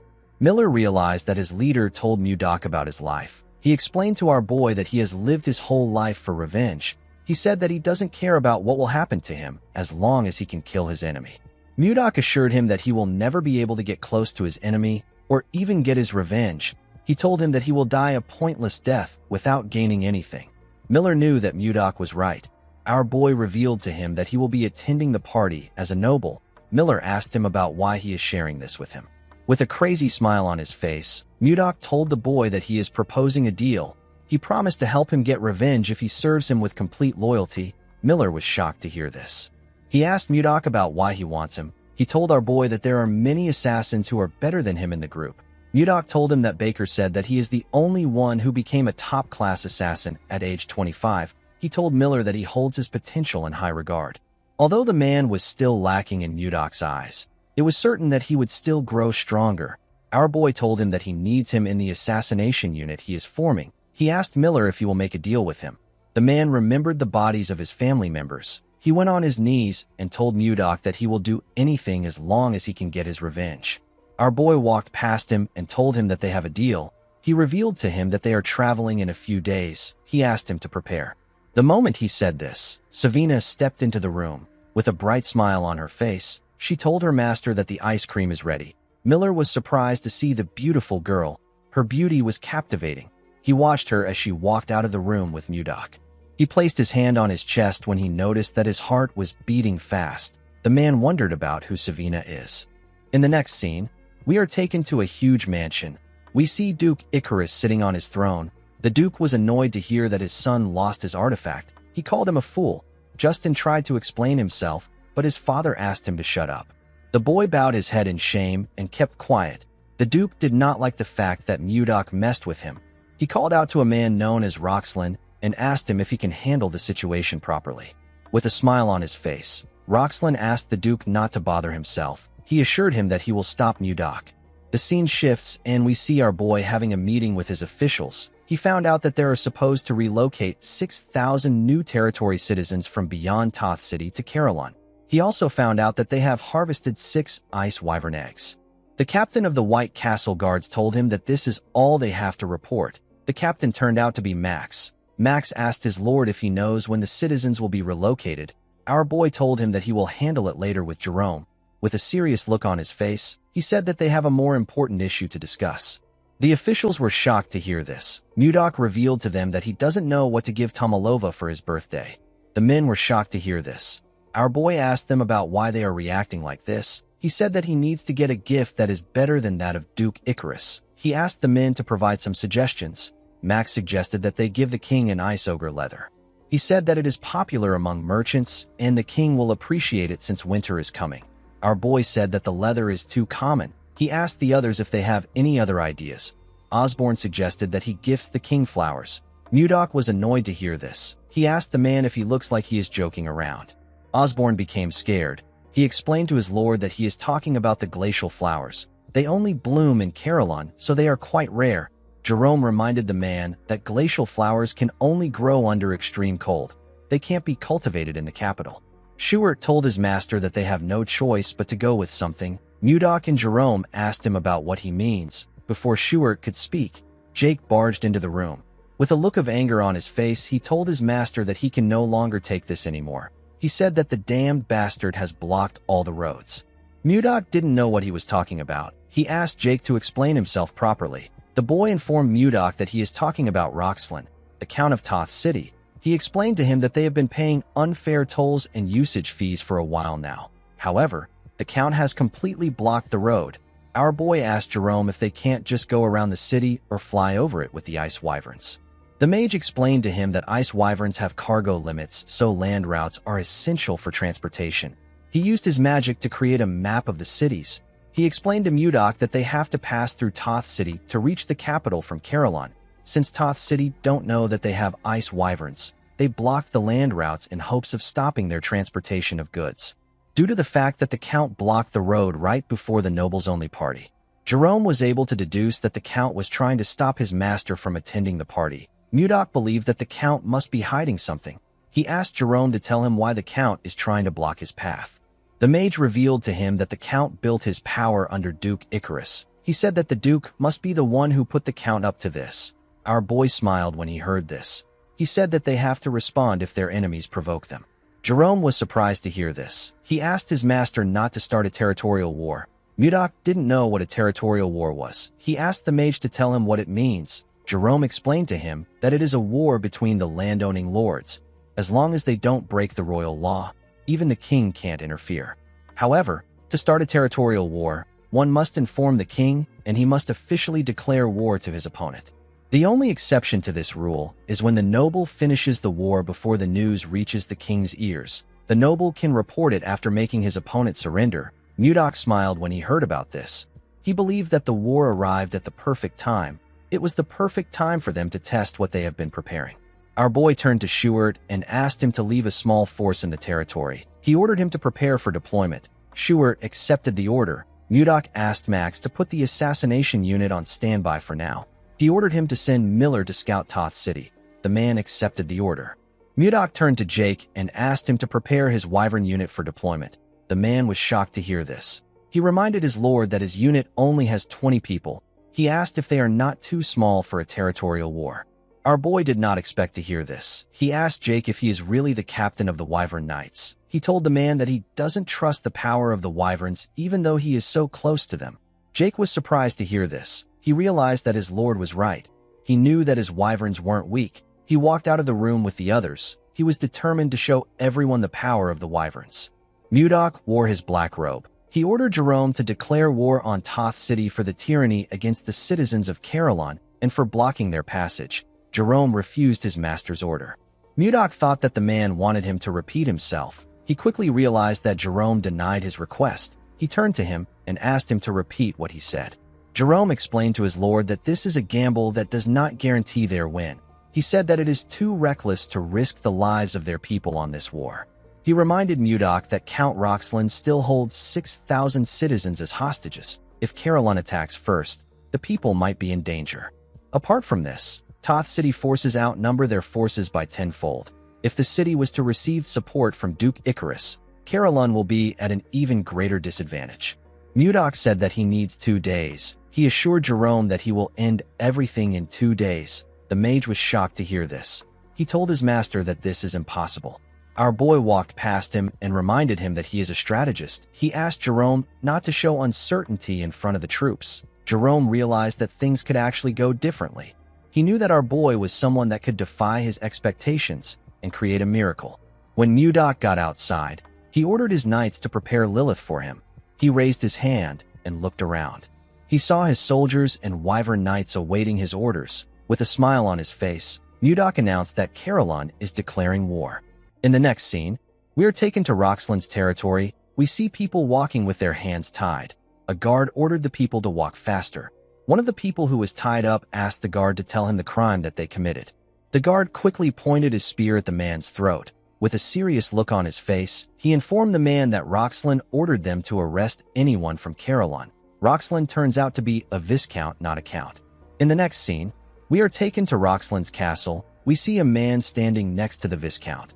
The man informed him that they have captured all the citizens of Carillon in their territory. Roxland asked the man if there is anything unusual to report. The man informed him that the merchants who used to do business in front of the castle gate have stopped coming. Roxland smiled when he heard this. He said that the fools have finally understood that they won't open the gates. The Viscount knew that the frozen land of Carillon has no choice but to depend on the outside world for food supplies. It is impossible for the people of Carillon to reach the capital without passing through Toth. The Viscount believed that Carillon must be suffering from a serious food shortage at this time. If Mudok doesn't attend the noble gathering that all aristocrats must attend and doesn't show up at the king's party, he will be stripped of his lordship. Roxland plans to take Carillon once our boy is removed from power. He was certain that his plan was flawless. He smiled and said that it is a treason to defy Duke Icarus, a man whose power surpasses even that of the king. He told himself that he can become a marquis if he handles the situation well. While he was thinking, he noticed that a shadow covered his window. The Viscount and his assistant quickly turned to the window. They saw something huge coming towards them. The thing destroyed the window and barged into the room. The thing turned out to be Lilith. Roxland was shocked to see the wyvern. He didn't understand why a creature that lives beyond the Lazar Mountains was in his castle. Mudok stepped forward and asked Roxland if he is the Viscount. Roxland was shocked to see Mudok. He asked him to reveal his identity. Our boy introduced himself as the Lord of Carillon. The Viscount was shocked to hear this. He realized that he was looking at Baron Blizzard. Before the Viscount could say anything, Mudok fired something at him at a crazy speed. The thing hit the Viscount's ear and landed behind him. The thing turned out to be a piece of paper. The paper hit the ground with a large amount of force and made a hole in it. Mudok announced to Roxland that he is declaring war on him. He told the man that he will be back in an hour. Some minutes later, some soldiers ran into the Viscount's office. They asked him if he is all right. They saw a large hole in the Viscount's window. They didn't know what caused it. Roxland watched our boy fly away on his wyvern through his window. While in the air, Mudok took a careful look at the city. The soldiers were surprised to see a wyvern in their city. One of them asked about how the wyvern got there. Roxland was annoyed to hear this. He turned to the man out of anger. He gave him a heavy slap. The man fell to the ground. He raised his head up in confusion. He didn't understand why the Viscount hit him. Roxland hit the man in his chest. He hit him multiple times. The man screamed out in pain.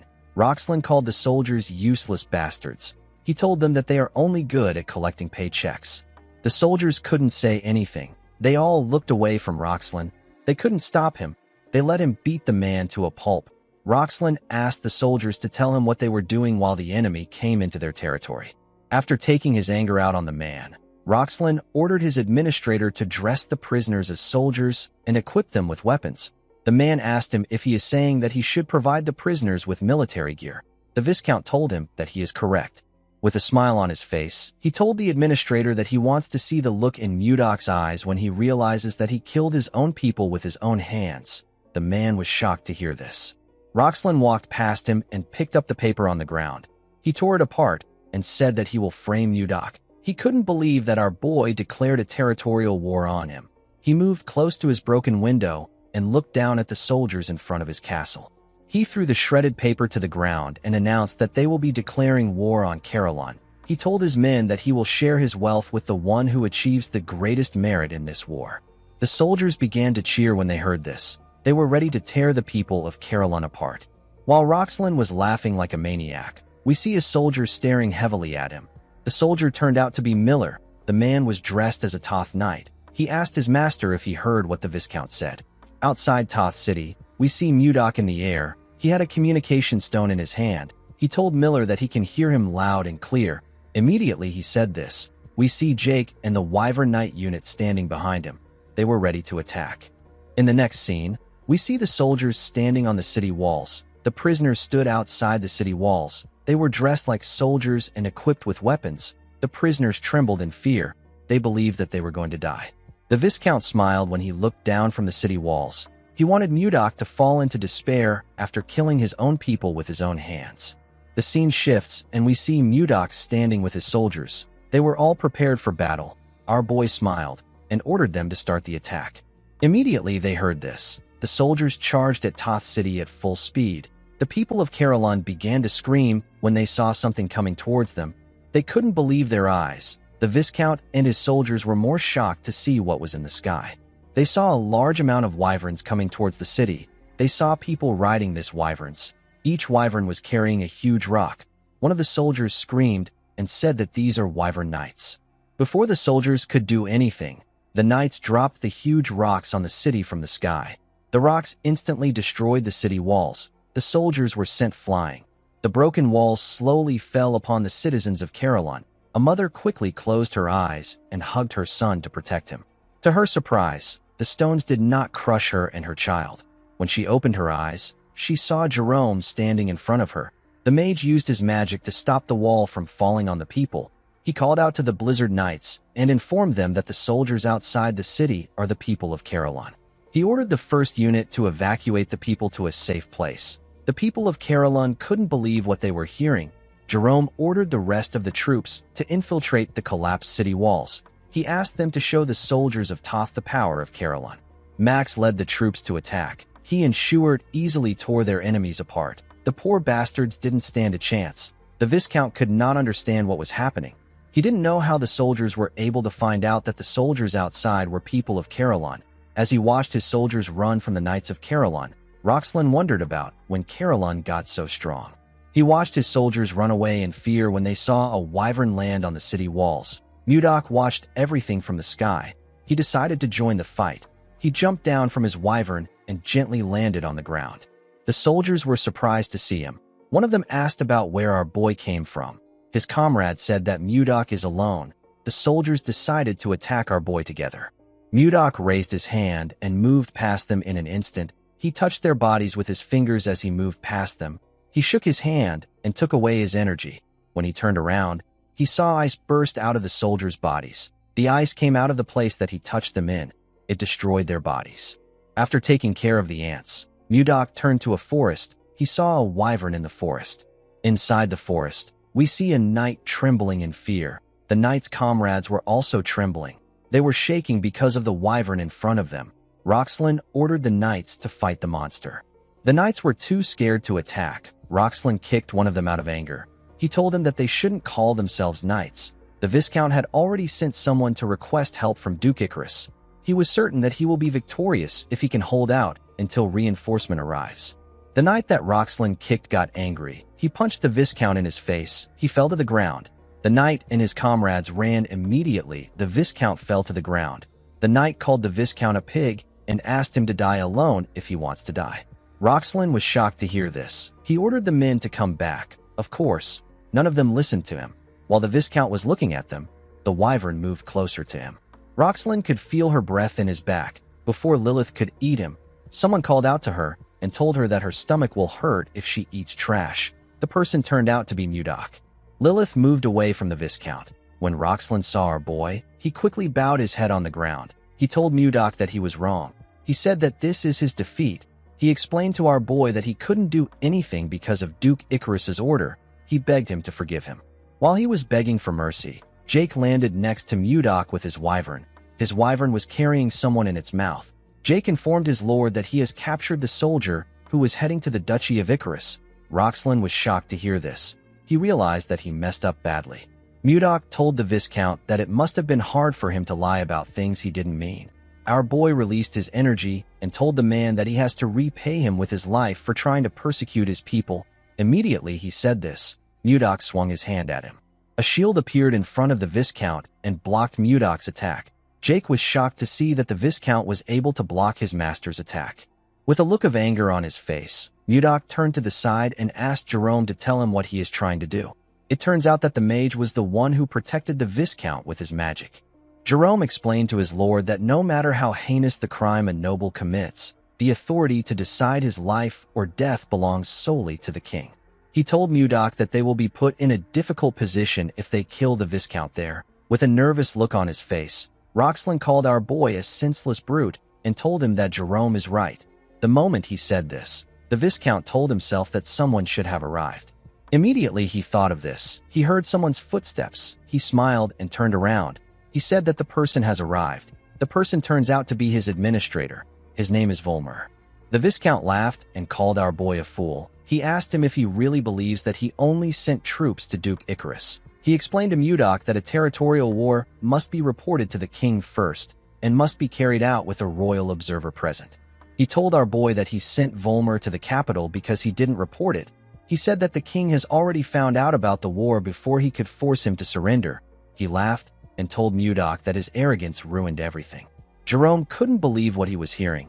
He was certain that they stationed soldiers in the path that leads to the capital. He wondered about how Volmer was able to get through the soldiers. Mudok didn't say anything to the Viscount. He simply smiled. Roxlin was annoyed to see this. He asked our boy if he has gone mad. Mudok asked Volmer to reveal his identity now. The man accepted his order and removed his fake face. Jerome and the Viscount were shocked to see this. The person under the mask turned out to be Miller. The Viscount could not comprehend what was happening. He asked Miller about when he took his administrator's place. Miller told his master that the mission is accomplished. Mudok revealed to Roxlin that there is a clause in the territorial war law. The clause states that a noble may declare war if the opponent has violated the royal law. Roxlin was shocked to hear this. Mudok reminded the man that he was selling Carolon's citizens as slaves. He told him that slave trade is banned in the Drake Kingdom. The moment he said this, Mudok covered his hand with his energy. The Viscount became scared. He didn't know what to do. He knew that he was going to lose his city and his title. He realized that Duke Icarus will kill him. He quickly turned around and began to run. He said that he doesn't want to die. Before he could get far, Mudok released his ice from his feet. He froze the Viscount's legs. He charged at him and asked him to clench his teeth. Immediately he said this. Mudok gave the man a bone-shattering punch in his face. The attack sent the Viscount flying. He slammed his back on a tree and spat out some blood. He destroyed the tree with his body. After taking care of the Viscount, Mudok turned around and announced to his men that the territorial war is over. The men smiled when they heard this. In the next scene, we see our boy announce to his soldiers that Toth City now belongs to Carolon. The soldiers began to cheer when they heard this. After the war, Mudok and his people quickly got to work. Roxlin lost everything and got sent out of his territory. A few days later, he went missing. Toth City was incorporated into Carolon. Jerome was appointed as the administrator of the new district, but he rejected the appointment. He explained to Mudok that he is already buried in a lot of work. He told him that he will go on strike if he gives him more work. Mudok asked him to tell him who he is supposed to put in charge. The moment he asked this question, Jerome got an idea. He said that he knows the perfect person. Through Jerome's recommendation, Roxland's former vassal was asked to manage Toth City. Of course, they couldn't completely trust Volmer, so they assigned 2 knights to him to monitor and report his daily movements. After some time passed, the day of the king's birthday arrived. The capital was decorated with different designs. At the entrance of the capital, we see 2 guards on duty. One of them said that he wants to enjoy the festival too. His comrade asked him to suck it up. He told him that they will get a special bonus for taking today's job. While he was talking, the man noticed that a shadow covered him. When he looked up, he saw wyverns coming towards him. His friend told him that it is a monster attack. The man said that he will ring the alarm. Before the man could do anything, someone asked him to wait. The person turned out to be Mudok. Our boy stepped down from Lilith's back. With his new white Michael Jackson drip, Mudok introduced himself as Baron Blizzard. The men remembered him as the magic swordsman that saved the king. Mudok took out his invite and said that he has come to see the king. In the next scene, we are taken to a beautiful ballroom. We see the nobles chatting amongst themselves as they enjoyed some exquisite music. While they were all talking, a man announced that Baron Blizzard is entering the ballroom. The moment he said this, Mudok stepped into the ballroom in his amazing drip. His face and clothes caught everyone's eyes. The noble women were all amazed by how handsome he was. Most of them could not believe that this was the man who saved the king's life. One of them said that he heard that Mudok can use 5th circle magic. Someone walked up to Mudok and welcomed him to the party. This person turned out to be the 2nd princess of the Gaia kingdom. Sylar greeted him in a beautiful dress. She moved closer to him and asked him about how he has been. Mudok told her that things have been fine.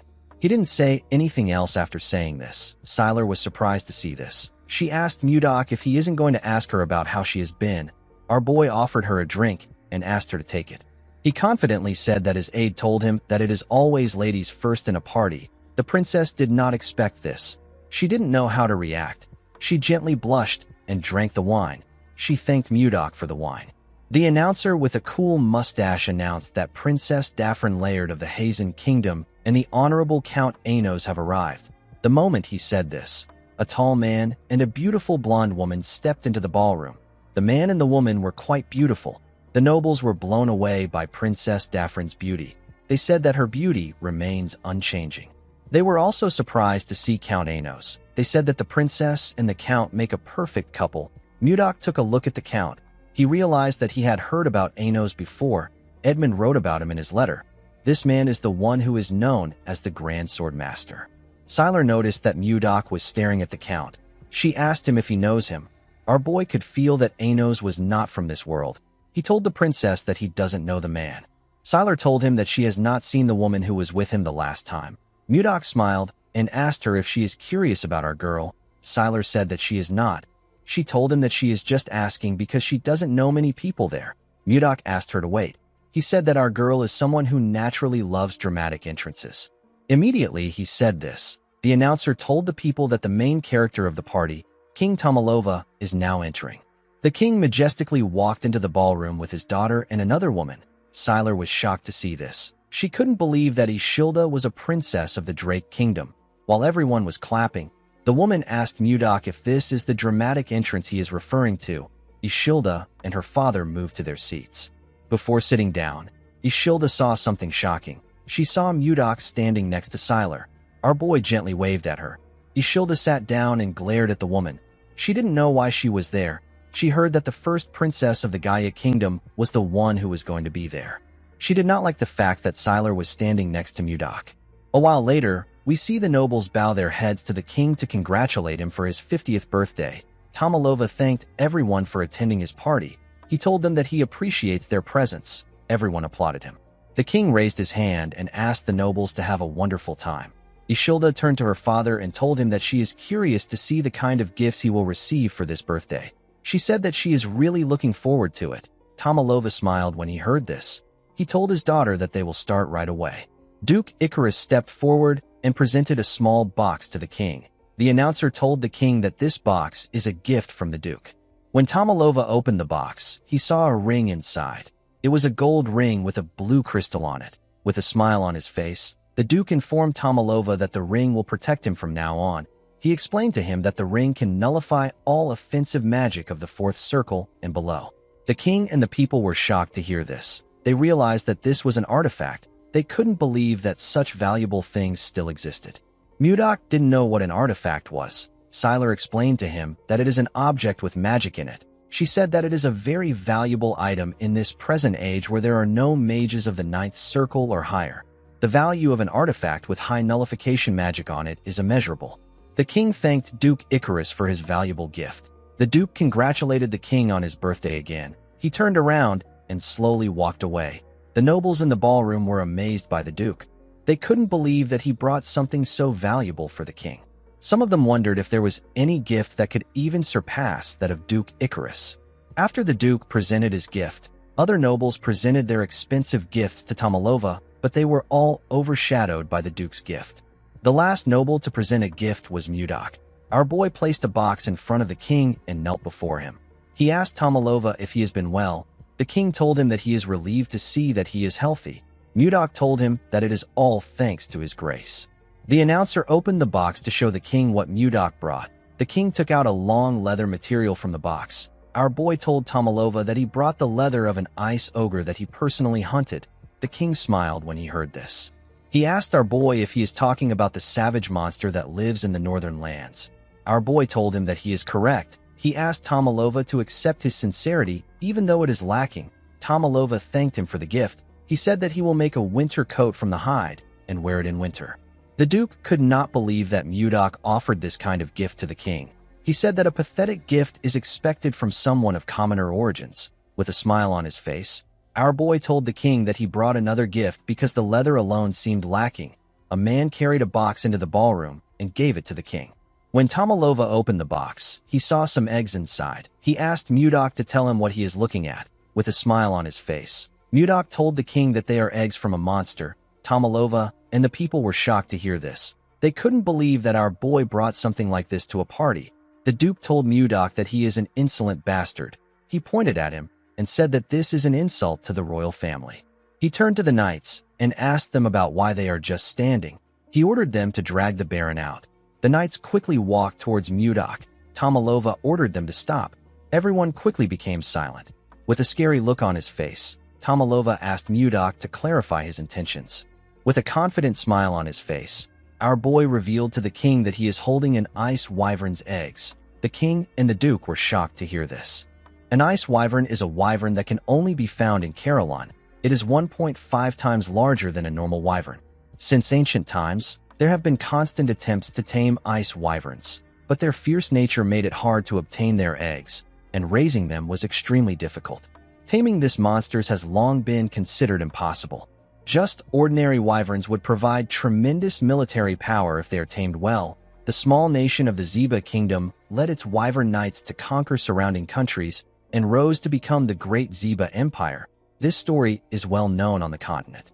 Taming an ice wyvern would mean that the military power of the Drake Kingdom would skyrocket. Tomalova completely understood this. He thanked Mudok for his gift. He asked him if he knows that raising an ice wyvern is even harder than acquiring its egg. Our boy assured him that he is well aware. He said that it is not easy to raise an ice wyvern to adulthood.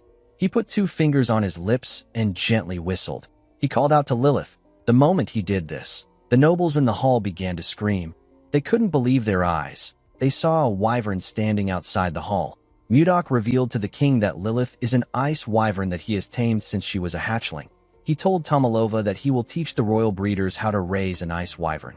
He explained to him that they will imprint his face on the wyvern when it hatches. This will allow the hatchling to recognize him as its parent and obey him faithfully. Tomalova was surprised to hear this. Ishilda was simply happy to see Lilith again. She had to pretend like she was also shocked. Mudok bowed his head and told the king that the other 2 eggs are for his daughters. He said that the ice wyverns will become the steadfast guardians of the royal family. Tomalova was shocked to see that our boy thought of his daughters as well. He told him that he is quite thoughtful. He raised his hands and said that their kingdom is destined to become as powerful as the Zeba Empire. He announced that this was the greatest gift he has ever received in his lifetime. He thanked Mudok for the amazing gift. Our boy told Tomalova that he is honored that the gift pleases him. Ishilda gently smiled when she heard this. She remembered that Mudok asked her to expect something when they spoke a few days ago with a communication stone. Duke Icarus was extremely angry to see how things were progressing. He wondered about how Mudok got his hands on an ice wyvern's eggs. He decided to drag Mudok down with his plan. He called out to the king and told him that he has something urgent to report. He moved close to the king and asked him if he knows that Mudok sent troops into Viscount Roxland's territory 2 days ago. Tomalova was surprised to hear this. He asked the Duke to tell him why the Baron would send his forces into Toth. Duke Icarus revealed to him that our boy initiated a territorial war. Tomalova was shocked to hear this. The nobles couldn't believe what they were hearing. They all knew that it was a crime to start a territorial war without reporting it. While screaming at the top of his voice, Duke Icarus asked the king to give Mudok the harshest punishment for daring to start a territorial war without reporting it to him. The nobles began to murmur. They all turned their eyes to Mudok. Tomalova did not like this situation. He didn't want to punish the person who saved him. Ishilda wondered about what she should do. She knew that our boy's reputation will suffer if this continues. Duke Icarus gently smirked. He was certain that he has taken Mudok out. Our boy called out to the king and asked him if slave trading is legal in the Drake Kingdom. Tomalova said that it isn't. He told Mudok that slave trading is prohibited in his kingdom. Our boy put his hand into his clothes and took out a document. He announced that he is holding a ledger containing the Viscount's slave trading records. Duke Icarus and the king were shocked to hear this. They couldn't believe their ears. Mudok explained to the king that Roxland has been capturing people from his territory and selling them as slaves. He threw the document to the ground and asked the king to tell him if there is any lord who wouldn't be enraged when his own subjects are being sold as slaves. The nobles could not believe that the Viscount engaged in slavery. They were all shocked. Duke Icarus couldn't believe that Roxland got involved in slavery behind his back. He called him a filthy, greedy pig. Ishilda reminded her father that those who violate the royal laws can be challenged to a territorial war without reporting it to the king. She smiled and asked him if she is correct. Since Mudok had a valid reason, Tomalova decided to grant him a special exception and not hold him accountable for the territorial war. With a smile on his face, he announced that Toth will now become part of Carolyn's territory. Everyone began to cheer when they heard this. Count Slave suggested that Mudok should get a new title now that his territory has expanded. The king told him that he is right. He asked Mudok to move closer. Our boy moved close to him and went on his knees. Tomalova placed a golden scarf on his neck and appointed him as Viscount of Carolyn. Mudok stood up and thanked the king for his new position. Duke Icarus watched them as they spoke. He glared at our boy with eyes filled with hate. He promised himself that he will bring him down no matter what it takes. He turned around and walked forward. On the way out, we see Count Anos resting on the wall. He seemed to be annoyed about something.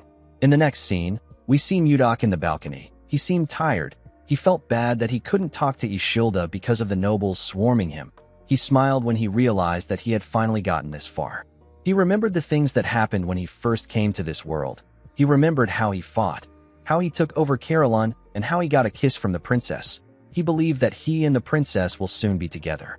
Immediately, he thought of this. Someone came to the balcony. Mudok turned around and asked the person to tell him who he is.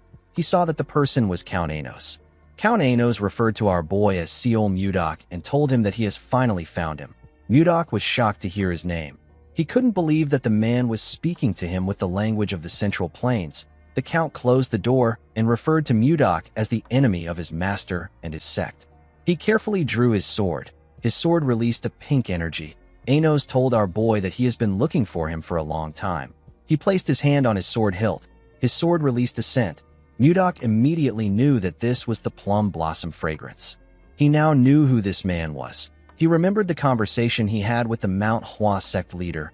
While breathing heavily, Zhang Pengjin told him that the outcome of their fight would have been different if his disciple was there.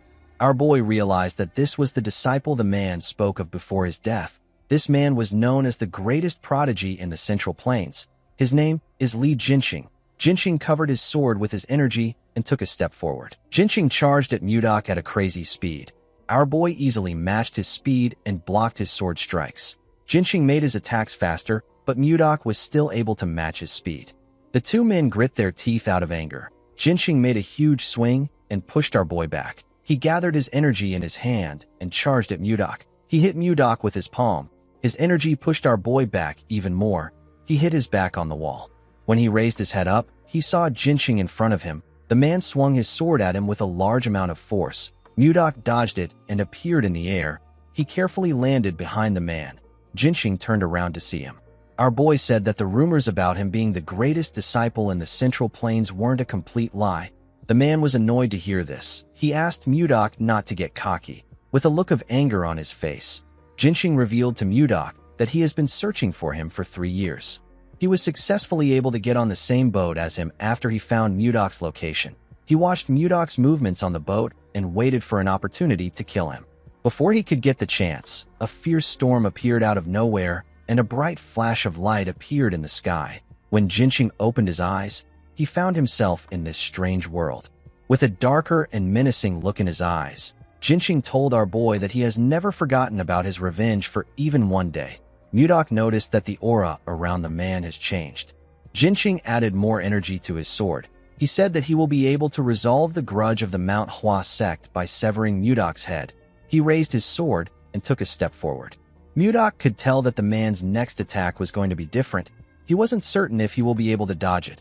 Before Jinxing could swing his sword, someone stepped into the balcony. Mudok and the man quickly turned to the door. The person turned out to be Sylar. The girl told Mudok that she has been looking for him. She asked the men about what they were doing there. Our boy told her that he just met someone from his hometown for the first time in a while. He said that they were talking and reminiscing about the past. Jinxing quickly recognized the girl. He realized that she is the second princess of the Gaia kingdom. He wondered if she is close to Mudok. When our boy moved close to the girl, she asked him about where his hometown is. Jinxing watched them as they spoke. He knew that things will become complicated if he kills Mudok in front of a princess. Although he didn't like it, the man decided to back off. He bowed his head to the princess and told her that he will excuse himself first. He asked them to continue their conversation. Sylar gently thanked him.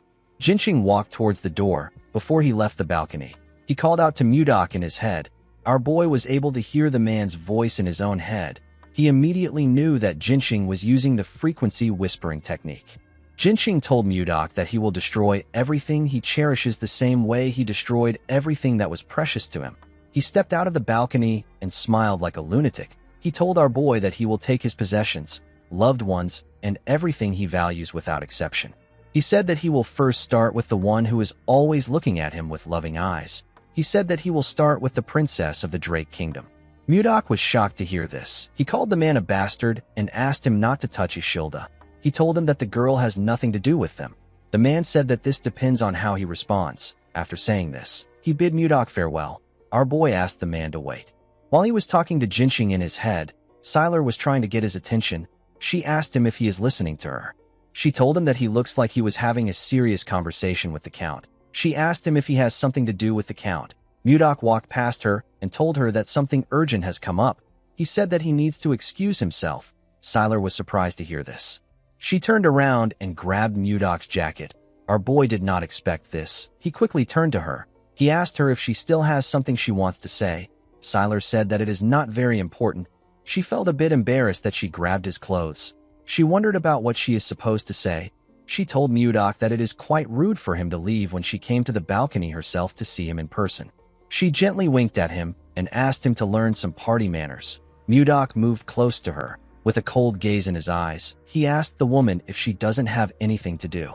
He reminded her that dignitaries from different nations have come to celebrate the king's birthday. He asked her if it isn't her responsibility, as Gaia's representative, to entertain this people and chat with them.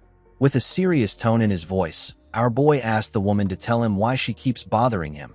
Sylar was shocked to hear this. She couldn't believe that someone like her was being bothersome. Most men desperately try to get her attention with everything they have, but the princess always blows them off. They always try to get close to her to get something, but the princess always turns them down. Sylar wondered why Mudok was different.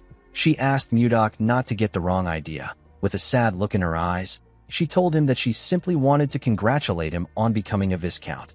Mudok felt bad when he heard what she said. He apologized to the princess for his harsh words. He told her that something urgent has truly come up.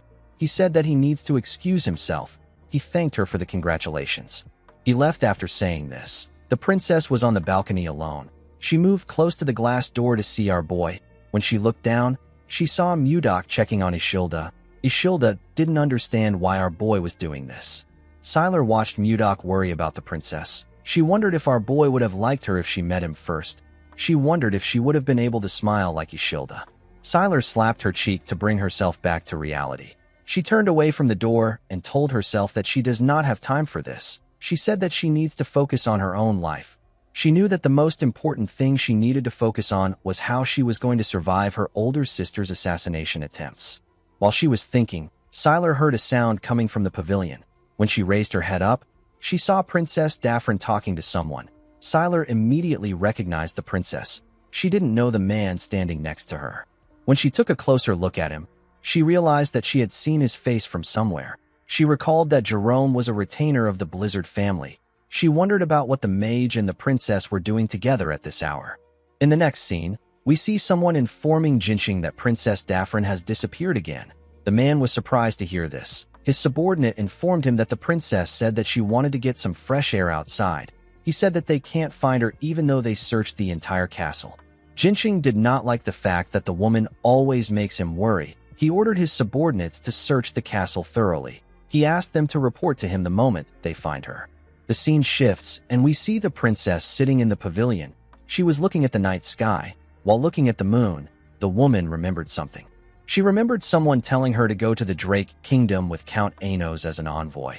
The woman realized that she would have never come there if she didn't receive an order from her older brother.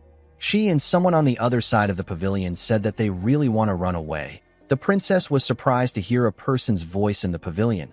She quickly turned around. She asked the man to come out of the shadows. The man apologized to her and stepped out of the shadows. The man turned out to be Jerome. Jerome told the princess that he didn't think anyone would be there at this hour. The princess was surprised to see Jerome's handsome face. She quickly put herself together and looked away. She asked the mage not to apologize. She told him that she was just a little startled. The princess did not think that he would be so handsome. Jerome apologized to the woman for not introducing himself. He shared his name with her and told her that he serves under Viscount Blizzard. The princess also introduced herself to him. Jerome smiled and told her that she has a beautiful name. The moment he said this, he realized that he had heard the name before. He immediately knew that this was the princess who is renowned throughout the continent for her beauty. He quickly went on his knees and apologized to Daphne for not recognizing her. He begged her to forgive his rudeness. Daphne assured him that it is fine. She said that she doesn't concern herself with such things. Jerome told her that he will be taking his leave. The moment he said this, he carefully looked at her face to see her expression. He noticed that Daphne looked kind of sad. He stood up and asked her if it is fine for him to stay in the pavilion too. The woman was surprised to hear this, with a smile on his face. Jerome said that he is waiting for his lord who is still in the party. He said that he will like to stay if his presence won't be too imposing on her. Daphne began to heavily blush when she heard this. Jerome looked like a Prince Charming to her. She sat down and asked him to do whatever he likes. A while later, we see Jerome ranting about his problems to the princess. He told her that he is the one who always has to clean up Mudok's mess.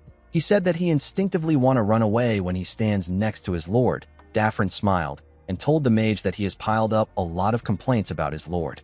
Jerome became embarrassed. He realized that he has only been talking about his issues. Daphne smiled and told him that it is okay. She said that she finds it interesting.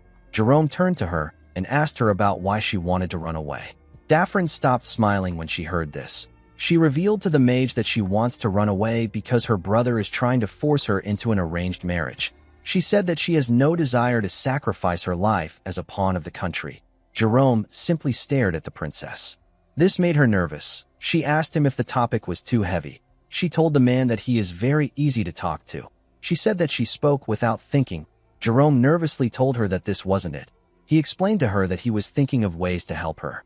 He asked her to let him know if there is anything he can help her with. With a bright smile on his face, the mage said that he is willing to stake his mana in order to help her.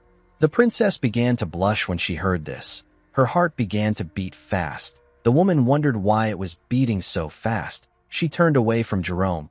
She couldn't look him straight in the face. The moment she did this, someone called out to her. Daphne nervously turned around. She saw the count and his men walking towards her. Jinxing told the princess that he has been looking for her for a while. He turned around and asked her about the identity of the man behind him. Jerome told the count that he is just a humble mage who was passing by. The man quickly realized that the count is the rumored Grand Sword Master. He bowed his head to the princess and told her that he will take his leave now that her escort knight has arrived. He turned around after saying this. Daphne gently called out to Jerome. The count noticed this. He remembered how he saw the princess smiling before he called out to her. He quickly became angry. He asked the princess if she knows that the king has promised to hold a grand engagement ceremony for them once they return to the kingdom. Jerome was shocked to hear this. Daphne couldn't believe what she was hearing. With a cold gaze in his eyes, Jinqing asked Daphne to start opening her heart to him. Daphne couldn't believe that her brother would do something like this without consulting her first. She walked forward and said that she will be going inside first. Jinqing followed her. Jerome already guessed that Daphne's arranged marriage partner was Jinqing. Before the princess left the garden, she gently turned.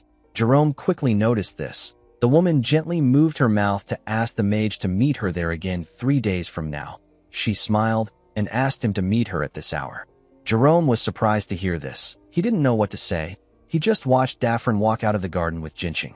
The scene shifts, and we are taken to the hall. We see Ishilda laughing and talking to some women. After they were done talking, Ishilda waved to the women. She took a deep breath and let out a sigh. She found it exhausting to always have to talk to people. She felt a bit tired. While she was thinking, someone stretched out his hand and asked her if she wants to dance. The person turned out to be Mudok. Ishilda smiled and told our boy that she would love to dance. The two of them moved to the dance floor and began to dance in an elegant manner. The king and Count Slave watched Ishilda and Mudok as they danced. The king called out to the count. He told him that he feels like Ishilda and Mudok are quite close. He asked him if he is wrong. The count told him that he is correct. Tomalova carefully looked at his daughter. He said that it has been a while since he saw her smile so brightly. He begged the count to answer his next question honestly. Count Slave asked him to say his question. Tomalova asked the man if it is possible that Ishilda has feelings for Mudok. The count became nervous when he heard this. He said that Mudok has definitely been making a name for himself lately, but it is not to the level where Ishilda might like him. He reminded Tomalova that Mudok was just a mere commoner a while back. He said that it is impossible for our boy to court a princess even if he became a viscount. He said that Mudok's skills in combat has its limit. He believed that it would be impossible for our boy to understand the complex web of noble interests. Tomalova became discouraged. He told the count that he is right. He looked at his daughter's beautiful smile and said that he can't entertain meaningless hope. He said that he can't act recklessly. The scene shifts and we see Lilith flying somewhere. When she was about to land, the people below her began to cheer. She landed in front of the Roll Merchant group. Mudok greeted Edmund when Lilith landed. The man was quite happy to see our boy. Mudok came down from his wyvern. He asked Edmund if he is making a good living. The merchant said that they are making more than a good living. He revealed to our boy that they have become the top merchant group in the kingdom thanks to his support. He said that business is booming every day. He asked Mudok to come inside. He poured our boy some tea and sat down with him. He told him that he heard about how he became a viscount after winning the battle. He said that a lot has happened in such a short period of time. Mudok revealed to Edmund that he came to visit him in order to ask him for a favor. The man asked him to tell him what he wants. He told him that he is ready to do anything. Mudok told the man that he needs a mansion. Edmund did not expect to hear this. Our boy told him that he wants a mansion that will be much more grandeur than Duke Icarus's mansion. He said that he wants something that is on a whole other level. Edmund smiled and said that he understands. He said that he will prepare it as soon as possible. The man was happy to see that Mudok was finally making a move against the Duke. He believed that it was time for him to get revenge against the Akasa merchant group and Duke Icarus. Edmund was certain that he could defeat the Duke with Mudok's help and even rise to a higher position. He knew that the only thing he had to do was to ensure that Mudok never runs out of money. The moment he thought of this, Edmund realized something. He asked our boy about where his retainer is. He asked him about why he came alone. Mudok smiled and said that he has him walking on a special assignment. The scene shifts and we see Jerome in another location. He was wearing a hood that covered his face. While looking around, Jerome remembered that his lord asked him to find out who was behind the massacre of the Kramer family. The man was annoyed that he got this assignment. He felt like Mudok was giving him too much work. He let out a sigh and decided not to think about it. He wondered if Princess Daphne is okay. He did not understand why she wanted to meet him again in 3 days. While he was thinking, someone appeared behind him and told him that he thought he went missing. He did not think that Jerome would still be alive. Jerome turned around to see the dark-haired man. The man, whose name is Leon, greeted him with a smile on his face. Jerome stood up and shook the man's hand. He told him that he is still too handsome to die. The man laughed when he heard this. He told Jerome that his Prince syndrome is still a problem even though he went missing. He sat down and asked the mage about the kind of information he wants to get. Jerome threw a bag containing a large amount of gold and valuable jewels on the table.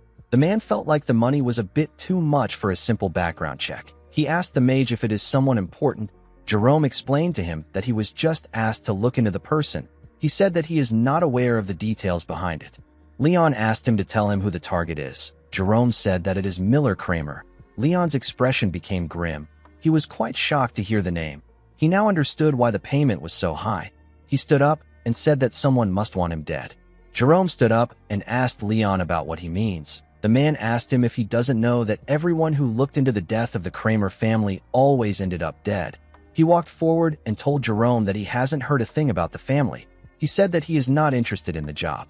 The mage placed another bag on the table and told the man that he will double his pay if he gets him the information he needs. Leon stopped walking when he heard this. He said that it has been over 10 years since the incident took place. He told himself that things are probably fine now.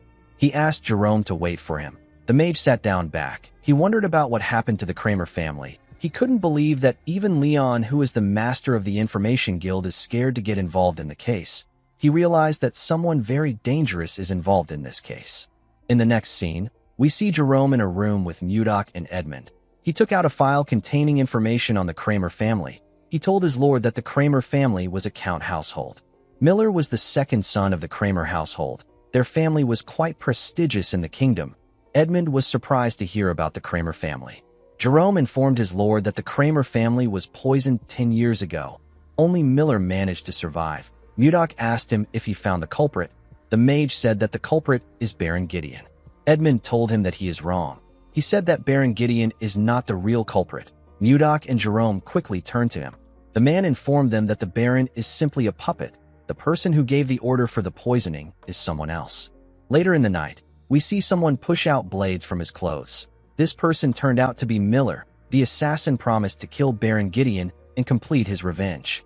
Before he could leave the building, he saw someone coming towards him. He was surprised to see his lord and Jerome. He asked Mudok about why he is there at this hour. Edmund stepped forward and told Miller that he met him when he was little. He referred to him as young master and told him that he has grown a lot. He introduced himself to Miller as Edmund from the Roll Merchant Association. He informed Miller that his father used to support their association. He told him that he wants to tell him the truth about his family's death. The person who carried out the poisoning was truly Baron Gideon. However, the person who ordered for the assassination of the Kramer family was Duke Icarus. Miller was shocked to hear this. He asked Edmund to tell him what the Duke will gain from assassinating his family. Edmund revealed to him that Duke Icarus is the real power behind the Akasa Merchant Guild, which is the largest guild in the kingdom. Miller was shocked to hear this. Edmund explained to him that the Duke eliminated both the Roll Merchant Guild and the Kramer family in order to grow the Akasa Merchant Group. Miller fell into despair when he heard this. He placed his hand on his face. He couldn't believe that he has been working for the man who killed his family. He fell to his knees and began to laugh like a crazy person. Edmund and Jerome nervously looked at the man. After laughing for a while, the boy put himself together and stopped laughing. He pushed himself up. Mudok asked him about where he is going. The boy said that he is going to kill Duke Icarus. Mudok told him that he can't kill a sword master like Duke Icarus with his current skills. Miller said that he doesn't care. Our boy told him that his current actions are not wise. Miller released his energy and told Mudok that it doesn't matter. He asked him if he is going to stop him. Mudok raised his hand and released his energy.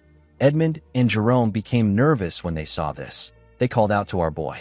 Mudok created an ice sword and asked Miller to defeat him first if he insists on going. Miller took a stance. His rage had consumed him. He told Mudok that he will not back down if this is what he wants him to do. He glared at our boy and charged at him. He thrust his blade at Mudok at a crazy speed. Our boy easily dodged the attacks. He appeared behind the boy. Miller quickly swung his leg at his head when he sensed his presence. Mudok noticed that Miller aimed for his vital points with minimal movements. This was proof that Miller has trained painfully every day. However, he was still not strong enough to face Mudok. Our boy used his fingers to hit Miller in his chest at a crazy speed. The boy coughed out some blood and fell to the ground. Mudok told him that he struck his vital points. The boy won't be able to move for half a day.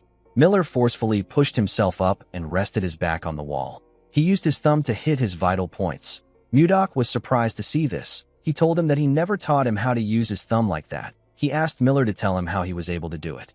While struggling to get up, Miller told his lord that he just showed it to him in person. Mudok was shocked to hear this. He couldn't believe that the boy copied what he just saw. Miller told our boy that the fight is not over. Immediately he said this. He fell to the ground. Mudok called out to Edmund. The man quickly answered him. Mudok ordered the man to move Miller into a room and tell him to come find him when he wakes up. Edmund asked our boy if he is going to punish Miller. Mudok said that he isn't going to do this. He told the man that he plans to personally teach Miller about vital points from tomorrow on. Edmund was surprised to hear this. Mudok walked past the boy and said that his eyes are never wrong. He told Edmund that Miller is a raw gem with outstanding talent. If he is taught well, the boy could be a top-tier assassin. Mudok said that he is still a long way from this. The moment he said this, something moved in his pocket. The two men quickly turned to his pocket. Mudok took out the communication stone and asked about what is happening. The call was from Ishilda, with a shaky tone in her voice. The girl asked Mudok to help her. She said that the place is too cold. Mudok was shocked to hear her shaky tone. He quickly asked Ishilda to tell him where she is. The girl was unable to respond to him. Our boy quickly ran forward. He jumped out of the building through the window. He hoped that the princess was okay. He quickly arrived at the castle. He grit his teeth out of anger. He wondered about where Ishilda was. He recalled that the princess said that the place was cold. Mudok quickly focused his energy in his eyes. He realized that Ishilda must be in the coldest place in the castle. He used his eyes to examine the castle. He found a building that released a cold energy. Mudok quickly entered the building and called out to Ishilda. To his surprise, he found Ishilda shaking in the building. She had a blanket around her. He took the princess out of the building and asked her about how she got trapped in there. Ishilda revealed to him that she went inside to check on the ice wyvern eggs that he gave to them. She accidentally locked the door on herself when she stepped in. Mudok reminded her that he mentioned that the ice wyvern's tray was enchanted to keep the temperature low. He asked her about why she would act so carelessly. Ishilda apologized to him. She told him that she was able to reach out to him with the communication stone. Mudok let out a sigh. He quickly hugged the princess. While shaking like a scared child, our boy begged the princess to never do this again. He told her that he can't lose her again. Ishilda was surprised to hear this. She gently placed her hand on his back. The moment she did this, they heard a cracking sound come from an egg. Ishilda and Mudok quickly turned to the egg. They stood up and went inside. They saw a baby ice wyvern raise its head up. Its body was covered in mucus. Mudok asked the princess to remove the mucus from the wyvern's body. Ishilda was shocked to hear this. Mudok explained to her that the hatchling will recognize her as its mother if she does this. The princess gladly used her blanket to clean the mucus. She told Mudok that the hatchling's body is so soft. She asked him if he thinks that the imprinting worked properly. The hatchling carefully opened its eyes when she asked her question. Mudok asked the princess to try greeting it. Ishilda greeted the wyvern with a smile on her face. The hatchling smiled brightly at her. The princess was very happy to see this. She moved it closer to her face. She liked the fact that it was so cute. Mudok told her that this wyvern is a female. Ishilda asked him about how he could tell just by looking at it. Mudok explained to her that a person can distinguish the gender of a wyvern through its cloaca. He smiled and told her that the hatchling looks healthy. He asked her to raise it well. With a smile on her face, Ishilda thanked him for the gift. She promised to raise the wyvern well. She asked him about what she should name it. Mudok told her that she is the one who can name it since it belongs to her. While they were talking inside the building, we see a maid looking at the building from a window in the castle. It seemed like she was observing something. After the king's birthday party, the conferral ceremony was held. We see Mudok kneel in front of the king. He was made a viscount of the Drake Kingdom. He was officially recognized as a viscount. Immediately after the ceremony ended, the Grand Council called for a meeting. The Grand Council is a meeting attended by all nobles of the kingdom. It is mainly for selecting members of the small council or discussing noble affairs. The king sat at the center of the hall. He faced the numerous nobles sitting in front of him. He announced that the first agenda of this Grand Council is to elect the members of the small council. He asked anyone with a recommendation to raise their hand and state the name of the nominee. A noble sitting next to Duke Icarus nominated him. Another noble sitting next to Count Slave nominated him for the position. Some people agreed to this nominations and some disagreed. Mudok carefully watched this fierce argument. Even without anyone telling him, our boy could tell which people supported the Duke and which people served the king. He didn't really care for the event because he knew that no one would nominate him. The moment he thought of this, someone nominated him. Mudok was shocked to hear this. Everyone in the hall quickly turned to the person that nominated our boy. The person turned out to be Duke Icarus. The Duke said that Mudok has already demonstrated his ability to them many times. He said that he believes that Mudok is fully qualified to become a member of the small council. He asked the nobles if they object to this nomination. Everyone agreed to the nomination. Tomalova did not understand what the Duke was trying to do. Ishilda remembered that the Duke was the one who sent Mudok to the northern lands. She didn't understand why he was now recommending him for the small council. She wondered about what he was plotting. With a smile on his face, Duke Icarus said that everyone agrees. He picked up a glass of wine and glared at Mudok. He congratulated him on entering the royal court. Since the small council convenes every week, a member of the council cannot leave the capital. Duke Icarus had countless eyes and ears that served him in the capital. He wanted to make sure that Mudok won't get the chance to build power beyond his reach. The Duke wanted to see Mudok struggle. He believed that our boy will fall deeper into his web the more he tries to fight him. In the next scene, we are taken to Ishilda's room. The princess remembered giving Mudok a signal to come to her room after the meeting ends. She wondered if he didn't notice it. Immediately she thought of this. Our boy appeared on her window. He told her that it is impossible for him not to notice the signal. Ishilda was happy to see Mudok. Our boy asked her about what she wants to talk about. The princess asked him if he knows why the Duke recommended him as an executive. Our boy told her that he doesn't know. He asked the girl if she has any guesses. The princess said that she doesn't. She said that it is impossible for the Duke to do this for no reason. Duke Icarus openly sent assassins to kill the king and even sent Mudok to the faraway northern lands. Ishilda was certain that the Duke was plotting something behind the scenes. Mudok wasn't completely against the idea of becoming an executive. He told Ishilda that he will now be able to see her more often. He said that he needs to thank the Duke for helping him. Ishilda warned him that Duke Icarus is a man who will do anything to get what he wants. She told him that things might not work if he is not careful. Mudok called out to the princess. He assured her that he will handle things as he always does. He asked her not to worry too much. Ishilda was surprised to hear this. She gently smiled. The moment she did this, a maid knocked on her door and asked her if she can come in. Ishilda quickly turned to Mudok and asked him to hide somewhere for a moment. Immediately she said this, she noticed that our boy was no longer in the room. The scene shifts and we are taken back to the past. 10 days ago, we see Princess Daphne and Jerome talking under the pavilion. The princess informed Jerome that she wanted to run away. Jerome was shocked to hear this. He asked her if she is serious. He asked her about where she wants to go. Daphne said that the place doesn't matter. She asked him if he can take her somewhere that no one will recognize her. The mage reminded her that he is a vassal for the Lord of Carillon. He said that he can start a war between nations if it is revealed that he helped her run away. The princess asked him if the vow he made to her was a lie. Jerome was surprised to hear this. Daphne reminded him that he swore on his mana that he would help her. With a sad look on her face, she said that this is the first time she has actually been outside the castle of the Hazel Kingdom. It was her first time talking to people outside the castle. After her father passed away, her brother locked her in her room. He only let her out during national events. No matter how beautiful the clothes were or how delicious the food was, it didn't matter to the princess. All she wanted was freedom. When the princess got into a political marriage with the count, she tried to like him, but he was nothing more than her brother's loyal dog. The count is a man who doesn't care about her feelings or thoughts. The princess noticed that the count looked at her the same way her brother did. He had cold eyes that saw her only as a tool. Princess Daphne told Jerome that he is the only person who doesn't look at her with his cold eyes. Jerome didn't know what to say to her. The princess stood up and apologized to the mage for making him uncomfortable. She told him that she was too naive to take his promise seriously. As tears flowed down from her eyes, the princess said goodbye to the mage. Jerome clenched his fist. He summoned his courage and called out to the princess. He asked her to wait. Daphne quickly turned around. Jerome became nervous. He told himself that he can't do anything. He told the princess that he really can't do anything.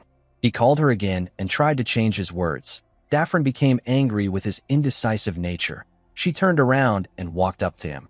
Jerome was still nervously thinking about it. With a look of anger on her face, Daphne asked the mage if he will help her or not. Jerome told her that he will do it. He wondered why her personality suddenly changed. The princess was happy to see that he agreed to her request. She gently smiled at him and thanked him for his help. Jerome told her that he will share the meeting place with her. He asked her to go to the tavern at the castle's main gates. He said that he will wait on the 3rd floor of the Russian Blue until sunset. He told her that no one must know about this. He advised her to act as if she didn't speak to him today. Daphne smiled at him and told him that she understands. The scene shifts, and we are taken to the present. We see Jerome standing in front of a door. He was thinking about the promise he made. While he was thinking, Mudok asked him to come in. When the mage stepped inside, our boy asked him if something is wrong. Jerome said that he wanted to go to Toth for an inspection. Mudok asked him if he is going alone. With a nervous look on his face, the mage said that it is necessary for them to check if Volmer is managing things properly. Mudok agreed that maintenance checks are important. He asked Jerome to go ahead. He told him that he will join him after his next meeting. Jerome explained to his lord that the journey is a 5-day ride on a horse. He told him that it will be difficult for him to attend the small council meeting. He said that he will go by himself and report back immediately. Mudok asked him about what he means. He reminded him that it only takes a day to reach Toth on a wyvern. Jerome nervously laughed. He said that he has completely forgotten about the wyverns. Mudok noticed that he was acting weird. He asked his vassal if something is wrong. He told him that he has been distracted all week. With a shaky tone in his voice, the mage said that this is ridiculous. Mudok was still suspicious of the man. He told him that he will leave Toth in his hands. Jerome thanked him and walked towards the door. Mudok watched him as he walked out of his room. After leaving Mudok's office, Jerome thought about how tomorrow is the day of the operation. He wondered why he was doing this. He would normally refuse this request. He knew that this was a crazy request. He told himself that he needs to stop while he can. The moment he said this, he remembered how the princess looked when she cried. Jerome began to smile like an idiot. He was completely smitten by Daphne's beauty. In the next scene, we see Ishilda and her father walking to the meeting room. On her way there, Ishilda wondered about what Duke Icarus was planning. She knew that there was no way the Duke would invite Mudok to the royal council without any reason. When she arrived at the door of the room, she reminded herself that Mudok said that he will take care of it. She believed that things will be fine. Immediately she thought of this. A guard announced to the nobles that the princess and the king are entering the room. Ishilda and her father stepped into the room when the door got opened. Ishilda quickly turned to the side to see Mudok. Our boy smiled and nodded at her. The princess also did the same thing. After the princess and the king got seated, Count Slave stood up and announced that the royal council meeting will begin now. He said that the first agenda will be presented by Duke Icarus. The duke stood up and greeted the king, the princess, and his fellow nobles. With a smile on his face, he announced that he would like to discuss the princess's marriage. The king was surprised to hear this. Even Mudok did not expect him to bring this matter up. Ishilda was more shocked than anyone in the room. The nobles became silent when they heard what the duke said. Ishilda stood up and asked him about what he is talking about. The duke bowed his head and apologized to the princess for bringing up a proposal that startled her. He reminded her that she turned 20 this year, and yet she doesn't have any marriage plans or even a fiancé. He said that such a thing is unheard of in the royal family. He explained to Ishilda that the royal bloodline could be severed if things go wrong. The duke proposed that Ishilda's wedding should be hastened. A noble stood up and told the duke that he is going too far. He asked him if he has no respect for the royal family. Another noble asked the man to watch his mouth. He said that the duke merely spoke out of concern for the kingdom's future. A noble belonging to the duke's faction asked the first noble if he is not concerned for the kingdom's future. Ishilda couldn't say anything. She could only watch the men argue. Count Slave stood up and slammed his hammer on his table. He ordered the nobles to keep quiet. Ishilda grabbed the hammer and slammed it on the table with a large amount of force. She broke the hammer when she hit it on the table. She ordered everyone to calm down. The room quickly became silent. The princess apologized to the count and gave him the broken hammer. She asked the man to resume the meeting. The count nervously collected the broken hammer. Ishilda asked her father about why he isn't saying anything. The king placed his hand on his head and asked his daughter to sit down. Ishilda did not expect to hear this answer. She asked her father if he agrees with the duke. She reminded him that he promised to allow her choose her fiancé. With a look of anger on his face, Tomalova told his daughter that a child of the royal family must accept their fate. He asked her to stop her foolish talk. Ishilda couldn't believe that her own father was saying this to her. She turned around and walked forward. Count Slab informed her that the meeting is still in progress. Ishilda didn't listen to the count. She walked out of the hall. Mudok could only watch her walk away. The scene shifts, and we are taken to Ishilda's room. We see the princess asking her maid about what she should do. She said that the only person she likes is Viscount Blizzard. The woman gently held the princess's hand and told her that nothing has been decided yet. She asked Ishilda not to jump into conclusions. Ishilda raised her head up and told Lenshia that she is wrong. She explained to her that the nobles want her to marry Justin so that he can inherit the throne. The Tomalova royal family has only 3 princesses, and by law, a princess cannot inherit the throne. The princess told the woman that Duke Icarus will be able to achieve his goal if he can get her to marry his son. With a crazy look in her eyes, Ishilda stood up and said that she will just tell everyone that the only person she will marry is Mudok. Lenshia was shocked to hear this. She begged her mistress to maintain her dignity. While screaming at the top of her voice, the princess asked the woman to tell her how long she needs to keep this dignity. She said that she can't take it anymore. Lenshia grabbed the princess and begged her to wait. She told Ishilda that she understands how she feels, but she will put the whole kingdom in chaos if she does something like this. The princess pushed forward and asked the woman to let her go. She said that her mind is already in chaos. She told her that nothing matters anymore. The moment she said this, the princess and her maid heard a man call another person an insolent fool. The man asked the person about what they are doing. Ishilda quickly stepped outside with her maid. She saw Mudok glaring at a maid. The maid was on the ground. Our boy asked the maid about why she was eavesdropping on the princess. He referred to her as a spy and asked her about who sent her. While shaking in fear, the maid said that she is not a spy. She said that she was simply cleaning the doorway. The princess asked Mudok about what is going on. Our boy explained to her that he found this maid with her ear to the door when he came to check on her. Ishilda asked the woman if what Mudok said is true, with a shaky tone in her voice. The woman said that she was simply cleaning the doorway. Ishilda realized that the woman was new to the palace. She asked her if she knew that this was her residence. While shaking, the maid begged Ishilda for her forgiveness. She explained to her that she was just assigned to the Eastern Palace today. She said that she lost her way because she is not yet familiar with the palace layout. The princess asked the maid to never appear before her again. She assured her that she won't let her go so easily next time. The maid stood up and thanked Ishilda for her mercy. She swore to never come back to her place. After saying this, the maid ran forward.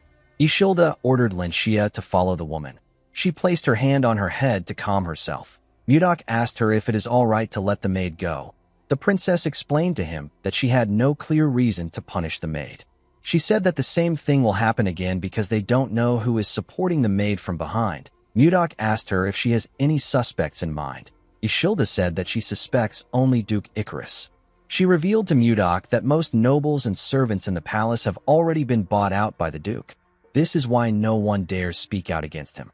Mudok already knew that the royal family was weak, but he didn't think that it was this bad. The princess asked our boy about what she should do. She said that she will be forced to marry Justin if she doesn't make a move. Mudok smiled and asked her not to worry. He assured the princess that he will speak to her father. Ishilda asked him if he has a plan. Mudok looked out the window and smiled. He said that there is one plan that comes to mind. In the next scene, we see some men chasing after someone. The person quickly hid next to a building. The leader of the men ordered his subordinates to search the whole area. The person the men were chasing after was Daphne. The princess covered her head with a hood. The scene shifts, and we see Jerome waiting in the promised location. The mage seemed to be panicking. He remembered how the princess cried when she begged him to save her. He looked outside and noticed that they were already in the evening. Jerome believed that the princess was not coming again. The moment he thought of this, Daphne barged into the room and called out to the mage. Jerome was shocked to hear her voice. While breathing heavily, the princess asked him if he waited for a long time. Jerome quickly raised his head to see the princess. Before he could say anything, he heard some men talking outside the inn. The leader ordered his subordinates to search every building. He said that they can't let Daphne escape. The princess grabbed the mage's hand and asked him about what they should do. She said that they will be caught soon. Jerome quickly blocked the door with the table and chair. Daffrin explained to him that the soldiers will still be able to break in even if he blocks the door. The mage said that he brought something for this situation. Immediately he said this. The soldiers hit the door and asked them to open it. The princess became scared when she heard their voice. She told Jerome that the men are already there. She asked him about what they should do. Jerome took out a scroll and asked the princess to hold on to him tightly. He made the scroll float and began to cast the spell written on it. When the paper began to tear, Jerome told the princess that they are going to Toth. Immediately he said this. He teleported with the princess.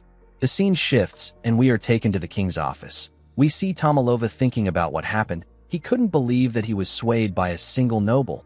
He realized that the previous king would have been furious if he saw what was happening. Tomalova knew that he was wrong for taking his anger out on his daughter. He clenched his fist out of anger. He called himself a pathetic father. Immediately he thought of this. Mudok knocked on his door. The king asked his guards to let our boy in. He put himself together and picked up some papers. Mudok entered the king's office and bowed his head to him. He asked Tomalova if he has been well. The king let out a sigh and told Mudok that he must already know that he is not at peace. Our boy asked the king if he will hand over the princess and the kingdom to Duke Icarus. Tomalova glared at Mudok and asked him to watch his words. He told him that he won't forgive everything he does just because he saved his life. Mudok informed the king that he has a solution for him. Tomalova stood up when he heard this. Our boy gently signaled the king to tell his guards to leave the room. Tomalova waved his hand at the men when he saw Mudok's signal. After his guards left the room, he asked Mudok to tell him the solution. Our boy gave the king a scroll and explained to him that he only needs to announce the statement that he prepared as an official decree. Tomalova quickly opened the scroll. He realized that his daughter will be able to avoid the marriage with Justin if he announces what is written in the scroll. He told Mudok that this decree will only buy them time. It will not solve the problem. Mudok assured him that he knows. With a smile on his face, he told Tomalova that it is a trap. He said that the hunter needs to only wait for the prey to step into the trap he set. The scene shifts, and we are taken to Toth. We see Mudok entered the castle. Jerome nervously welcomed him. Princess Daffrin was hiding behind him. Mudok was surprised to see the princess with his vassal. Jerome nervously told his lord that he can explain. A while later, we see the group sitting together. Jerome explained everything to his lord. The princess told our boy that she doesn't want to trouble him. She begged him to let her stay there. Mudok explained to his advisor that the princess is an envoy of the Hazen kingdom. He asked him if he knows what this means. Jerome apologized to Mudok and told him that he will ensure that nothing harmful happens. He begged his lord to allow the princess to stay. Mudok didn't really like this arrangement. Jerome and Daffrin could tell that our boy was not really in favor of this arrangement. To their surprise, Mudok asked them to do as they wish. Jerome and Daffrin couldn't believe what they were hearing. Our boy told Jerome that the princess can stay as long as she wants. Daffrin asked him if he is certain. She told him that she will repay his kindness. Mudok asked her to forget about it. He told her that he is not so poor that he will demand payment from a runaway princess. He explained to her that he cannot drive her out so coldly since Jerome risked his life to help her. He assured Jerome that their relationship will be kept a secret. He asked him not to worry about it. Jerome and the princess began to blush when they heard this. Jerome stood up and told his lord that he is being rude to the princess. Mudok asked the mage about why he is angry. He asked him to just admit it. The princess turned to him when she heard this. It seemed as if she wanted Jerome to tell her that he likes her. Mudok told the princess that he needs to speak with Jerome alone. He asked her if she can step out for a bit. Daffrin accepted his request and thanked him for his consideration. After the princess left, Jerome followed his lord to his office. He apologized to Mudok and told him that he made a promise to the princess due to a slip of tongue. He placed his hand on his chest and told his lord that he will personally escort the princess back to her kingdom. Mudok asked him about why he wants to do this. Jerome was surprised to hear this question. He explained to his lord that a war could take place if the Hazen kingdom find out that their princess is there. Mudok raised his hand and told Jerome that he is not talking to him as his vassal. He asked him to answer him like a man. He asked Jerome to tell him what he wants. The mage let out a sigh and said that he doesn't know. Immediately he said this. Mudok's communication stone rang out. Our boy picked up the call and asked the caller for his identity. Edmund told our boy that he is the one calling him. He revealed to him that something terrible has happened. He said that Princess Daffrin has been kidnapped. He said that Count Anos has asked the king for help and the whole kingdom is in an uproar. Jerome began to sweat when he heard this. Our boy told Edmund that he is already aware of this. The man was surprised to hear this. Mudok told him that he will end the call since nothing else happened. Edmund told him that there is one more thing to report. He revealed to our boy that the king has announced the conditions for Ishilda's marriage.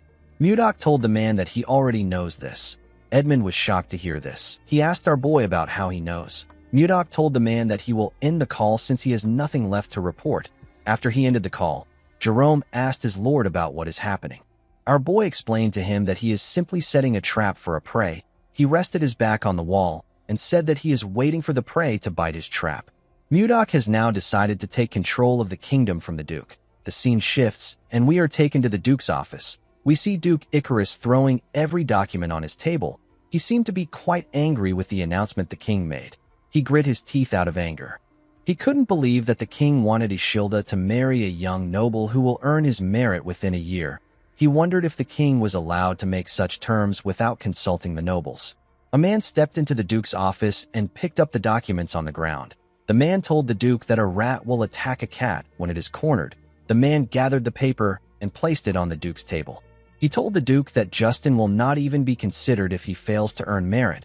He told Icarus that his son does not necessarily need to meet this condition. The Duke turned to him when he heard this. The man explained to the Duke that he simply needs to eliminate everyone who meets the condition. Currently, the ones who meet this condition are John Slave, who is the eldest son of the Slave family, and Mudok. With a smile on his face, Baron Gideon informed the Duke that he will send assassins to take care of John Slave. The Duke asked him about what they should do about Mudok. The Baron revealed to him that he has received a piece of information that he can use to corner Mudok and Ishilda if he uses it well. The Duke was quite interested in the Baron's methods. The scene shifts, and we are taken to the castle. We see a small number of nobles seated in the king's office. Count Slave stood up and said that they need to begin the meeting. He said that the first issue is the status of Viscount Blizzard, who has become a new officer. The Count asked the nobles if they have any good suggestions. Duke Icarus raised his hand when he heard this. He said that Mudok has shown remarkable skill, and right now, the vice captain of the Phoenix Knights, whose name is Baron Logan Famous, is currently injured, and his seat is empty. The Duke announced that he wants Mudok to become the vice captain of the Phoenix Knights. Everyone in the room was shocked to hear this. The Phoenix Knights are the strongest knight order in the kingdom. They are led by Count Torion. The Knight Order recruits anyone regardless of their race or ranks. They only care about skills. Due to this, the order comprises of the most elite warriors. Although this was a good opportunity, Mudok knew that the Duke would never give him a good position. He wondered if there was something in the Phoenix Knight Order. Our boy graciously smiled and thanked the Duke for his consideration. He told him that he will fulfill his duty even though he is lacking. The Duke smiled at him and told him that he is being humble. He assured Mudok that he will do well. He turned to the king and told him that he has something to report. He asked Tomalova if he is aware that there is a strange rumor spreading around the castle. The king asked him about what he means. Duke Icarus revealed to him that someone saw the princess and Mudok coming out of a barn. The nobles were shocked to hear this. Tomalova was horrified. He clenched his fist out of anger. Mudok realized that the Duke was referring to the day he took Ishilda out of the freezer. The king asked Mudok if the rumor is true. Our boy calmly told the king that it is. Tomalova's eyes widened when he heard this. He couldn't believe what he was hearing. The nobles were shocked to hear that a man and a woman were at a barn in the night. With a scary look in his eyes, Tomalova ordered Mudok to explain himself. Our boy stood up and explained to the king that Ishilda got trapped in the barn when she went to see the ice wyvern eggs. He told Tomalova that he simply went there to rescue his daughter. The Duke asked Mudok if he has anyone who can testify for him. He said that his witness saw them embracing each other. He asked Mudok if he denies this. With a scary look in his eyes, Mudok advised the Duke to refrain from insulting the princess and his honor. He told him that nothing happened between him and the princess that night. Duke Icarus glared at our boy and told him that he would also like to believe his words. He said that mere claims cannot convince people. He turned to the king and said that this rumors can spread to other nations or people might begin to doubt the princess's purity. Tomalova slammed his hand on the table when he heard this. Everyone quickly became quiet. Tomalova stood up and announced that the small council meeting will end now. He left the room after saying this. As he walked towards the door, the Duke called out to Mudok and told him that he can never escape his sight as long as he is in the castle. He walked out of the room and slammed the door on Mudok. The scene shifts, and we see Ishilda wake up somewhere. She found herself in another place. She was in her nightwear. While she was looking around, someone moved past her. Ishilda quickly called out to the person. When the princess turned around, she saw some people talking about how a woman abandoned her parents and sided with the barbarians. They said that the woman doesn't even know how to repay her father's kindness. Ishilda didn't understand what these people were talking about. While she was looking at them, she noticed that everyone on the street was staring at her with their sinister eyes. The people were talking about how she spent the night with a man in a barn. One of them called her a princess with no dignity. They said that she was dirty. Ishilda became scared. She told them that it is not true. Suddenly a hand grabbed her arm from behind. Ishilda was shocked to see the hand. The people held her down and told her that she is dirty. Ishilda begged them not to come close. She struggled to escape their grip, but she could only scream. While she was screaming, the girl woke up from her nightmare. She looked around and tried to catch her breath. She noticed that she was covered in sweat. The princess was quite scared. In the next scene, we see some carriages heading to a very luxurious mansion at night. When the people in the carriage came down, the servants opened the door and allowed them to step into the mansion. These people were nobles. The nobles were shocked to see how beautiful this mansion was. The architecture was marvelous. A party was being held in the mansion. A noble carrying a glass of wine walked up to his friend, whose name is Arista, and greeted him. Arista looked around and asked Pasway if this is really Mudok's mansion. Pasway laughed and said that everyone has been discussing this topic. Arista said that this mansion was formerly owned by the Croyne family. Another noble said that the king might have just temporarily lent the mansion to Mudok as a reward for saving his life. Pasway said that this must be the case. He told his friends that it doesn't make sense that Mudok bought a mansion that even the duke can't afford. While wearing a dashing suit, Jake announced that his lord is entering the hall. Everyone quickly turned their heads to the stairs. They were shocked to see the clothes our boy was wearing. Mudok wore a western suit that matched the fashion of the Central Plains and wore the ornament that people in the Central Plains wear. He referred to the nobles as distinguished guests and thanked them for coming to his party. He said that this event was held to celebrate him becoming a viscount. He said that he also organized it to introduce himself as a member of the kingdom's small council. He raised his glass and introduced himself as the Lord of Carolon, the vice captain of the Phoenix Knights and the master of this mansion. With a smile on his face, Mudok introduced himself as Viscount Blizzard. After his introduction, the party continued. The nobles couldn't believe that Mudok was actually the owner of this mansion. They wondered about how someone who was formerly a commoner was able to achieve this. One of them said that Mudok is the sponsor of the Roll Merchant Guild. Our boy gently smiled at his guests. He realized that he made the right decision by leaving his housing issue to Edmund. The nobles changed their attitude towards Mudok after seeing his mansion. It didn't matter if they belonged to the royalist faction or the noble faction. Mudok knew that he needed to show that his wealth is superior if he wants to change the minds of the noble faction, which is centered around the duke. This is because power, wealth, and authority is what moves them. A noble known as Roine walked up to Mudok with his friend and thanked him for inviting him to the party. Our boy thanked him for attending. Roine told him that he hasn't seen the princess in the party. Mudok explained to him that the princess informed him that she will be unable to attend the party because she is unwell. With a smile on his face, Roine said that something might have happened yesterday for her to be unwell. His friend laughed when he heard this. Mudok glared at the man when he heard this. Roine told him that there has been some rumors about him and the princess. With a disgusting smile on his face, the man asked Mudok if the rumor is true. Our boy crushed his cup with his hand when he heard this question. Before he could do anything, a huge man appeared in front of him and asked Roine to take back what he said. With a scary look in the man's eyes, he told Roine that he is mocking the royal family by insulting the princess. He told him that he won't get a light punishment if this news reaches the king's ears. Roine and his friend became scared when they heard this.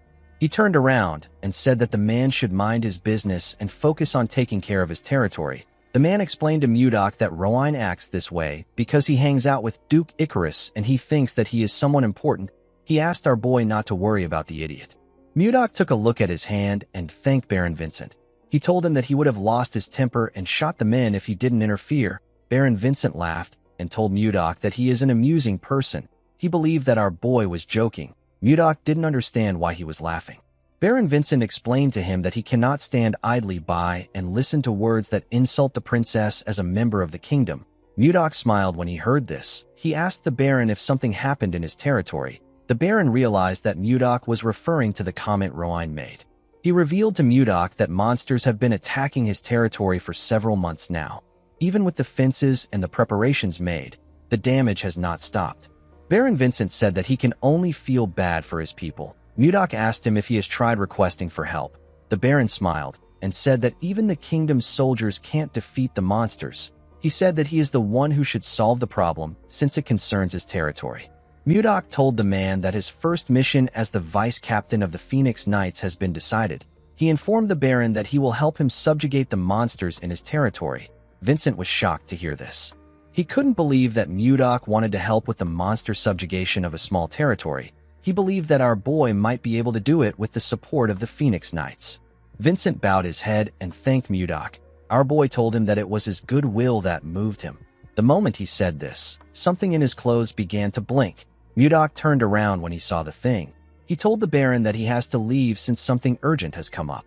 He told him that he will see him later when it is time to leave. Mudok moved to a corner and took out a communication stone. He asked his subordinate about what is happening. Jerome informed him that they have captured someone. He said that the first target was truly the eldest son of the slave family. Mudok asked the mage to tell him where they kept the assassin. Jerome revealed to him that the assassin is in the basement of the annex building behind the mansion. In the next scene, we see Mudok walking down the basement. When he arrived there, he saw Miller and the assassin. The assassin was tied to a chair. Mudok removed the sack on the assassin's head. Miller informed his master that he has paralyzed the man with the technique he taught him.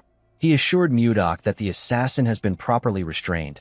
Our boy asked him if he removed the assassin's poison sac. Miller told him that they took out the man's suicide poison from his molar. Mudok covered his hand with a unique energy when he heard this. He placed his hand on the assassin's head. The man began to shake. He looked like he wanted to scream. A minute later, our boy let go of him. The man's eyes turned red. He went on his knees and referred to Mudok as master. He asked our boy to give him his command. Miller was shocked to hear this. He asked his lord about what just happened. Mudok let out a sigh and asked the assassin to tell him his name, the name of the person he served, and any useful information he possesses. The man introduced himself as Sis. He said that he received orders from Duke Icarus to kill John Slade. Mudok let out a sigh. He already expected this. He released a dark energy and ordered the man to tell the Duke that he successfully assassinated John. He ordered him to report the Duke's every move. The man accepted his orders. Miller asked his lord if he is using brainwashing magic. Mudok revealed to him that he used the demon's soul arts. He said that it is a soul-controlling technique. Miller was surprised to hear this. He begged his lord to teach him the technique. Mudok told him that he can't teach him. He explained to the boy that the demon's soul arts is a brainwashing technique used by the demon cult to recruit new members. If the user isn't at an overwhelmingly stronger level than the target, the technique won't work. Mudok told Miller that he won't be able to use the technique on anyone even if he learns to use it. Miller was sad to hear this. Mudok turned to Sis and asked him to leave. The man disappeared the moment he heard the order. Our boy decided to start his counterattack against the Duke. In the next scene, we are taken to the Duke's mansion. We see a man enter the Duke's office. He asked Icarus if he wanted to see him. The person who entered the room was Sis. The Duke asked him if he finished the job well. Sis assured him that he dealt with John Slade. Upon hearing this, Duke Icarus asked the man to leave. Sis bowed his head and turned around. Before he could leave the room, Duke Icarus asked him to wait. He asked someone known as Curson to check whether the brainwashing spell has been undone. A masked man came out of the wall when he heard this. He told the Duke that he understands. He turned to Sis and carefully looked at him. He informed Duke Icarus that the brainwashing spell is still active. Icarus asked him if he is certain. He drank his wine and smiled. He looked outside his window and told himself that he will take care of Mudok next. The next day, news of John Slade's death spread through the capital. The people were told that John died from falling from a horse. This type of death is very common in this era. However, the timing was far too convenient. It didn't take time for rumors to spread like wildfire. Unfortunately, no one knew the truth. They didn't know that John was alive, and everything that was happening was Mudok's plan. The scene shifts, and we see Mudok and Miller walking through a snowy forest. Miller told his lord that the capital will be in chaos right now. Mudok smiled and agreed with him. He said that the only candidate who could challenge him has been killed. He told Miller that this is what everyone will be thinking. He said that everyone will be wary of the Duke. Miller told his lord that there is something he is curious about. He asked him about why he isn't announcing the truth right away. He explained to Mudok that he can get the Duke arrested right away since he has evidence of his crime. Mudok told him that he can't do this. He explained to Miller that they need to make sure that they are able to completely take the Duke out. He told him that Duke Icarus is a meticulous man, so they need to prepare more thoroughly in order to stop him from escaping. He revealed to Miller that there is an even more important reason why he allows the rumors to spread. With a smile on his face, Mudok told his subordinate that rumors about Ishilda have completely disappeared. Miller was shocked to hear this. Mudok explained to him that fire is always suppressed with a bigger fire.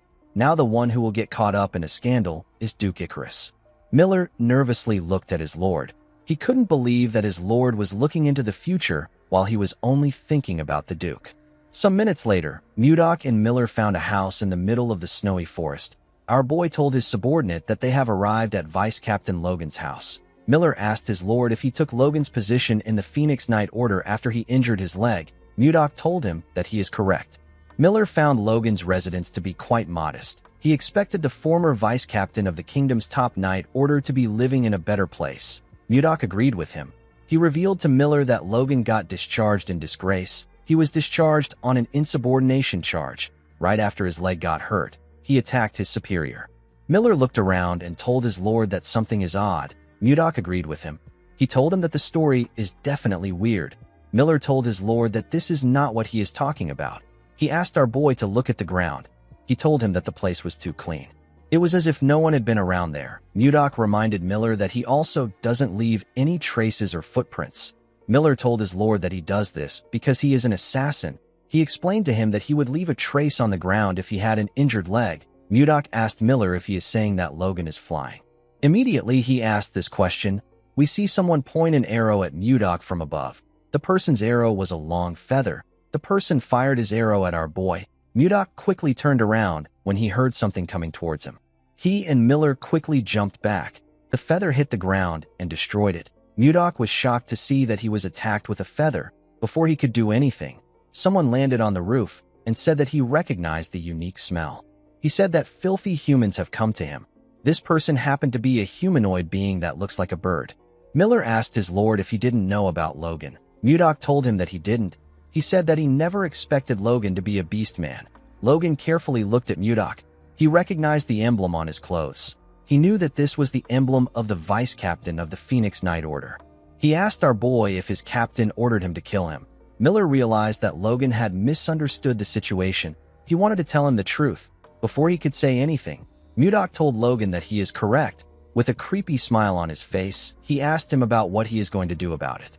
Miller was shocked to hear what his master said. Logan was quite angry with Mudok's response. Miller asked his lord about what he is doing. He asked him about why he provoked the beast man.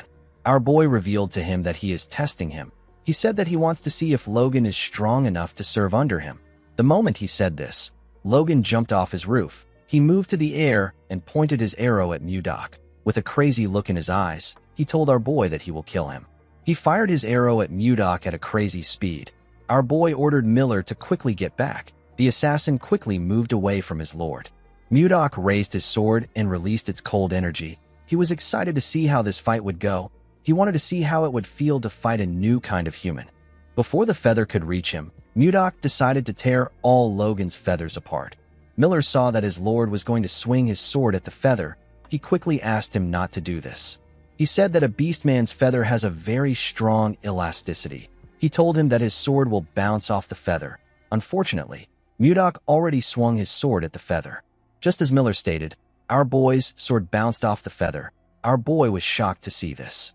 He quickly bent his head to dodge the feather. Logan didn't expect him to dodge the attack. He took out 2 feathers and fired them at Mudok. Mudok recalled that the recoil he experienced just now was insane. He decided to do something else. He carefully tapped the feather with his sword and changed its trajectory. He was able to completely deflect the attack. One of the arrows got fired at Miller. The assassin was shocked to see the feather coming towards him. He quickly jumped out of the way. The feather pierced through the forest and destroyed everything it touched.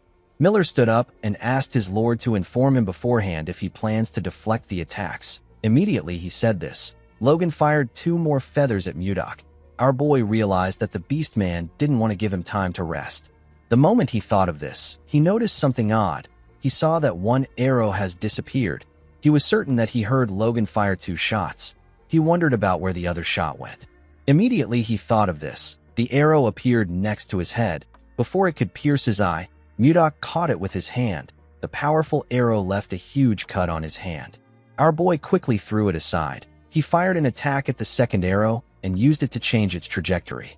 He couldn't believe that his pure snow blade couldn't cut the feathers. He never expected Logan to use a strategy that takes advantage of his blind spot. He smiled and told Logan that his combat ability gets a pass.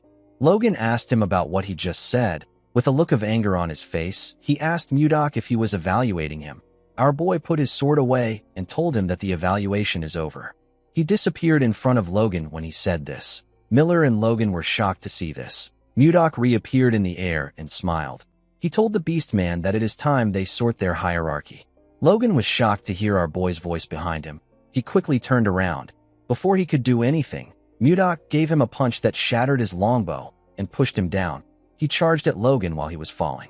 He charged at him with the light air void foot arts. It is a light step art that lets him freely move in midair. He moved close to Logan and told him that his longbow is gone.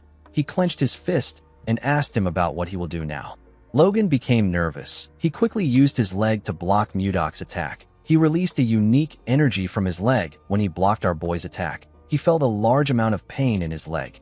Mudok was surprised to feel the unique energy Logan released. He watched the beast man fall to the ground. He took a look at the odd energy in his hand. He said that something feels off. He asked Logan to tell him how he got his leg injured. Logan was annoyed to hear this. He said that he would never share this information with a human. He swung his claws at Mudok. Our boy easily dodged his attack. He covered his hand with his energy. He used it to hit Logan in his injured leg. The beast man called him a bastard. He swung his fist at Mudok and told him that it is cowardly to attack an injured leg. Our boy dodged his attack and clenched his fist.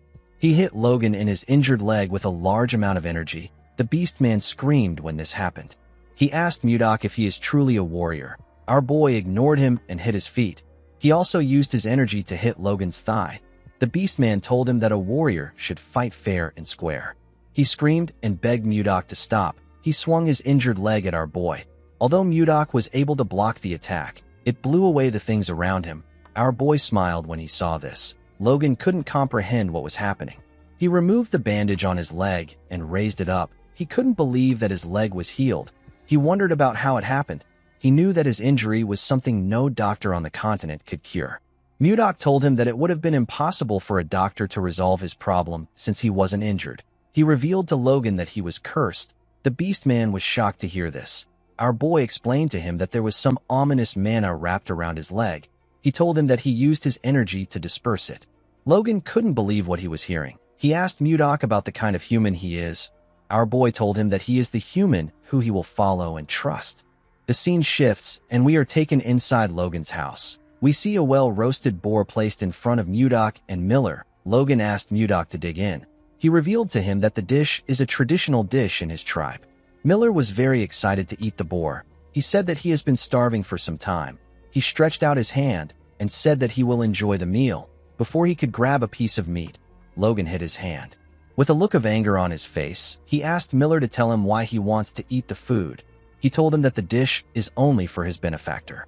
Mudok grabbed a piece of meat and told Logan that Miller is one of his people. He asked him to treat Miller well.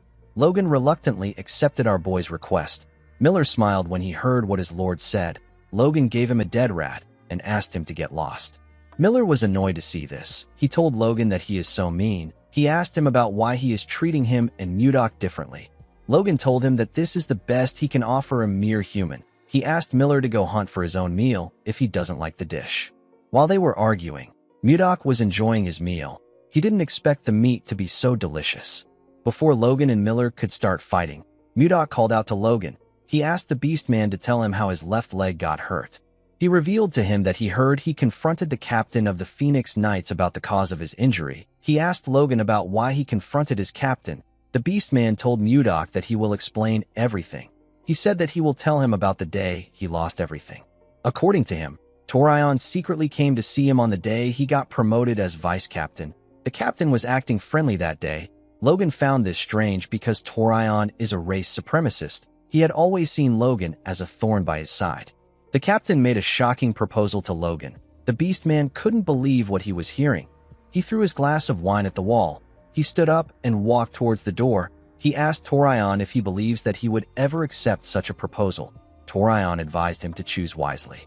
With a creepy smile on his face, he told Logan that there will be no chance to turn back once he leaves this room. Logan let out a sigh and advised the captain to worry about himself. He was annoyed to see how the night captain was acting. Immediately he thought of this. Curson appeared behind him with a spell in his hand. He fired the spell at Logan's leg. The Beastman felt a large amount of pain in his leg. His eyes turned red. He instantly passed out. When he came to his senses, he found himself lying on a bed in the infirmary. At first, he thought that everything that happened was a dream, but when he took a look at his leg, he saw that his leg was truly injured. Logan couldn't comprehend what was happening. He screamed his captain's name out of anger. A while later, we see Torion walking in a hallway. He turned around when he sensed something behind him. Before he could do anything, Logan used his claws to scratch his face. He landed a huge cut on Torion's face. The scene shifts, and we are taken back to the present. Mudok told Logan that he understands what happened. The Beastman bowed his head and thanked Mudok for helping him.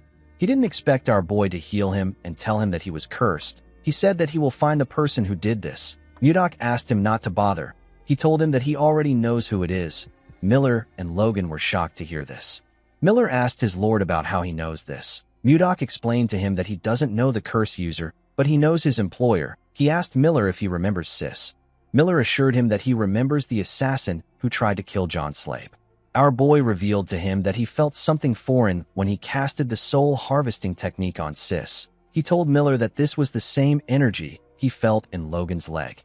Miller was surprised to hear this. He said that the injury must be connected to Duke Icarus. Logan was shocked to hear this. He asked our boy if he just said Duke Icarus. Mudok asked him about why he is reacting like this. Logan revealed to him that the proposal he declined was related to the Duke. Mudok asked him to tell him what the proposal was about. With a nervous look on his face, Logan revealed to our boy that the proposal was about rebellion.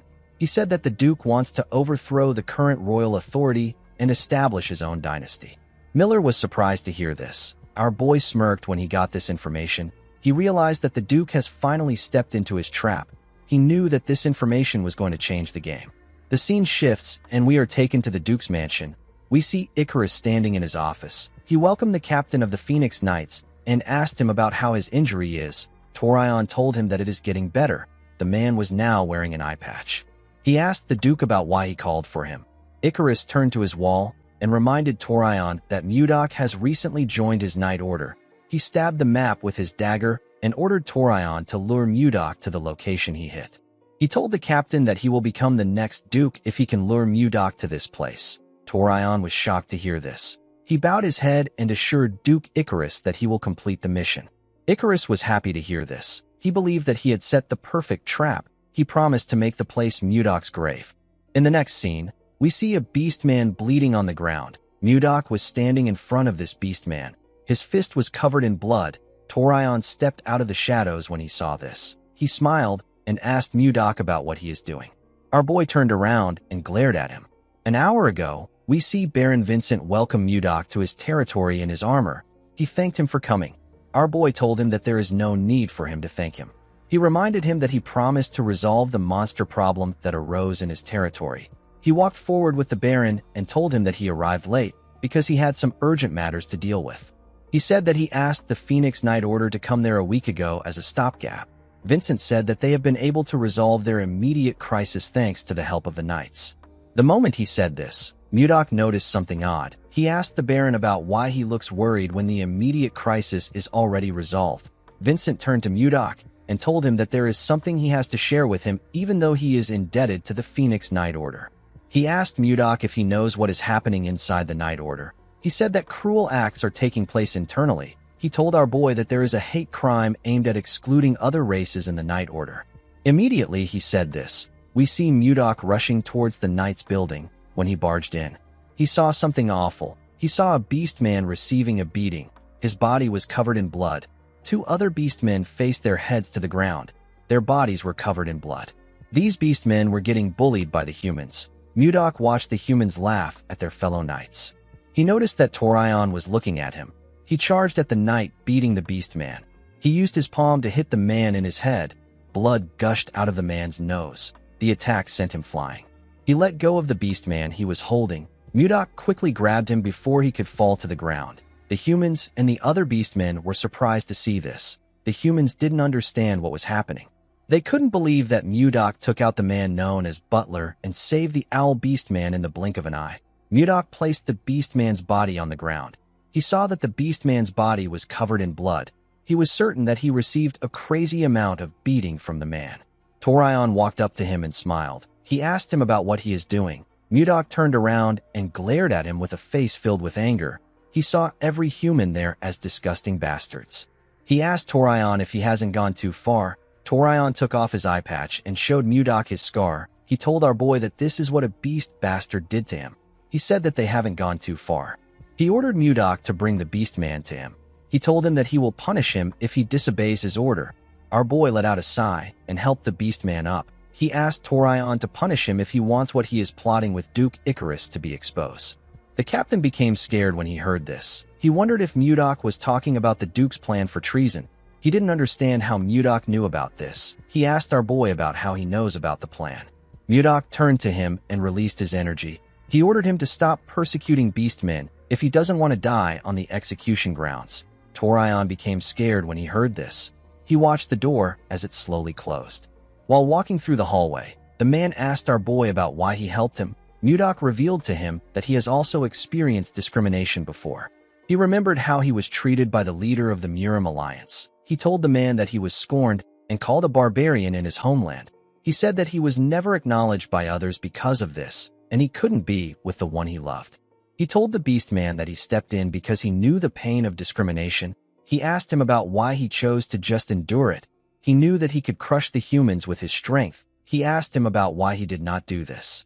The man agreed that he could easily defeat the humans. He told our boy that any room for talks and negotiations would forever disappear if he does this. Mudok recalled that Wayan once said something similar to him. He told the man that his path seems difficult. He stretched out his hand and told him that he will support his dream. The beast man smiled and grabbed his hand. He assured him that his dream won't take long to achieve. Mudok gently smiled and told himself that he hopes so. He said that he wants to see a future that Wayan would be proud of. The next evening, we see the Night Order marching into an eerie forest. Mudok rode his horse in front of the knights. Butler stared at him as they marched forward. He was annoyed with the fact that our boy humiliated him in front of his subordinates. He remembered going to meet his captain. He asked Torion if he is just going to let Mudok run wild. He told him that they need to do something. Torion opened a map and said that they do not need to get their hands dirty. He pointed at a location in the map and told his subordinate that they simply need to lure Mudok there. Butler asked his captain about what is in the location. Torion smiled and said that they don't need to know. He told Butler that they simply need to lure Mudok there. As he walked forward, Butler realized that they will soon arrive at the location. He remembered hearing that Mudok is a sword master. He wondered if there was something that could actually threaten our boy in this place. While Butler was thinking, Mudok looked around the eerie forest. He could feel an unusual energy in the air. He was certain that he has felt this energy before. The moment he thought of this, Torion raised his hand and asked the knights to stop. He said that there is a group of monsters ahead of them. He turned to Mudok and told him that he has heard rumors that he is a grand sword master. He smiled and asked our boy if he can show them some of his skills. Mudok declined his request. Torion wondered if our boy sensed something. He wondered if Mudok knew that the place where the monsters are is the place that Duke Icarus mentioned. Butler laughed and said that the great grand sword master is scared of something like this. He took out his sword and asked Mudok to watch closely. He used his sword to tear the wolf monsters in front of them apart in an instant. He asked Mudok if he likes his sword skills. He asked him if he is shocked. The moment he said this, a monster bit him in his neck. Torion and the other knights were shocked to see this. He watched the monster sink its teeth deeper into Butler's neck. It released a unique energy from its body. Its body began to regenerate. Mudok was shocked to see this. He couldn't believe that the monster's severed body parts were regenerating. As Butler fell to the ground, more wolf monsters came out of hiding. Mudok wondered if these monsters were Jiangshis. Torion became scared. He didn't understand what was going on. He watched the wolves chew on his knights. Some of them called for help. They said that the monsters keep coming to life no matter how many times they kill them. Torion knew that there would be something in this location, but he never thought that it would be undead monsters. He turned his horse around. Before he could do anything, someone called out to him. When the captain turned around, he saw some monsters coming towards him. Mudok appeared in front of him. He raised his sword and thrust it at the monsters. He fired ice shards from his sword. The shards pierced through the monsters' bodies. Mudok said that Duke Icarus is a cruel bastard. He said that he did not expect the Duke to abandon an entire knight order just to take him out. Torion was annoyed to hear this. He couldn't accept the fact that he was abandoned. He hated the fact that he and the Beastmen were in the same situation.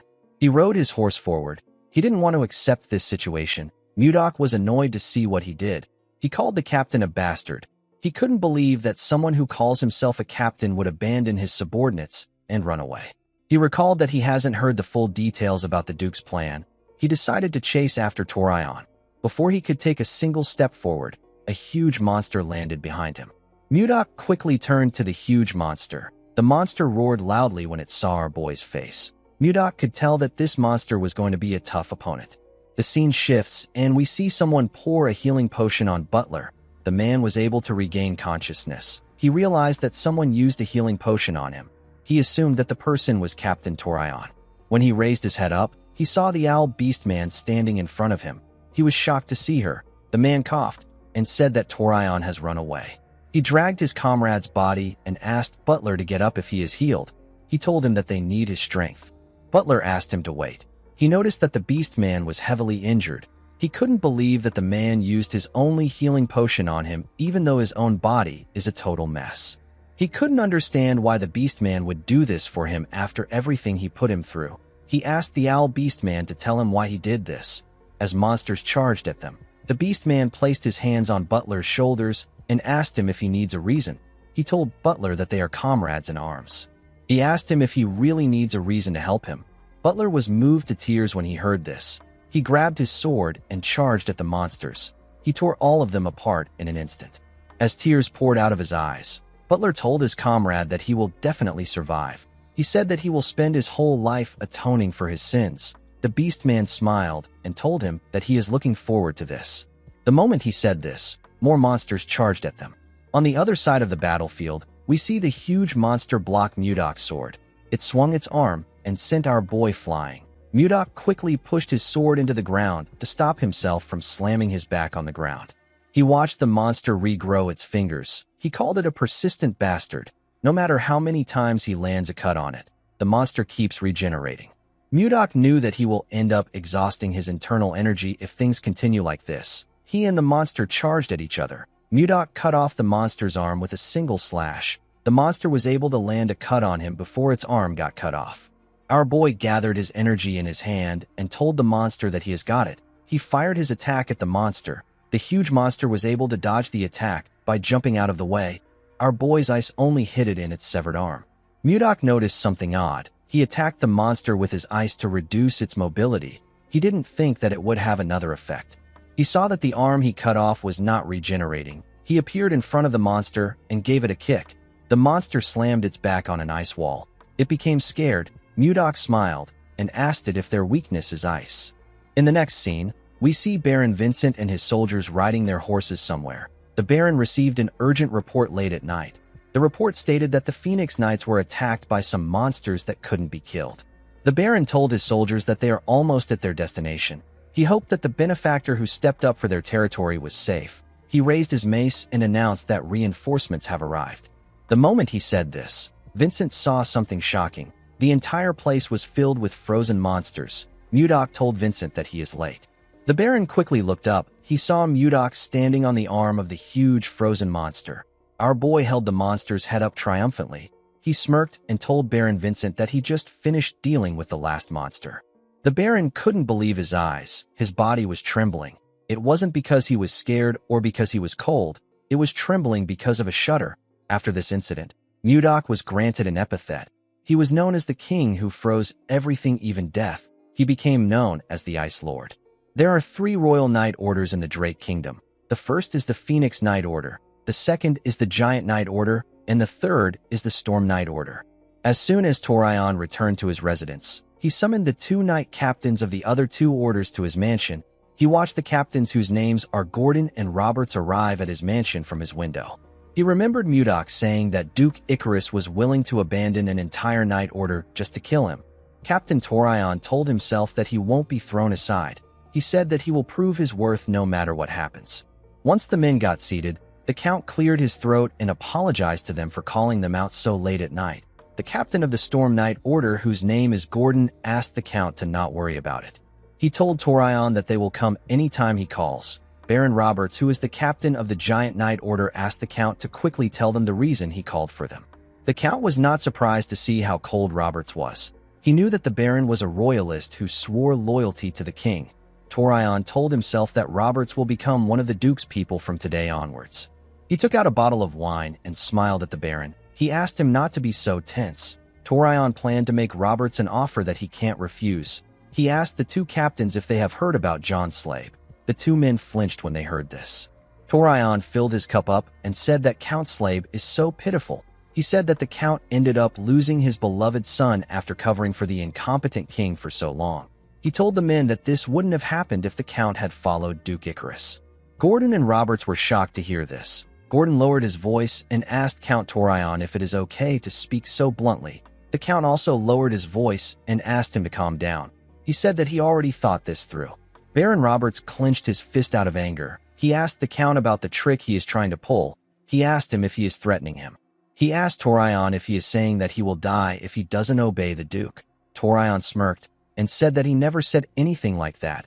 He told the Baron that he is the one assuming. He said that he would have normally brushed this off by saying something like this. He poured his wine on the table and told the Baron that he is right. He told him that he is threatening him. He revealed to Roberts that a rebellion will break out soon and the current royal dynasty will be overthrown. He said that Duke Icarus will take the throne.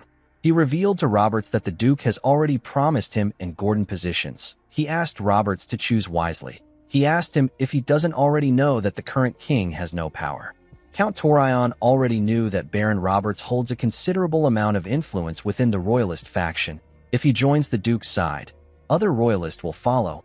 While Torion was staring at Roberts, he saw that the man faced his head down as if he had accepted the situation. Torion believed that the Baron had switched sides. He told him that he made the right choice. He assured him that he will speak well of him to the Duke. Roberts raised his hand and slammed it on the table. He destroyed the table and made Gordon fall to the ground. The Baron stood up and asked Count Torion to tell him what he means when he said that the king has no power. He said that he and the Giant Knight Order are still around. He walked towards the door and asked the Count to surrender before dawn. He told him that he might be able to save his family from annihilation. The Count was annoyed to hear this. He didn't think that he would fail. Immediately the Baron left. Count Torion and Gordon heard someone laughing behind them. They quickly turned to see who it was. Someone slowly rose out of the spilled wine and told Torion that he is quite pathetic. The woman asked him if he has failed again. Torion quickly went on his knees and bowed his head when he heard this. He apologized to the woman known as Lady Curson. Gordon was surprised to hear her name. He realized that this woman is the Black Magician who is the Duke's close aide. With a nervous look on his face, Torion begged Curson to give him one more chance. He assured her that he will live up to her expectations. Curson raised her hand and smiled. She told Torion that this is perfect. She told the 2 men that she needs them for something right now. Immediately she said this, she fired something at them. A bright light shined in the room. Curson looked outside to see Roberts. She informed Duke Icarus that she has dealt with Torion. She asked him about what she should do about Baron Roberts. She was communicating with the Duke with a skull-shaped device. Duke Icarus ordered the woman to get rid of Roberts. Curson accepted his order. After giving the order, the Duke threw the skull to the ground. He said that his plan is gradually falling apart. He grit his teeth out of anger when he remembered our boy. He believed that everything began to fail the moment Muda